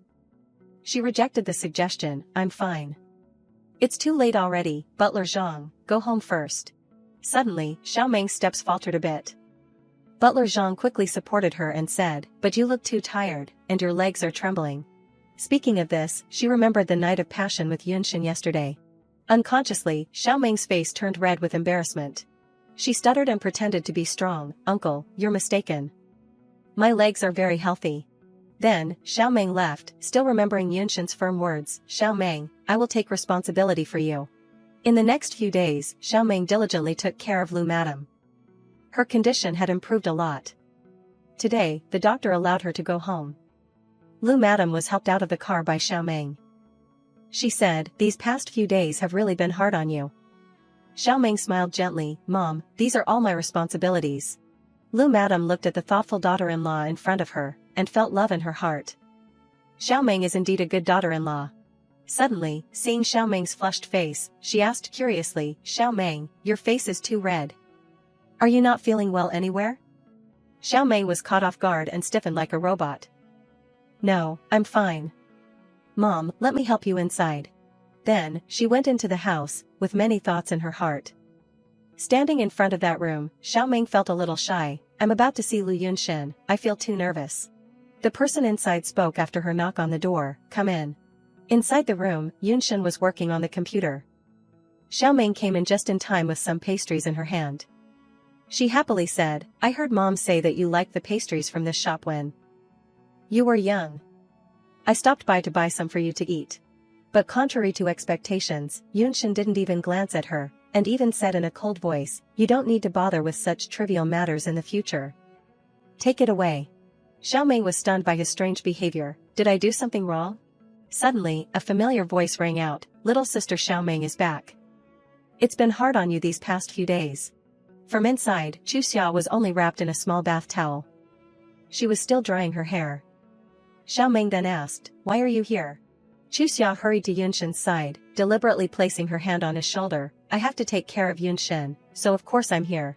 Then, she deliberately teased Yunshin, Yunshin, you've been working too long. You need to rest a bit. As she spoke, she glanced at Xiao Meng's angry attitude and smiled with pleasure. Seeing the box of pastries on the table, Chu Xia casually picked it up and asked, did little sister Xiao Meng buy this? She picked it up and was about to throw it away for the reason, it's too sweet, not good for your teeth. Seeing that Yunshin didn't have any resistance, and no longer stood up to protect her, Xiao Meng was a little disappointed in him. Even, Yunshin's about to be spoken words were like a small knife, piercing deeply into Xiao Meng's heart, take the pastries away, from now on you sleep in the living room. A sad look was evident on Xiao Meng's face. She took the box of pastries and softly replied, okay. On the contrary, Chu Xia was very smug. Looking at Xiao Meng's lonely little figure leaving, Yunshin felt something in his heart wanted to keep her. Stepping out of the room, Xiao Meng's tears, which had been suppressed for so long, began to flow out. She secretly blamed, what do you mean you'll take responsibility for me? Jerk. Xiao Meng put the box of pastries on the table. Suddenly, a loud voice made her a little startled, relying on you, you want to fight with me? A toad wanting to eat swan meat, ridiculous. At this time, Chu Xia was wearing Xiao Meng's pajamas. She complained, the pajamas of that little bitch are too poor in quality. Yunshin, you have to take me to buy the best pajamas tomorrow. Then, Chu Xia faced Xiao Meng. She said in a challenging tone, so what if you married Yunshin? Moving closer to Xiao Meng, she also said the evergreen slogan of the green tea bitch, the one who is not loved is the third party. Then, she left, leaving a very angry Xiao Meng. Quick as lightning, Chu Xia had again become Lu Madam's obedient daughter-in-law-to-be. She leaned on her shoulder and acted coyly, Auntie, your complexion looks much better. Lu Madam, who was being praised, she's really a good girl. Chu Xia folded her hands in gratitude, I thank heaven and earth for fulfilling my prayers a few days ago for Auntie's health. Lu Madam, sitting next to her, was also a little pleased. This child, your heart is so good. Then, she turned to look at her and said, Auntie, I feel like I must have a guardian angel behind me. I have always prayed for Yunshin over the years, and finally Yunshin has really woken up. Lu Madam placed her hand on Xiao Meng's shoulder, secretly comforting, you have worked hard these past few years. The lovey-dovey between the two was captured by Xiao Meng. She could only stand in a corner at this time, watching them be as close as a family, feeling like she had become redundant again. The next morning, at the Liu family villa. In the living room, someone opened the door with a creak. Liu madam, who was reading the newspaper outside, was startled when she heard the movement. Seeing that the person who came out was Xiao Meng, she was a little surprised and asked, "Xiao Meng, why did you come out of the living room?" Xiao Meng softly replied, "I slept in the living room last night." Liu madam then looked a little sad. "So last night?" Xiao Meng smiled and reassured her precious Liu Yunlan, "Mom, don't worry, Miss Chi is with him." Without saying much about what happened last night, Xiao Meng said to Liu madam, "Mom, I'm going out to handle the research project from before." She replied, "Okay." Seeing her small, lonely, but always pretending to be strong, Liu madam couldn't control the emotions in her heart. Xiao Meng must be very uncomfortable in her heart. What should I do? Today, it was raining, and the chrysanthemum bushes outside had not been washed for a long time. Xiao Meng held a blue umbrella and walked alone on the side of the road. A person driving a car next to her called out, "Xiao Meng."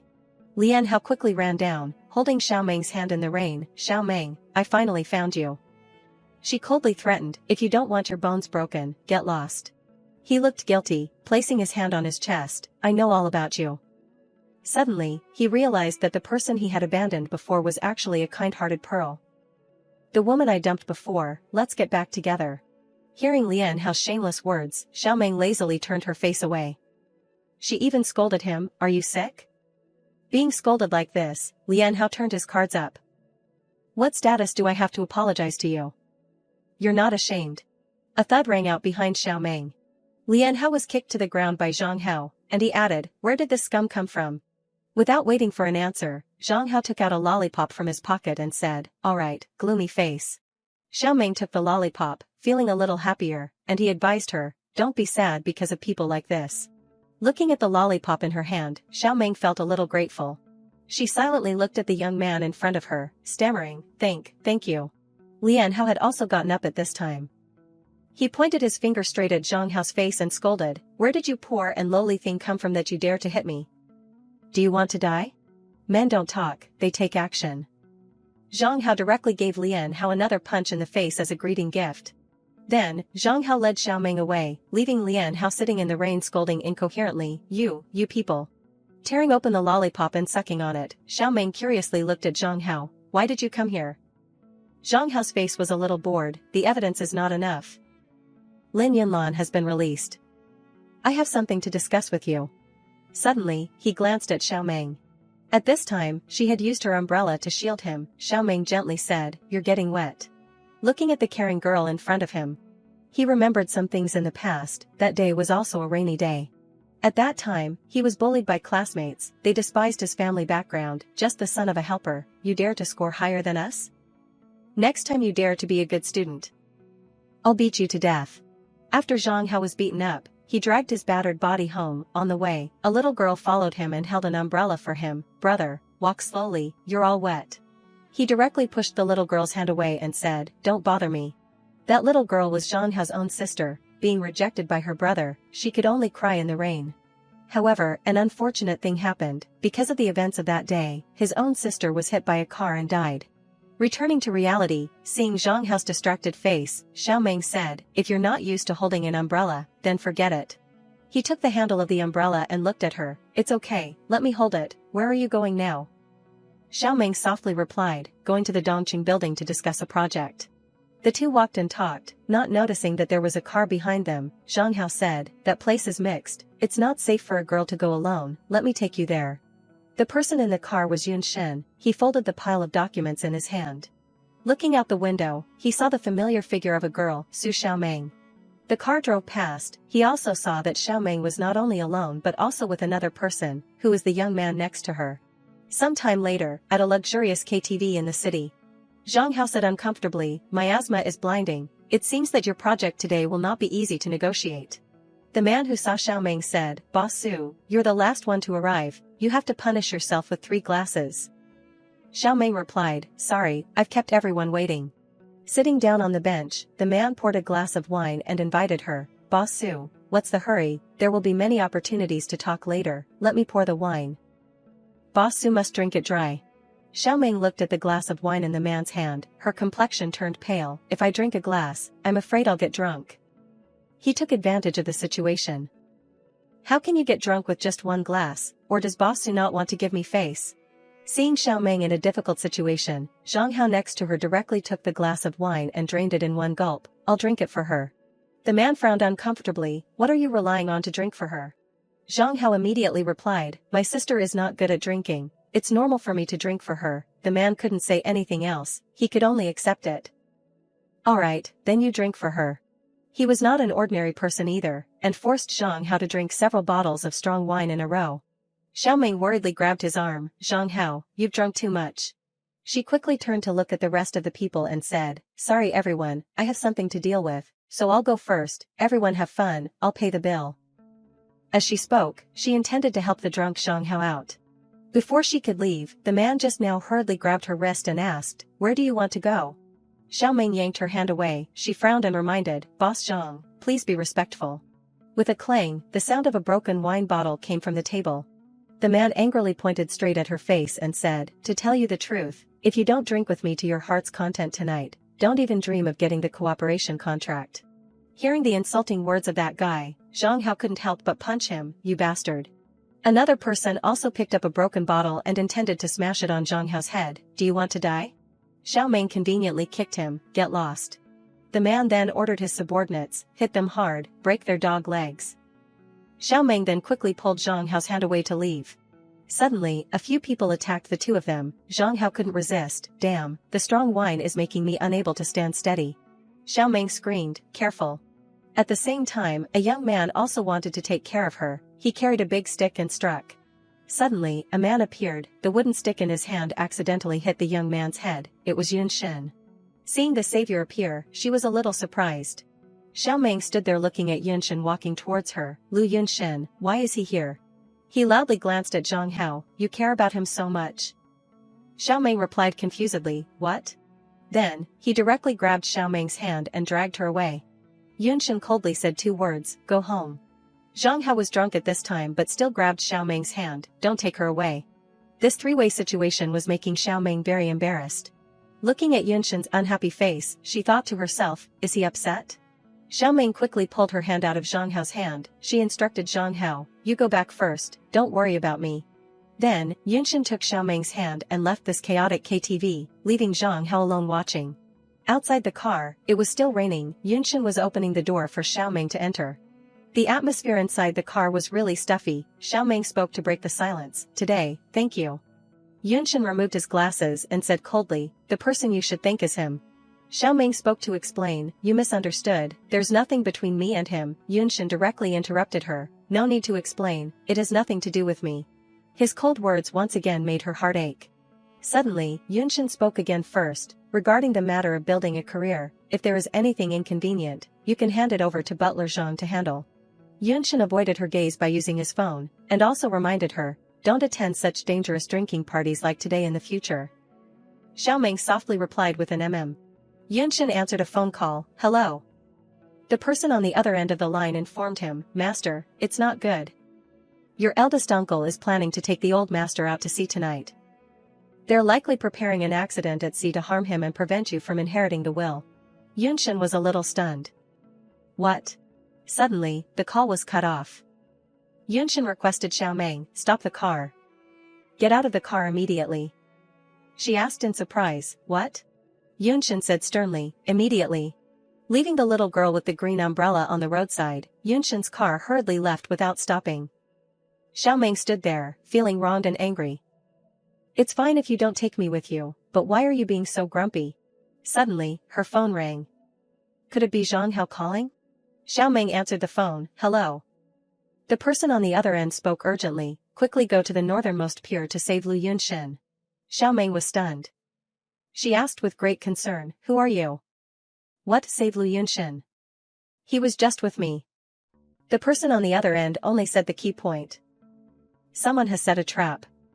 Lu Yun Shen will fall into the sea and die. Then, the person hung up.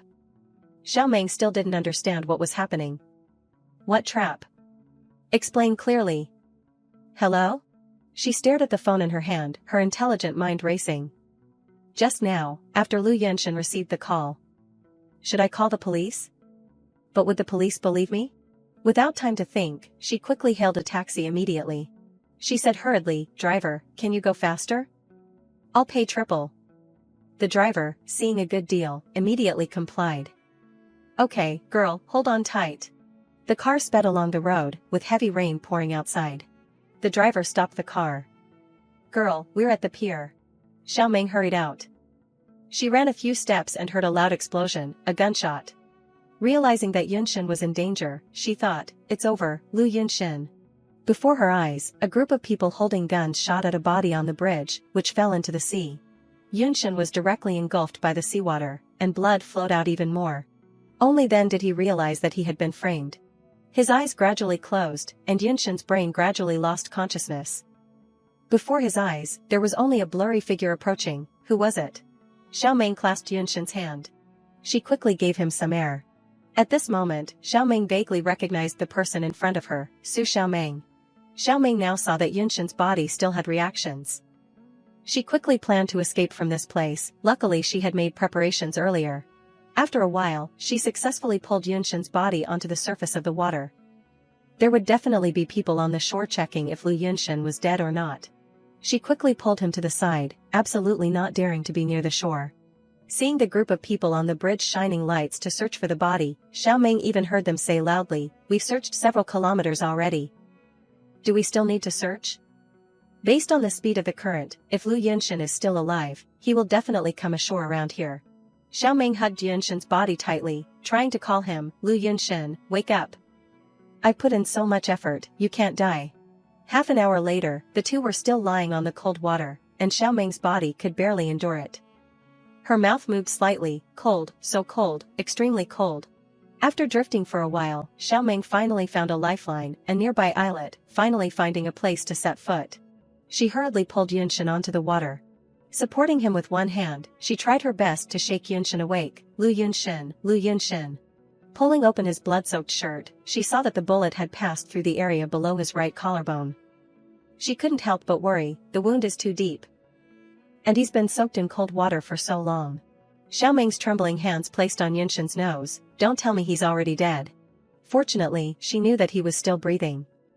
Xiaoming breathed a sigh of relief. "He's still alive, thank goodness, thank goodness." After that, Xiaoming carried Yunshin to find rescue. She stood in front of a nearby villa, calling out loudly, "Is anyone there? Help!" Seeing that no one answered, Xiaoming hurried faster. "Is the villa abandoned?" But unfortunately, she tripped over a stone on the road. Losing her balance, Xiaoming fell heavily, and Yunshin's heavy body also unconsciously pressed down on her. Seeing Yunshin losing consciousness, his breathing becoming even lighter, she thought, what to do? Lu Yunshin is about to die. With no other choice, she picked up a large stone by the road. Then she directly threw it at the glass door of the villa in front of her. After that, Xiaoming helped Yunshin inside, continuously reassuring him, "Lu Yunshin, please bear with it a little longer." Inside the house was dark. Xiaoming tried to turn on a nearby piano. Luckily there was still electricity. Then, she searched everywhere and finally found it. In her hand were some first aid kits. After reading through them, Xiaoming hesitated. The medicine is about to expire. Will the effectiveness be greatly reduced? Pulling open his white shirt, the wound on his shoulder was no longer bleeding. She muttered, the bullet passed through his shoulder, no wonder he couldn't swim. After fumbling for a while, Xiaoming bandaged Yunshin's wound. She looked at him worriedly. Everything inside has been thoroughly disinfected, try your best not to get an infection. After that, the small girl sat huddled in a corner because she had been soaked in water for too long. It's so cold. Suddenly, she looked at the trousers on Yunshin. His clothes are all wet too, it would be troublesome if he catches a cold or fever. Immediately, Xiaoming shyly turned her face away and took off his pants for him, considering it a greater good. Then, she temporarily used a towel to cover Yunshin. It's a pity the bedroom door can't be opened, otherwise I could have looked for a blanket to cover him. The hole in the glass door from earlier was now a suitable place for the cold wind to pour in. Xiaoming sat wrapped in a towel, lying curled up next to Yunshin. Suddenly, she heard a soft groan, cold, so cold. It was Yunshin's voice. Xiaoming hurried over and grabbed Yunshin's arm. What's wrong? Oh no, why is your hand even colder? She tried to check Yunshin's pulse. His pulse is too weak, an imbalance in body temperature could also lead to danger. After that, in order to save his life, Xiaoming used her body to warm him. She laughed silently. Isn't this just like hugging an ice cube? Looking at his tired appearance, she couldn't help but remind him, look how tired I am. Please be a little more polite when talking to me in the future. Suddenly, Yunshin mumbled, Su Xiaoming. But seeing that he didn't react, she could only press her forehead against his and fall asleep. Why did he call my name? Could it be he was dreaming about me? The next morning, the rain outside had stopped. Just like people often say, after the rain comes sunshine. Yunshin opened his eyes with difficulty. He frowned uncomfortably at the person next to him. Suddenly realizing that the face close to him was his beloved wife, Su Xiaoming. He touched the bandaged wound, thinking in his heart, did she save me yesterday? After a while, looking at the scattered clothes on the ground, Yunshin tried to recall his memories. Yesterday, she jumped into the sea to save him. Yunshin blamed the little cat in his heart. It was so obviously dangerous, why did you save me? Pressing closer to her face, he felt a little uncomfortable. Looking at her flushed face, Yunshin gently touched Xiaoming's forehead. So hot, does she have a fever? Yunshin carefully checked the medical kit. There was only the trace of one pill having been taken. It was so cold yesterday and she fell into the water, and she hasn't eaten anything. He hugged the little girl into his arms. Why are you so silly, only caring about taking care of me? Xiaoming moved slightly. Yunshin reminded her affectionately, be good. Suddenly, Yunshin took her hand, his eyes suddenly flashing with a stunned expression. This is... Looking at every wound on Xiaoming's body, Yunshin couldn't help but feel heartache. You suffered so much hardship because you saved me yesterday. Applying medicine to her wounds, he scolded, silly girl. After that, Yunshin gave Xiaoming medicine. She slept soundly until almost evening. At this time, Xiaoming woke up. She opened her eyes with difficulty. Where is this? Suddenly realizing Yunshin's disappearance, she panicked and jumped up, calling out, Lu Yunshin. Looking around and seeing no one, Xiaoming muttered, where is he? Suddenly, a warm voice sounded from behind, don't be afraid. Yunshin held up the basket of fish he had just caught, saying affectionately, I won't leave you behind. Xiaoming's emotions surged to the point that her eyes started to well up. She couldn't restrain herself anymore and hurriedly ran towards Yunshin. You. But even though they were only a few centimeters apart, she couldn't dare to believe it. This feeling, am I not dreaming? Fortunately, that gentle and calm voice reassured her. Of course you're not dreaming. As soon as she received confirmation, Xiaoming's tears immediately overflowed, causing Yunshin to be startled. Why are you crying? In front of him, she could comfortably release all her emotions. I didn't see you when I woke up, I thought you were dead. Her sincerity touched him, making him want to embrace and protect her for the rest of his life. I'm still alive, you did very well. After the sadness passed, Xiaoming suddenly regained her usual rationality. Wait, weren't my clothes all soaked and taken off? Yunshin calmly turned away and replied like an abstinent president, you were in a coma and freezing, so I put them on for you. This answer immediately made her fair face turn as red as a tomato. You put them on? His reaction was completely opposite to the shy and reserved emotions of a young girl. It's not like I haven't seen it before, what's so surprising? Xiaoming still felt uneasy, but... Yunshin didn't continue to answer but skillfully prepared the fish. She felt a little sorry that she could only stand and watch. You're injured, let me do it. But she was rejected, no need, you go rest. Seeing that she was still standing here, he wondered, what's wrong?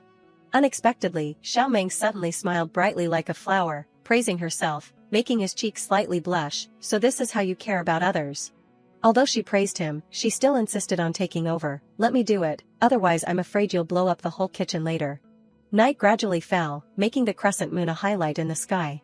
Finally, the delicious and nutritious fish soup was completed. Xiaoming smiled and comforted him. The seasonings here are all expired and can't be used anymore. The soup has no taste, please try to eat some. A president like Yunshin was so easygoing in front of her, Even his sense of taste seemed to be filtered. This taste, unexpectedly it could be made so delicious. Seeing him pause slightly, she misunderstood, is it too hard to eat? Although he was very captivated in his heart, he still tried to appear calm, it's okay.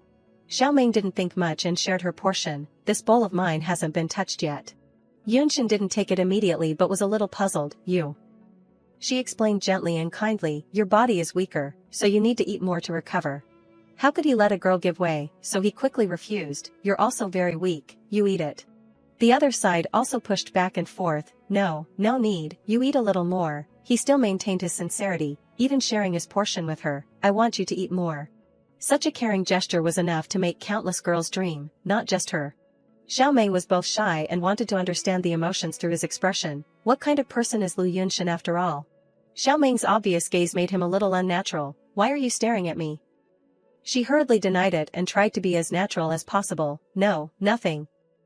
I'm just a little curious what kind of person you are. But he pushed the question to the other side. The one who should be curious is me. Why did you save me? The reason she gave was also very ordinary. Because you are Lu Yunshin. The situation at the time was so dangerous. No fool would forget about their life for money. Everything seemed to be driven by subconsciousness. Thinking about it carefully, I don't know why either. I just remember that I didn't want you to die. That sweet sentence was like Cupid's arrow piercing straight into his heart. While Yunshin was still immersed, he heard Xiao Meng's worries. I don't know if Steward Zhang can find this place. He had estimated it early on, so he was quite calm. Based on the distance and location, he will find us soon. In the room with the warm fireplace, everyone lay quietly on two separate sofas. She was about to fall asleep when she suddenly noticed his coughing. Immediately, the sleepiness in her flew away and she only remembered to care for him. So hot, oh no, he has a fever. Xiao Meng didn't think much and quickly took off his clothes to change the medicine for him. Lu Yunshin, you must endure it, absolutely don't let the fever get infected. There were only two of them here, and her worries couldn't be relieved. What to do? His body is so hot, what if he gets a stupid fever? So she decided to wrap herself in a blanket and stay by his side. No, I can't sleep. The late night completely covered, and the clouds covered the sky, not letting in a bit of moonlight. Yunshin, who had fallen into a coma, gradually woke up. Just as he removed the towel on his forehead, he saw the figure of the girl right next to him. An unbelievable but still very reasonable thought flashed through his mind. Don't tell me she has been guarding me all along? Emotions overwhelmed his reason, making him want to hug her as his heart told him. That gentle hug made Xiao Meng wake up in confusion. You, what are you doing? He gently advised the other party, the floor is cold, go sleep on the sofa. Just as the atmosphere was very pink, it was interrupted by his subordinate, Master. Steward Zhang, whom they had both been looking forward to, had finally arrived. Finally, I found you. As soon as Xiaochu saw him, she immediately threw herself into his arms, crying even louder than the injured person, Yunshin. In her eyes at that time, there was no one else but the only person she wanted to be close to. I thought I would never see you again. But going too far was the same as not going far enough. Because of her selfishness, she accidentally tore his wound open. Seeing this, Xiao Meng immediately reminded him worriedly, be careful, his shoulder is injured. Only then did Chu Xia notice her presence. Su Xiao Meng, what are you doing here? Just a little brainstorming was enough for her to write 300 scripts, these past 2 days. Could it be that only the two of them were together? But on the surface, she still had to maintain her virtuous image. Little sister Xiao Meng, why are you here? Before she could answer, Yunshin stood up to explain for her. It was thanks to her that I was able to survive. Steward Zhang also echoed at the right time, making her even more jealous. Madam, are you okay? You are truly the lucky star of our master. However, this offensive power was not enough to break Chu Xia's industrial smile. Thank you for saving Yunshin, saving the father of my child.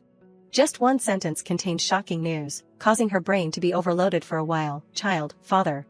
Even the father in her mouth didn't know anything. Are you pregnant? Chu Xia continued to play the role of a good wife and mother. Recently I have been feeling nauseous. I think that's probably it. But Steward Zhang once again made a series of achievements in sabotaging her intentions. Master, the boat has docked.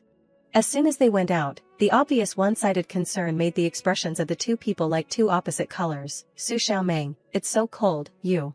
Before she could answer, Chu Xia seized the opportunity to use a green tea trick. Cold, so cold. As a gentleman, he had to put his coat on her shoulders. Yun Shen, let's get on the boat quickly. I'm afraid I'll catch a cold. She led the way as she wished. The two left without paying any attention to Xiaomeng behind them. Finally, everyone got on the luxury yacht. She was lying in a warm quilt on a soft mattress but still tossed and turned unable to sleep. At this time the phone rang. Knowing that the caller was her father, she did not hesitate to hang up. But unexpectedly this scene was caught by Chu Xia and deduced in another direction. Just returned and hurriedly calling the man out there? When it was just the two of them, she immediately took off her fake mask. Look at her eagerness.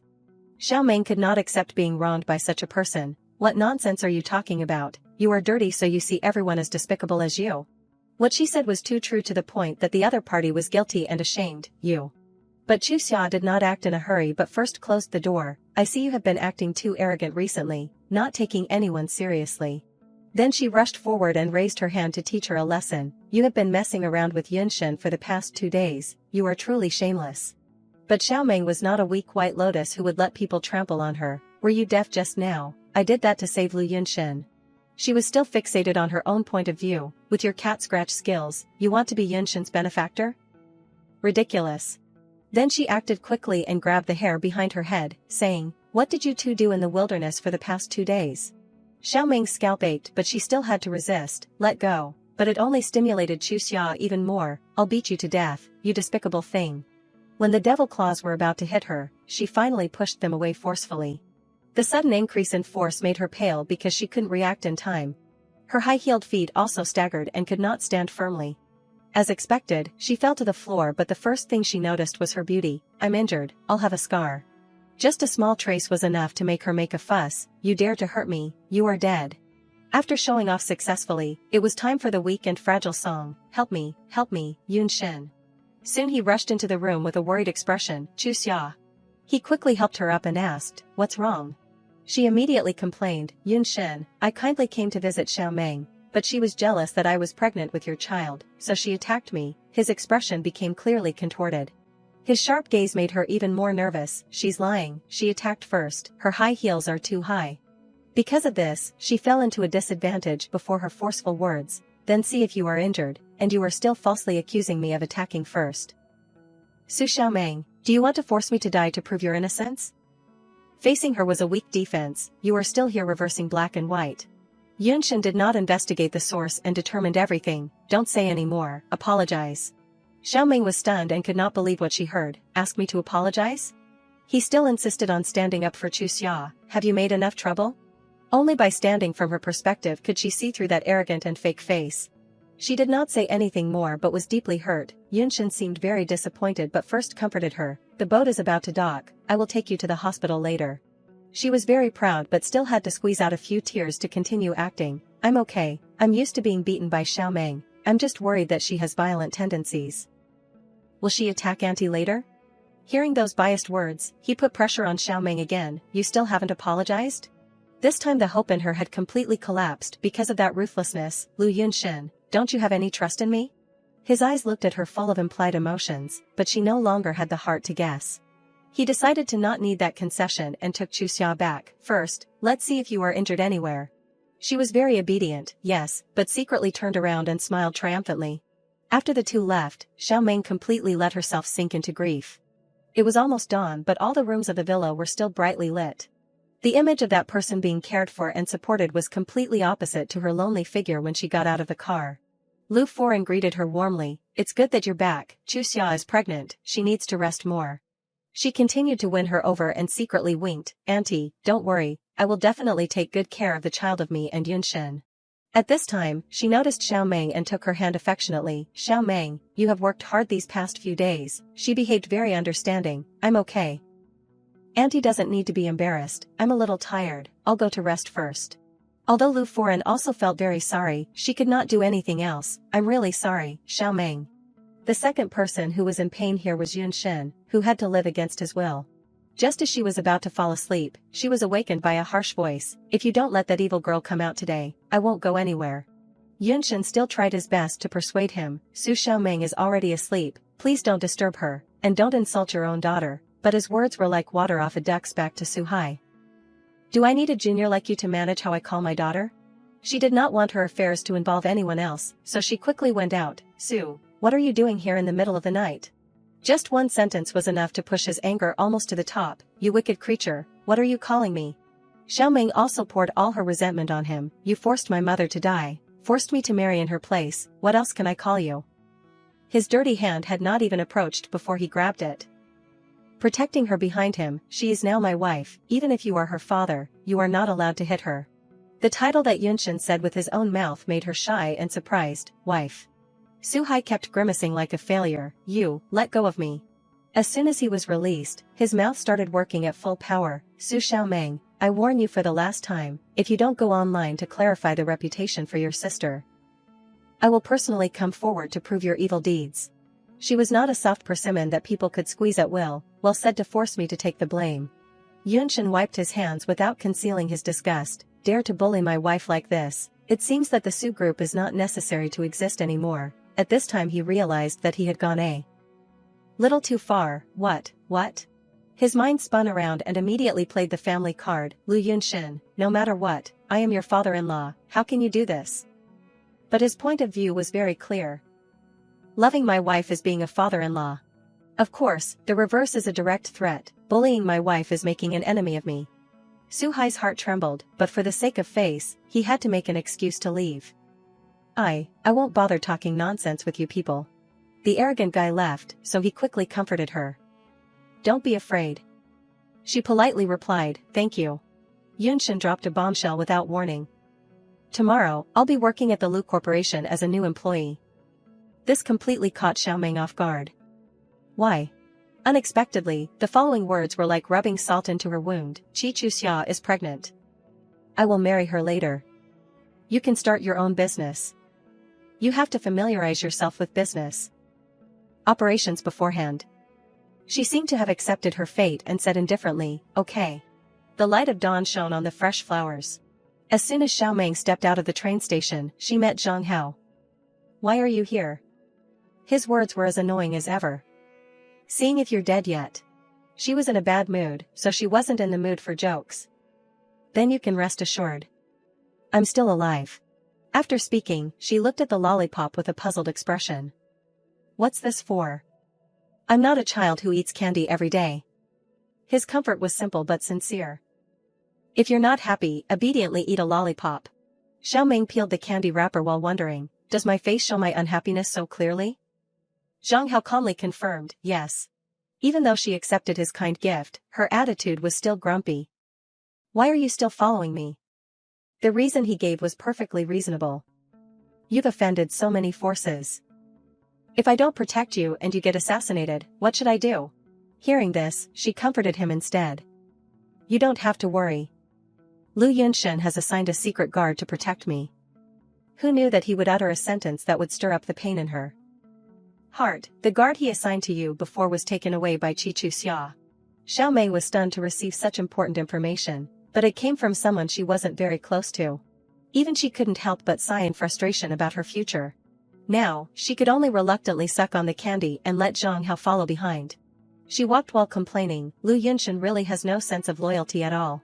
After a long day of work at the company, Xiaoming felt completely drained. I'm so tired. As soon as she walked out of the door, she saw him waiting next to her. Oh, why are you still here? Have you been here all day? Zhang Hao confirmed indirectly, I've been hungry all day. Treat me to a meal.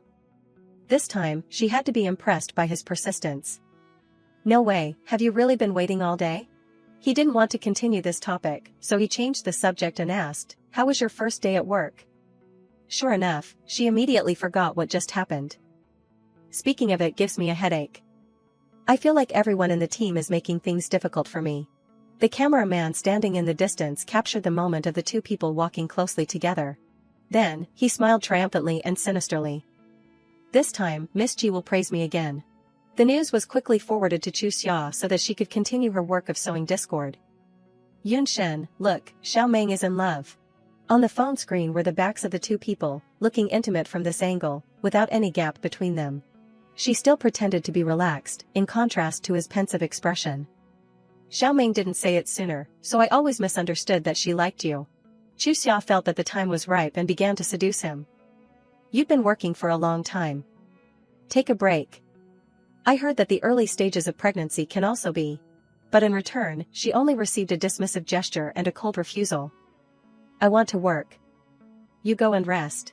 This made her constantly speculate in her heart, am I just imagining things? I feel like Yunshin is avoiding me a little. But then she quickly reassured herself, I must be overthinking it. I've already gained his trust, so how could he avoid me?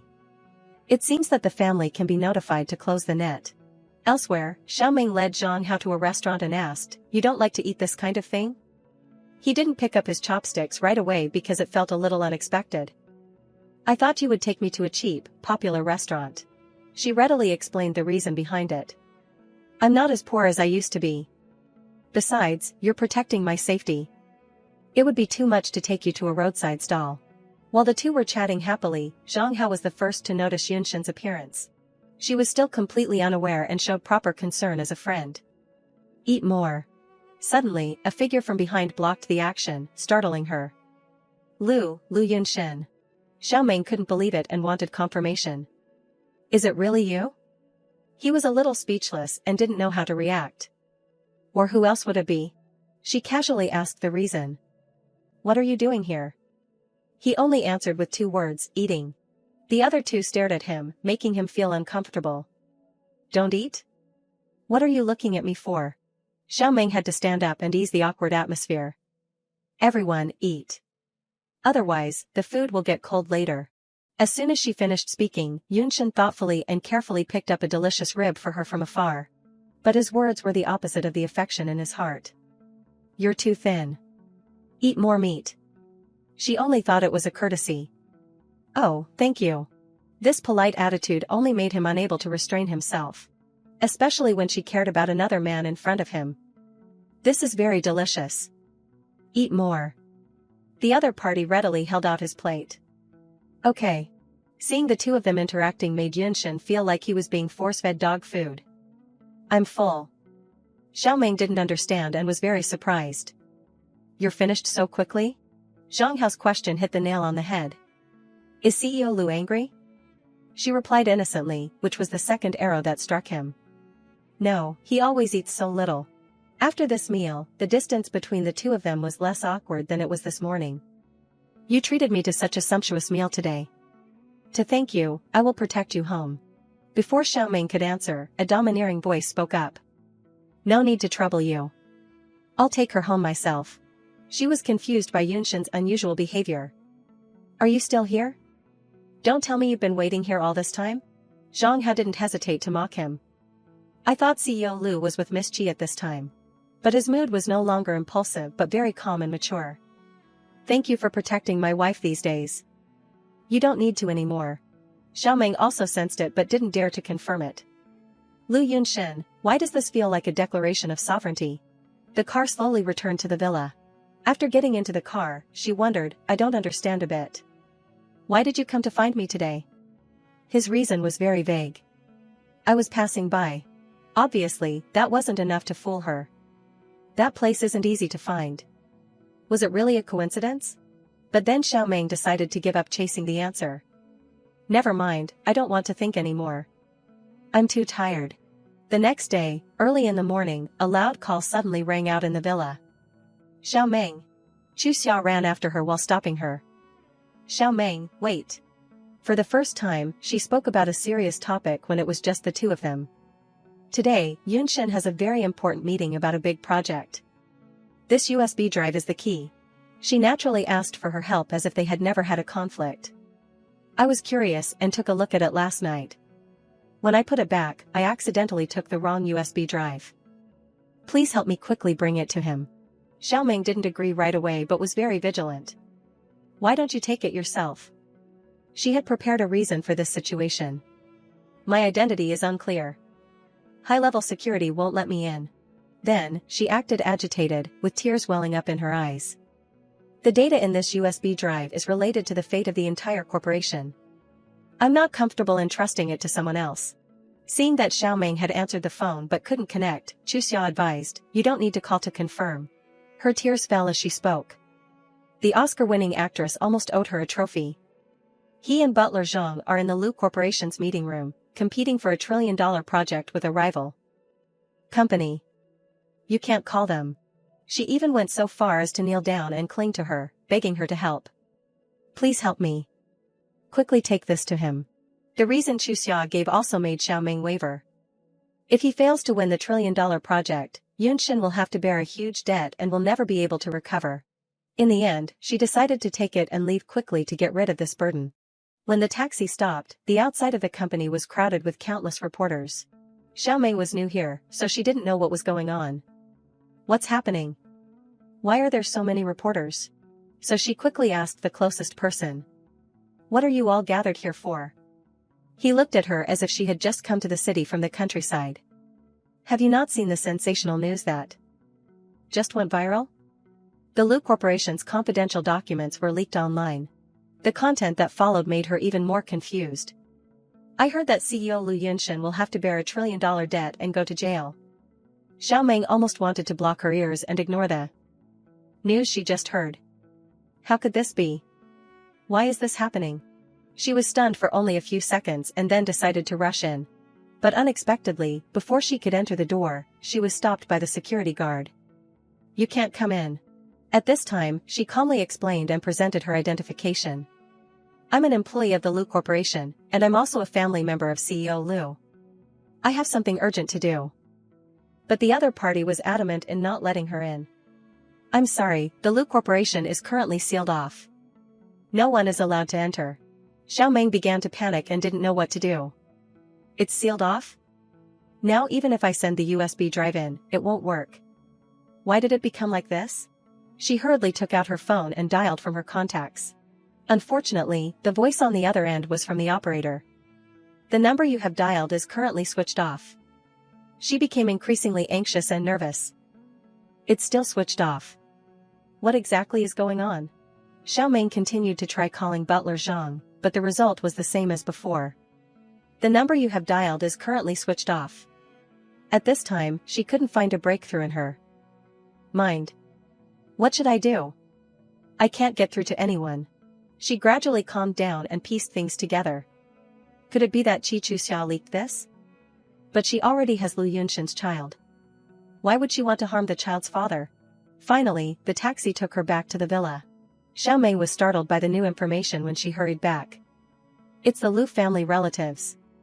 Does everyone already know about this? The matriarch led the group as if they had been waiting for a long time. Su Xiaomeng is back. Of course, Chu Xiao's performance was indispensable. Su Xiaomeng, what exactly are you doing? She tried hard to explain to everyone. I went as fast as I could to bring the USB drive there, but when I arrived, the other party didn't need to hear her finish and slapped her hard to reprimand her. Su Xiaomeng. Then, she skillfully criticized her morality. The Lu family treats you so well. How could you harm Yunshin? Xiaomeng firmly retorted. I didn't. I never harmed him. Chu Xia didn't care and only wanted to put all the blame on her. I personally handed the confidential USB drive to you, but immediately after, it was leaked online. You still say you didn't harm him? Next, she put on a show of being so hurt that it harmed her body. After all, Yunshin is your husband. How could you treat him like this? The matriarch also comforted her. Yunshin's mother fainted from anger. Chu Xia, you can't fall. As soon as Xiaomeng heard this, she stood up anxiously. Mom fainted? But in return, she only received even more scathing criticism. Get away from me. How dare a wicked woman like you call her mom? She could only defend herself helplessly. I didn't harm Lu Yunshin. It wasn't me. The relative next to her took the opportunity to push her hard. Get out of here. You wicked, evil woman. Even the secondary child was already holding a stone as if preparing to throw it at her at any time. He threw the stones one by one at Xiaomeng's face with an arrogant attitude. The Lu family doesn't need a daughter-in-law like you. Get out now. Chu Xia secretly rejoiced when she witnessed all of this. Even if I don't want you, you can't have him. She had to leave according to her plan. She didn't choose to rest but went back to the company to observe the situation. The security guards are getting more and more numerous. Even if I sneak in, I won't be able to succeed. Xiaomeng fell into a problem with no solution. How can I meet Lu Yunshin? As the night gradually fell, only the light from the electric lights shone. She had long since fallen asleep leaning against the stone pillar from exhaustion and stress all day. At this moment, a light shone, causing her to wake up immediately. Xiaomeng quickly recognized it and approached the car. That's Lu Yunshin's car. She tried her best to chase after it and called out in a broken voice, Lu Yunshin, wait. Because she ran too fast, she even sprained her foot and fell to the ground. Xiaomeng could only force herself to sit up with a disappointed expression. But then, taking advantage of her being completely unguarded, a mysterious person stuffed a towel soaked with drugs over her mouth. The next day, at a simple construction site in the suburbs, a calculated voice sounded, everything is ready. We're just waiting for Lu Yunshin to take the bait. The group of people watched over Xiao Meng while discussing animatedly, it's time for the livestream to start. Everyone will see Lu Yunshan risking his life to save the illegitimate child, choosing to let his wife fall down the mountain and die. Sinister laughter echoed throughout the room. That way, his reputation will be ruined, and he will never be able to recover. She also became much more sober because of it. Livestream? Are these kidnappers the ones who want to harm Lu Yunshan? The accomplice suddenly put forward a different scenario. But what if Lu Yunshan doesn't give up his wife in front of the camera? The other one rubbed his gun and affirmed confidently, don't worry, Chi Chu Xia is not only Lu Yunshan's sweetheart but also carries 2 of his children. A clear contempt appeared in his eyes. The legally married wife is just for good luck. Lu Yunshan will definitely abandon her to save Chi Chu Xia. Xiao Meng began to struggle violently, wanting to resist. So this is their goal. Lu Yunshan, you must not come here. The person who made the move immediately noticed the commotion on this side and became interested. Why did this girl wake up so quickly? But to be honest, she looks quite appetizing. Fortunately, the accomplice barely salvaged his crumbling sanity. The mountaintop is ready. Take her over there. The 2 of them slowly left, one carrying the person and the other leading the way. It looks like that kid Lu Yunshan is coming soon. In a dangerous terrain with high rocky mountains and rapid currents, cameras had been secretly placed in the bushes. Soon, they led Xiao Meng to the gathering point. The person who made the move also evaluated her while walking, as if examining a piece of meat. This girl is so light. It's easy to carry her. Chu Xia didn't bother to hide her vicious nature. To be able to be used by me before you die, Su Xiao Meng, you really know how to bring out your value. She smiled triumphantly at the end of Xiao Meng's life. The livestream has started. It seems that Yunshan has arrived. As soon as the camera turned on, she went into her colorful top-notch acting state. Please, let Su Xiaomeng go. If you want to kill, just kill me. Chu Xia saw him coming and shouted, Yunshan save me. The person who needed to come also came. The kidnapper immediately went straight to the point. Lu Yunshan, 2 ends of the seesaw have a point of equilibrium. He reached for the 2 women and set out the difficult question. You save one, the other will fall because of imbalance. Who are you going to save? She was sure of it. Yunshan thinks I have his child in my stomach, so he will naturally save me. Even if he saves anyone, the rope on my side will not break. Thinking this, on the outside she still tried to act the part of the weak girl, her eyes full of tears pretending to be kind. Yunshan, don't worry about me, just let my sister Xiaomeng go. While Xiaomeng was being blindfolded and gagged, she could only complain in her head, Lu Yunshan will definitely not save me. Will I really die here today? The sound of expensive leather shoes suddenly stopped right in front of her. A strong hand slowly took off her blindfold. The first figure that appeared before her eyes was none other than her legal husband. Xiaomeng's eyes were filled with tears, movingly calling his name in her mind, Yunshan. He looked at her with concern mixed with love, gently wiping away the tears on his wife's face. I'm sorry, I scared you. Seeing the 2 of them so affectionately, Xiaochu couldn't help but turn pale. How could this be? She turned back to look at the camera that was filming secretly over there, frowning angrily. Damn it, if Yunshan doesn't choose me, how can I make him lose his reputation? Having a premonition that the plan was about to fail, she tried to salvage something by acting pathetic. Yunshan, Sister Xiaomeng is your official wife, and she will also give birth to children. For you in the future, you don't need to worry about me. But over there, the person who needed to hear was busy taking care of Xiaomeng beside him, not knowing if any words had fallen into his ears. Seeing Yunshan calmly pick her up, Xiaochu spoke up to attract attention, you. Yet he still ignored the beauty, and turned away abruptly in the woman's urgent cry, Yunshan, what are you doing? Do you know that if you save her, I will have to die? Hearing this, he turned back coldly and asked a fatal question, then have you died yet? She choked and struggled to find words. Maybe the rope had an accident, maybe I'll fall down and die later. He looked at Xiaochu with a disappointed look. Things have come to this, are you still pretending? She couldn't believe her ears, her face went stiff and denied. What are you talking about? I don't understand what you mean. He continued to expose the true face of this green tea. Before, the people from the family harmed me in a car accident, even though the evidence was in front of my eyes. I still didn't want to believe that you were also involved in that. Yunshan's criticisms were like hands tearing apart Xiaochu's fake mask. I gave you a chance, but you still lied to me, and harmed me. Then he turned around. Before leaving he didn't forget to turn his head back and express, thank you for once blocking the knife for me, but, between us, we can consider it paid off. Hearing this, she was extremely distraught, tears fell in drops. What do you mean, you don't love me anymore? She tried to hold on to the other party in vain. I am your life-saving benefactor, how can you abandon me? The soft approach didn't work. Xiaochu immediately switched to a hard one. Lu Yunshin, do you know that this is a live stream? She stiffened up and lied, even if you save your wife, your abandonment of me and the baby in my stomach will also be condemned by everyone, but the next second she froze. Butler Zhang, what's going on?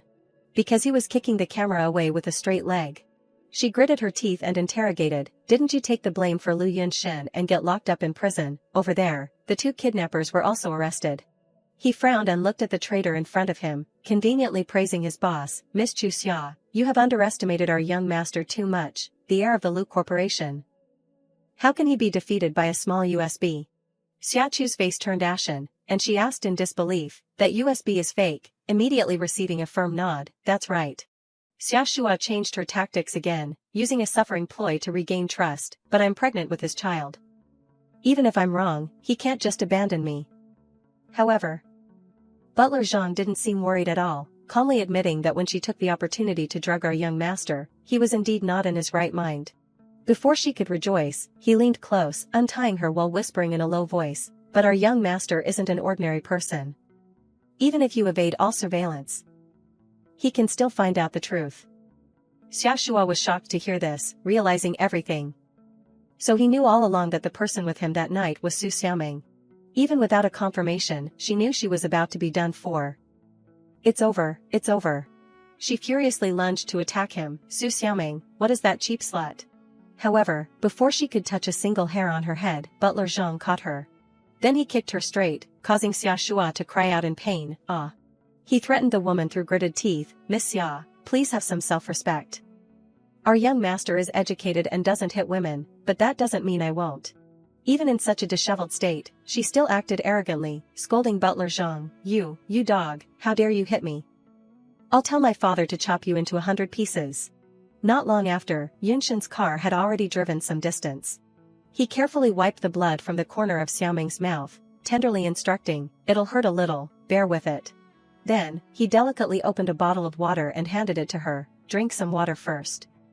Only then did she have time to sort out her thoughts, wondering, you knew everything all along? Seeing Xiaoming's eyes welling up again, he couldn't help but feel sorry. I'm sorry, I didn't want you to get involved. She suddenly hugged Yunshin tightly, bursting into tears of grievance. The fear poured out like a flood. I thought I was going to die. He gently embraced her, whispering comfort, don't be afraid, that day will never come. At the same time, in a luxurious villa of the Su family, Lin Yan was sitting, glued to the TV screen, switching channels while grumbling irritably, why hasn't the livestream of Su Xiaoming's death started yet? It's been over 3 hours.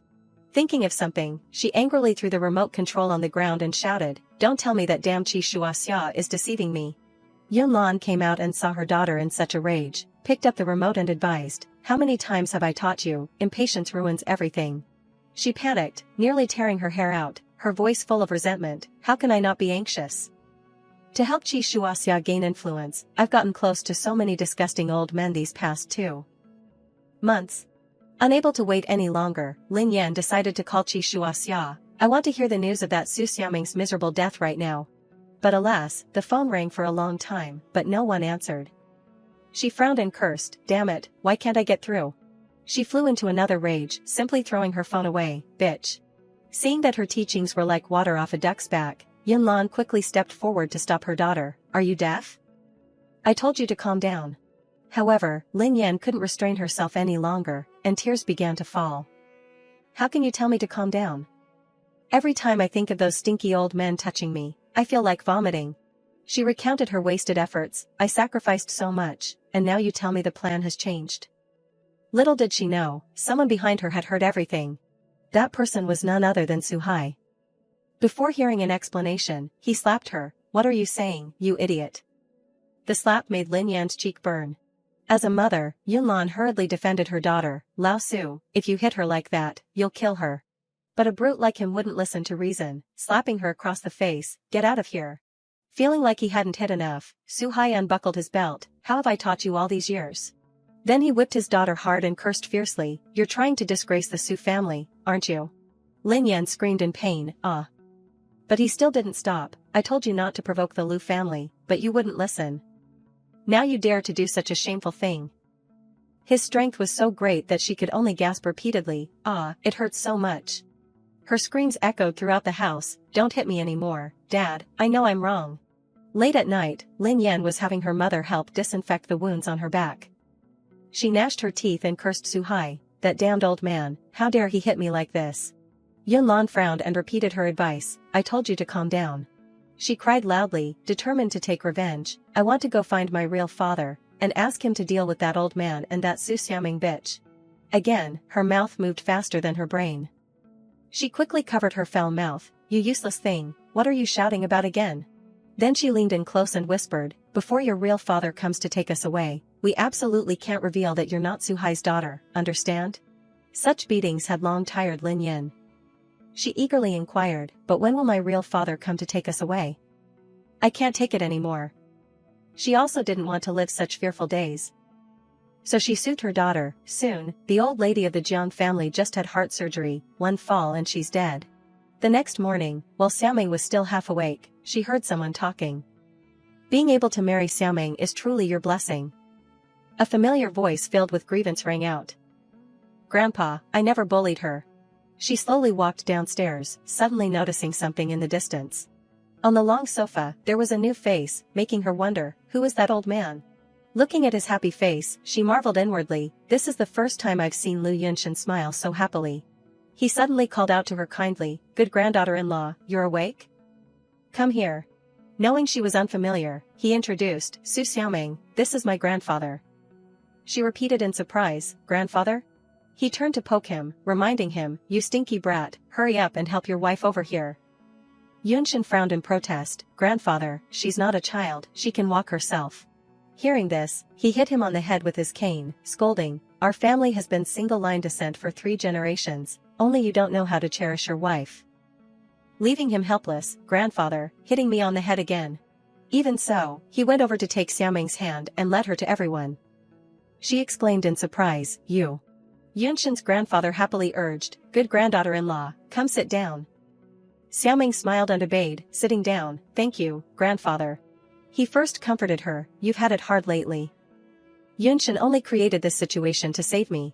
Then, his eyes suddenly shifted 180 degrees, sharply looking at his grandson, making him shudder slightly. Without a word, he hit him again. He could only endure it. "Grandfather, hitting me again?" Grandfather pointed at Yunshan and questioned, "You don't even know how to talk to your wife properly?" Xiaoming hurriedly intervened, to avoid ruining the mood, "No need." He suddenly felt like teasing, "Now the whole family is on your side." Making her face flush red, not knowing how to respond, "I." Just then, a servant announced, "Sir, madam, young master, young mistress, breakfast is ready." Grandfather then turned to instruct, "Yunshan, take Xiaoming to wash up. No one is allowed to eat until Xiaoming comes out." She hastily declined this kindness. "Grandfather, everyone eat first, don't wait for me." But he remained firm, insisting on waiting. Then, he suddenly gave her the ring he had worn for many years, instructing, "Xiaoming, you should wear this. No one will dare to bully you anymore." As a family member, Yunshan understood the significance of that ring better than anyone. He asked a little worriedly to make sure, "Grandfather, you're giving this to her?" While she was a little dazed, "This is?" Grandfather dismissed it, not intending to reveal the truth, only warning his grandson, "What is it? If you dare to mistreat Xiaoming in the future, I'll break your dog legs." From their words, she vaguely guessed the value of the ring and politely declined, "Thank you, grandfather, this is too precious, keep it." Yet Yunshan didn't let her be nice. Snatching it from her hand, "If grandfather gave it to you, then just accept it." Then he took her hand to put it on, carefully reminding her, "This isn't an ordinary thumb ring, remember to keep it safe." Looking at that face, he smiled faintly, his eyes full of affection. Her cheeks flushed red, it was so interesting. At this time, Xiaoming had changed clothes and was washing her face to wake up.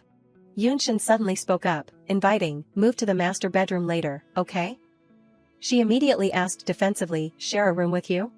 Not hearing a rebuttal, she understood and bluntly replied, "I refuse." He froze, shocked to the core, and blurted out, "Why?" She calmly recalled the past, holding it firmly in her heart, "You were the one who told me to move out before." Yunshin approached, taking her hand, his tone a little excited. Still jealous? Yet she acted annoyed. Who's jealous? He gently touched Xiaoming's delicate face, firmly asserting, I said, I'll take responsibility for you. She didn't indulge in these sweet words, but very soberly questioned, do you love me? Waiting for a while without a response, she pushed away his strong hand, her words extremely cold. No answer probably means no love. He was unwilling to give up and held her hand, whispering, that doesn't matter, I said I'll take responsibility for you, and I'll definitely do it to the end. But Xiaoming frankly refused, no need, shocking him. What? She even drew a clear line between them. We got married because you were unconscious then, and my mother wanted to keep an heir for you. But now you've woken up, there's no need to be bound to someone you don't love anymore. She even used a calm tone to utter those thorny words. If you meet someone you like in the future and want a divorce, just say the word, I don't need you to take responsibility. Yunshin stubbornly wanted to compensate her, but what happened that night was really unfair to you. However, Xiaoming didn't care about that night? Just consider it a free experience of Yun Chang's #1 beauty. This time, he was out of tricks to keep her, standing still to digest her words. Free? Some time later, at a beautiful building in the city. Xiaoming was observing from the outside, considering, if I put the headquarters of the beauty salon here. But she immediately dismissed the idea. No, this area is too crowded, customers will have trouble finding parking. Suddenly, someone handed her a bottle of water and said, drink some water. Seeing this familiar face, she greeted happily, Zhang Hao. Then she smiled and expressed her gratitude, thank you for helping me last time. Xiaoming's smile made his heart flutter, blushing, but he still tried to remain calm, replying, there's no need for thanks between partners. Then, the two walked and talked, are you here to protect me today? She looked around and explained to him, Lu Yunshin has arranged a few more bodyguards for me recently, reporting the situation to Lu Yunshin every hour. He leisurely took out a lollipop to eat, his expression not very convinced. If there's an emergency, they can't protect you, I'm not at ease. Suddenly realizing he had said too much, he quickly covered it up, I mean, you've offended too many people recently. Only if you're alive can I avenge my family. Xiaoming had to coax, I know. Yunshin was sitting in his office, reviewing documents when his phone suddenly vibrated. Inside was a picture and a message from the assigned bodyguard, young master, 3 p.m., young mistress's condition is completely stable. Yet he frowned upon seeing these lines. It turned out that what caught his attention was the young man with Xiaoming in the picture. It's him again? Just then, Butler Zhang spoke up, asking, young master, are you planning to go out? He reminded him a little awkwardly, young master, after the USB incident was clarified, the project has grown rapidly. There are 3 important meetings this afternoon. If you don't run them, there will be problems. Then the sentence abruptly bent 90 degrees to an unrelated topic, young master, are you in love with the young mistress? This sentence made the expression on Yunshin's face suddenly change, full of hidden meaning and incomprehension. But just a second later, he angrily shouted, are you crazy? Butler Zhang had his reasons for saying that, it feels like you care about the young mistress very much. If you express your feelings. The anger passed, and he sat back down in his chair, his mouth still stubbornly denying, it's just a bond of interests. But his heart was in turmoil. Seeing the person behind him being a little gossipy, Yunshin irritably teased, and you have nothing to do? Butler Zhang was stunned, stuttering in reply, yes, young master. After he left to work, he also turned off his phone to avoid further distractions. At the city hospital, Xia Shua's voice sounded very resentful, Xiao Yan, I'm injured, when are you coming to visit me? She was busy calling her boyfriend. Then she questioned, it's been over a day since I got hurt, and you haven't even made a phone call. Suddenly, the other end of the line suggested, let's break up. This word stunned Xia Shua, thinking she had misheard, what did you say? Break up? He didn't bother to hide it anymore, bluntly scoffing, we were just playing around anyway. Did you really think it was serious? She angrily shouted over the phone, Jiang Xiaoyan, you're such a scumbag. The other party wasn't easy to deal with either, replying without any restraint, so are you. Being hung up on, she angrily threw her phone, damn it. Xia Shua was determined to blame others to the end, gnashing her teeth and harboring more hatred, Su Xiaoming, it's all that Su Xiaoming bitch's fault. Returning to the two people's walk, Zhang Hao suddenly turned in another direction and announced to Xiaoming, I'm a little thirsty, I'm going to buy a drink. She was absorbed in taking pictures and commenting to find a prime location for her beauty salon. This building is near the commercial district and has ample parking, quite convenient. Inside that building, someone quickly reported the news to the handsome man sitting in front of him. Young Master Jiang, you really are charming. There's even a little girl secretly taking pictures of you. Xiao Yan frowned, curling his lip in disdain. I hate these kinds of women the most. Then he slowly walked towards Xiaoming. Without saying a word, he just snatched her phone. She uncomfortably reached out to take it back. Hey, why are you snatching my phone? But he criticized her with dissatisfaction. I hate these kinds of women who are like flies, secretly taking pictures. Xia Shua was confused upon hearing this, her head full of question marks. Secretly taking pictures? She immediately explained, you must have misunderstood, I wasn't taking pictures of you. Yet he doubted her words, not taking pictures of me, then who are you taking pictures of? The building? Then he opened the phone himself to look, his words as if he knew everything. The proof is here, still want to deny it? But Xiao Yan immediately slapped himself in the face, because there were indeed only photos of buildings in the album. How could this be? Xia Shua quickly snatched back her phone, raising her voice to complain. I already said, I didn't secretly take pictures of you. Embarrassed into anger, he pointed at his face and said nonsense. Look closely at my face, with a face like mine, you're saying you didn't secretly take pictures? Hearing this made her want to burst with anger. She looked at the other person as an evolutionary failure, saying, do you have a problem? Zhang Hao, who went to buy water, also happened to come back, asking about the commotion. What's wrong? Xia Shua saw an ally and pulled him away, not forgetting to mock the person left behind. Just ran into an extremely narcissistic guy. Let's go. His face darkened, his expression as hateful as could be. Me, narcissistic? He turned his head to observe the person behind him who was fuming with anger, and at a glance, he recognized the other person's identity. Isn't this young Master Jiang Xiaoyan? The Jiang family's darling?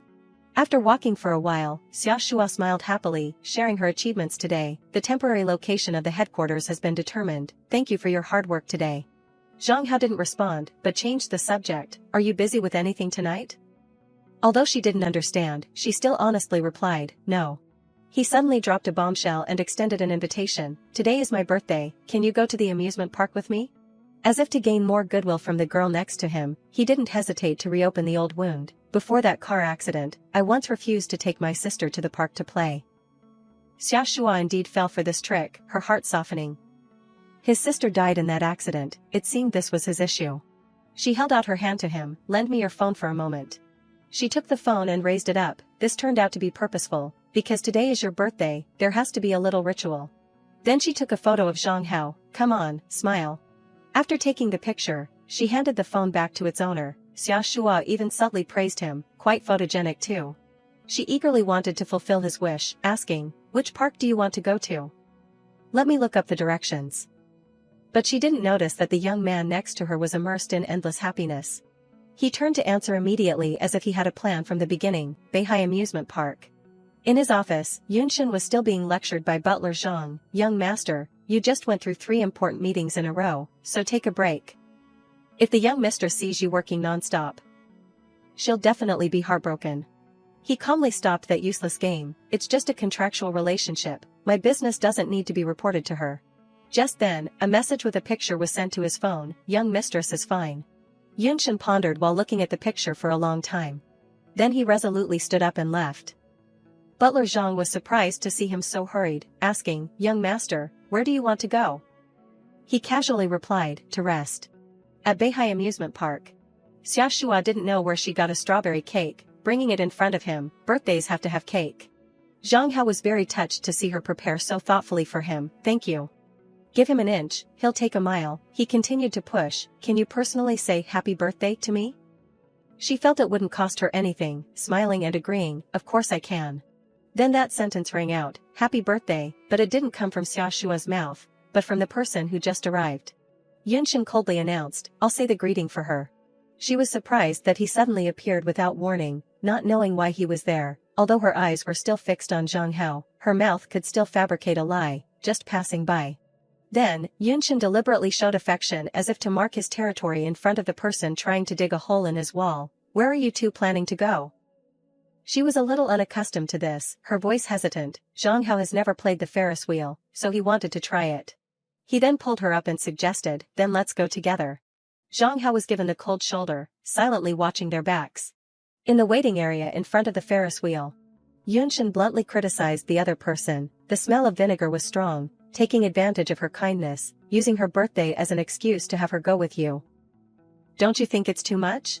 He wasn't the type to be easily bullied either, retorting through gritted teeth, CEO Liu and Miss Su are just in a contractual marriage, aren't you meddling a bit too much? Su Xia had also bought the popcorn and returned, successfully stopping the endless bickering. It's freshly made, very delicious, you two should try some. Zhang Hao took the box of popcorn and gallantly took on another responsibility. Thank you, let me go buy Ferris wheel tickets first. Even with private space, Yunshin only talked about dry work matters. If you have difficulties at work, just call me, no need to worry whether I'm in a meeting or not. She didn't care much, nodding perfunctorily, He finally came back, waving the tickets in his hand and apologizing. Sorry CEO Liu, there are only 2 tickets left. He had no shame as he calmly requested, in that case, let me and Su Xiaoming go up. As expected, Zhang Hao felt very dissatisfied, determined to demand justice for himself. But it's my birthday today, I also want to go up there. Hearing this, Su Xia didn't want an argument to occur, so she came up with an idea. If everyone wants to go up, then you two should go. She hurriedly pushed the 2 of them in. The Ferris wheel is coming down, hurry up. Under her insistence, Yunshin had no choice but to condescend to comply. Really? The 2 men who were originally rivals in love unexpectedly became riding partners on the Ferris wheel. Needless to say how strange the atmosphere was at this moment. Drops of water began to patter on the glass. Zhang Hao frowned and speculated, it looks like it's going to rain heavily. Su Xia was still standing and waiting for the other 2, nibbling on popcorn while browsing her phone for entertainment. Suddenly, he appeared from nowhere, holding an umbrella over her. Be careful not to get wet. She was slightly surprised. Oh, you're down so quickly? Yunshin also came to her side and urged, it's raining too hard, let's go home. Seeing Su Xia shivering, he took off his coat and put it on her, making her a little unnatural. I'm okay. He didn't bother to explain, but held her shoulders tightly, wear it properly. Then he shamelessly snatched the umbrella from his love rival, making him uncomfortable and loudly saying, what are you doing? Then he handed it to Su Xia and suggested, take it, let me carry you out. She intended to refuse, no need. But Yunshin had already crouched down, insisting that she do as he said, it's raining too hard, your shoes will get wet. Getting carried by her husband for the first time, she was shy like a young girl, her face blushing red. Thank you. Suddenly remembering the high wattage light bulb behind her, she turned her head to look. Wait, the umbrella Zhang Hao gave me is with me, what about him? He didn't even blink and made up a lie. He still has an umbrella. He was furious in his heart but couldn't do anything about it. He could only stand there in the rain and curse, liar, I don't have an umbrella anymore. After settling comfortably in his car, Su Xia worriedly reminded Yunshin, be careful not to bump your head. She glanced down, her voice a little surprised, your feet are all wet. Yet he remained calm, indifferent to everything, it's okay. The car started and took the 2 of them home. Only then did she speak out the suspicion in her mind, sometimes I really don't understand you. He was driving and curiously turned to her, what? Su Xia was a little embarrassed, but still sincerely expressed, you being like this makes me mistakenly believe that you actually like me. Yunshin still hadn't realized his true feelings, stubbornly sticking to his original concept, it's just the responsibility of a married couple according to the contract. Hearing this, she only indifferently replied, oh. 1 week later, at a high-end apartment building. Just as Su Xia was entering the elevator, she happened to run into a familiar face. The moment Jiang Xiaoyan saw her, he spoke as if catching her in an affair. What kind of excuses are you going to make this time? Looking at the ill-fated young man, she exclaimed in surprise, it's you. He frowned and retorted, still pretending. Feeling that something was wrong, she pointed at herself and asked tentatively, don't tell me you think I'm stalking you? He pouted and speculated about Su Xia's shady behavior, the secret photos from last time, you must have deleted them, right? Hearing this made her head hurt. She glared and firmly affirmed, I didn't. The elevator had reached the 12th floor. As he stepped out, he showed a disdainful expression, explaining his concealing, so thick-skinned. When things get to this point, no matter how much you explain, the other party won't believe you, you can only swallow your anger, you. Watching Jiang Xiaoyan swagger away, she tried hard not to rush up and beat him up, that narcissistic guy, really. Just then, a call came in. The other end of the line urged her to hurry, Miss Su, the director has arrived at the office, we can discuss the cooperation. Su Xia nodded in agreement, I'll be right there. It was already evening, and exquisite dishes were beautifully arranged on the table, waiting for people to enjoy them. A waitress quickly brought the drink. Mr. Jiang, your wine. Jiang Xiaoyan nodded perfunctorily, mm. Then he picked it up and sipped some wine. However, the way this waitress looked at him seemed strange, without any goodwill.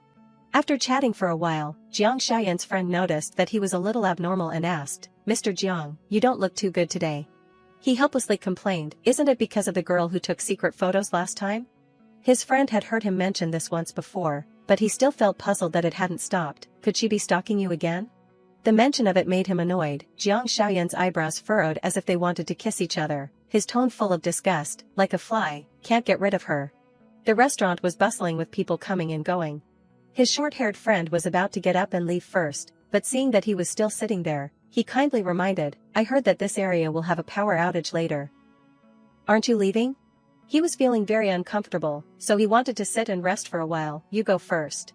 Sweat poured down Jiang Xiaoyan's face, and he suddenly felt strange. Why do I feel so sleepy?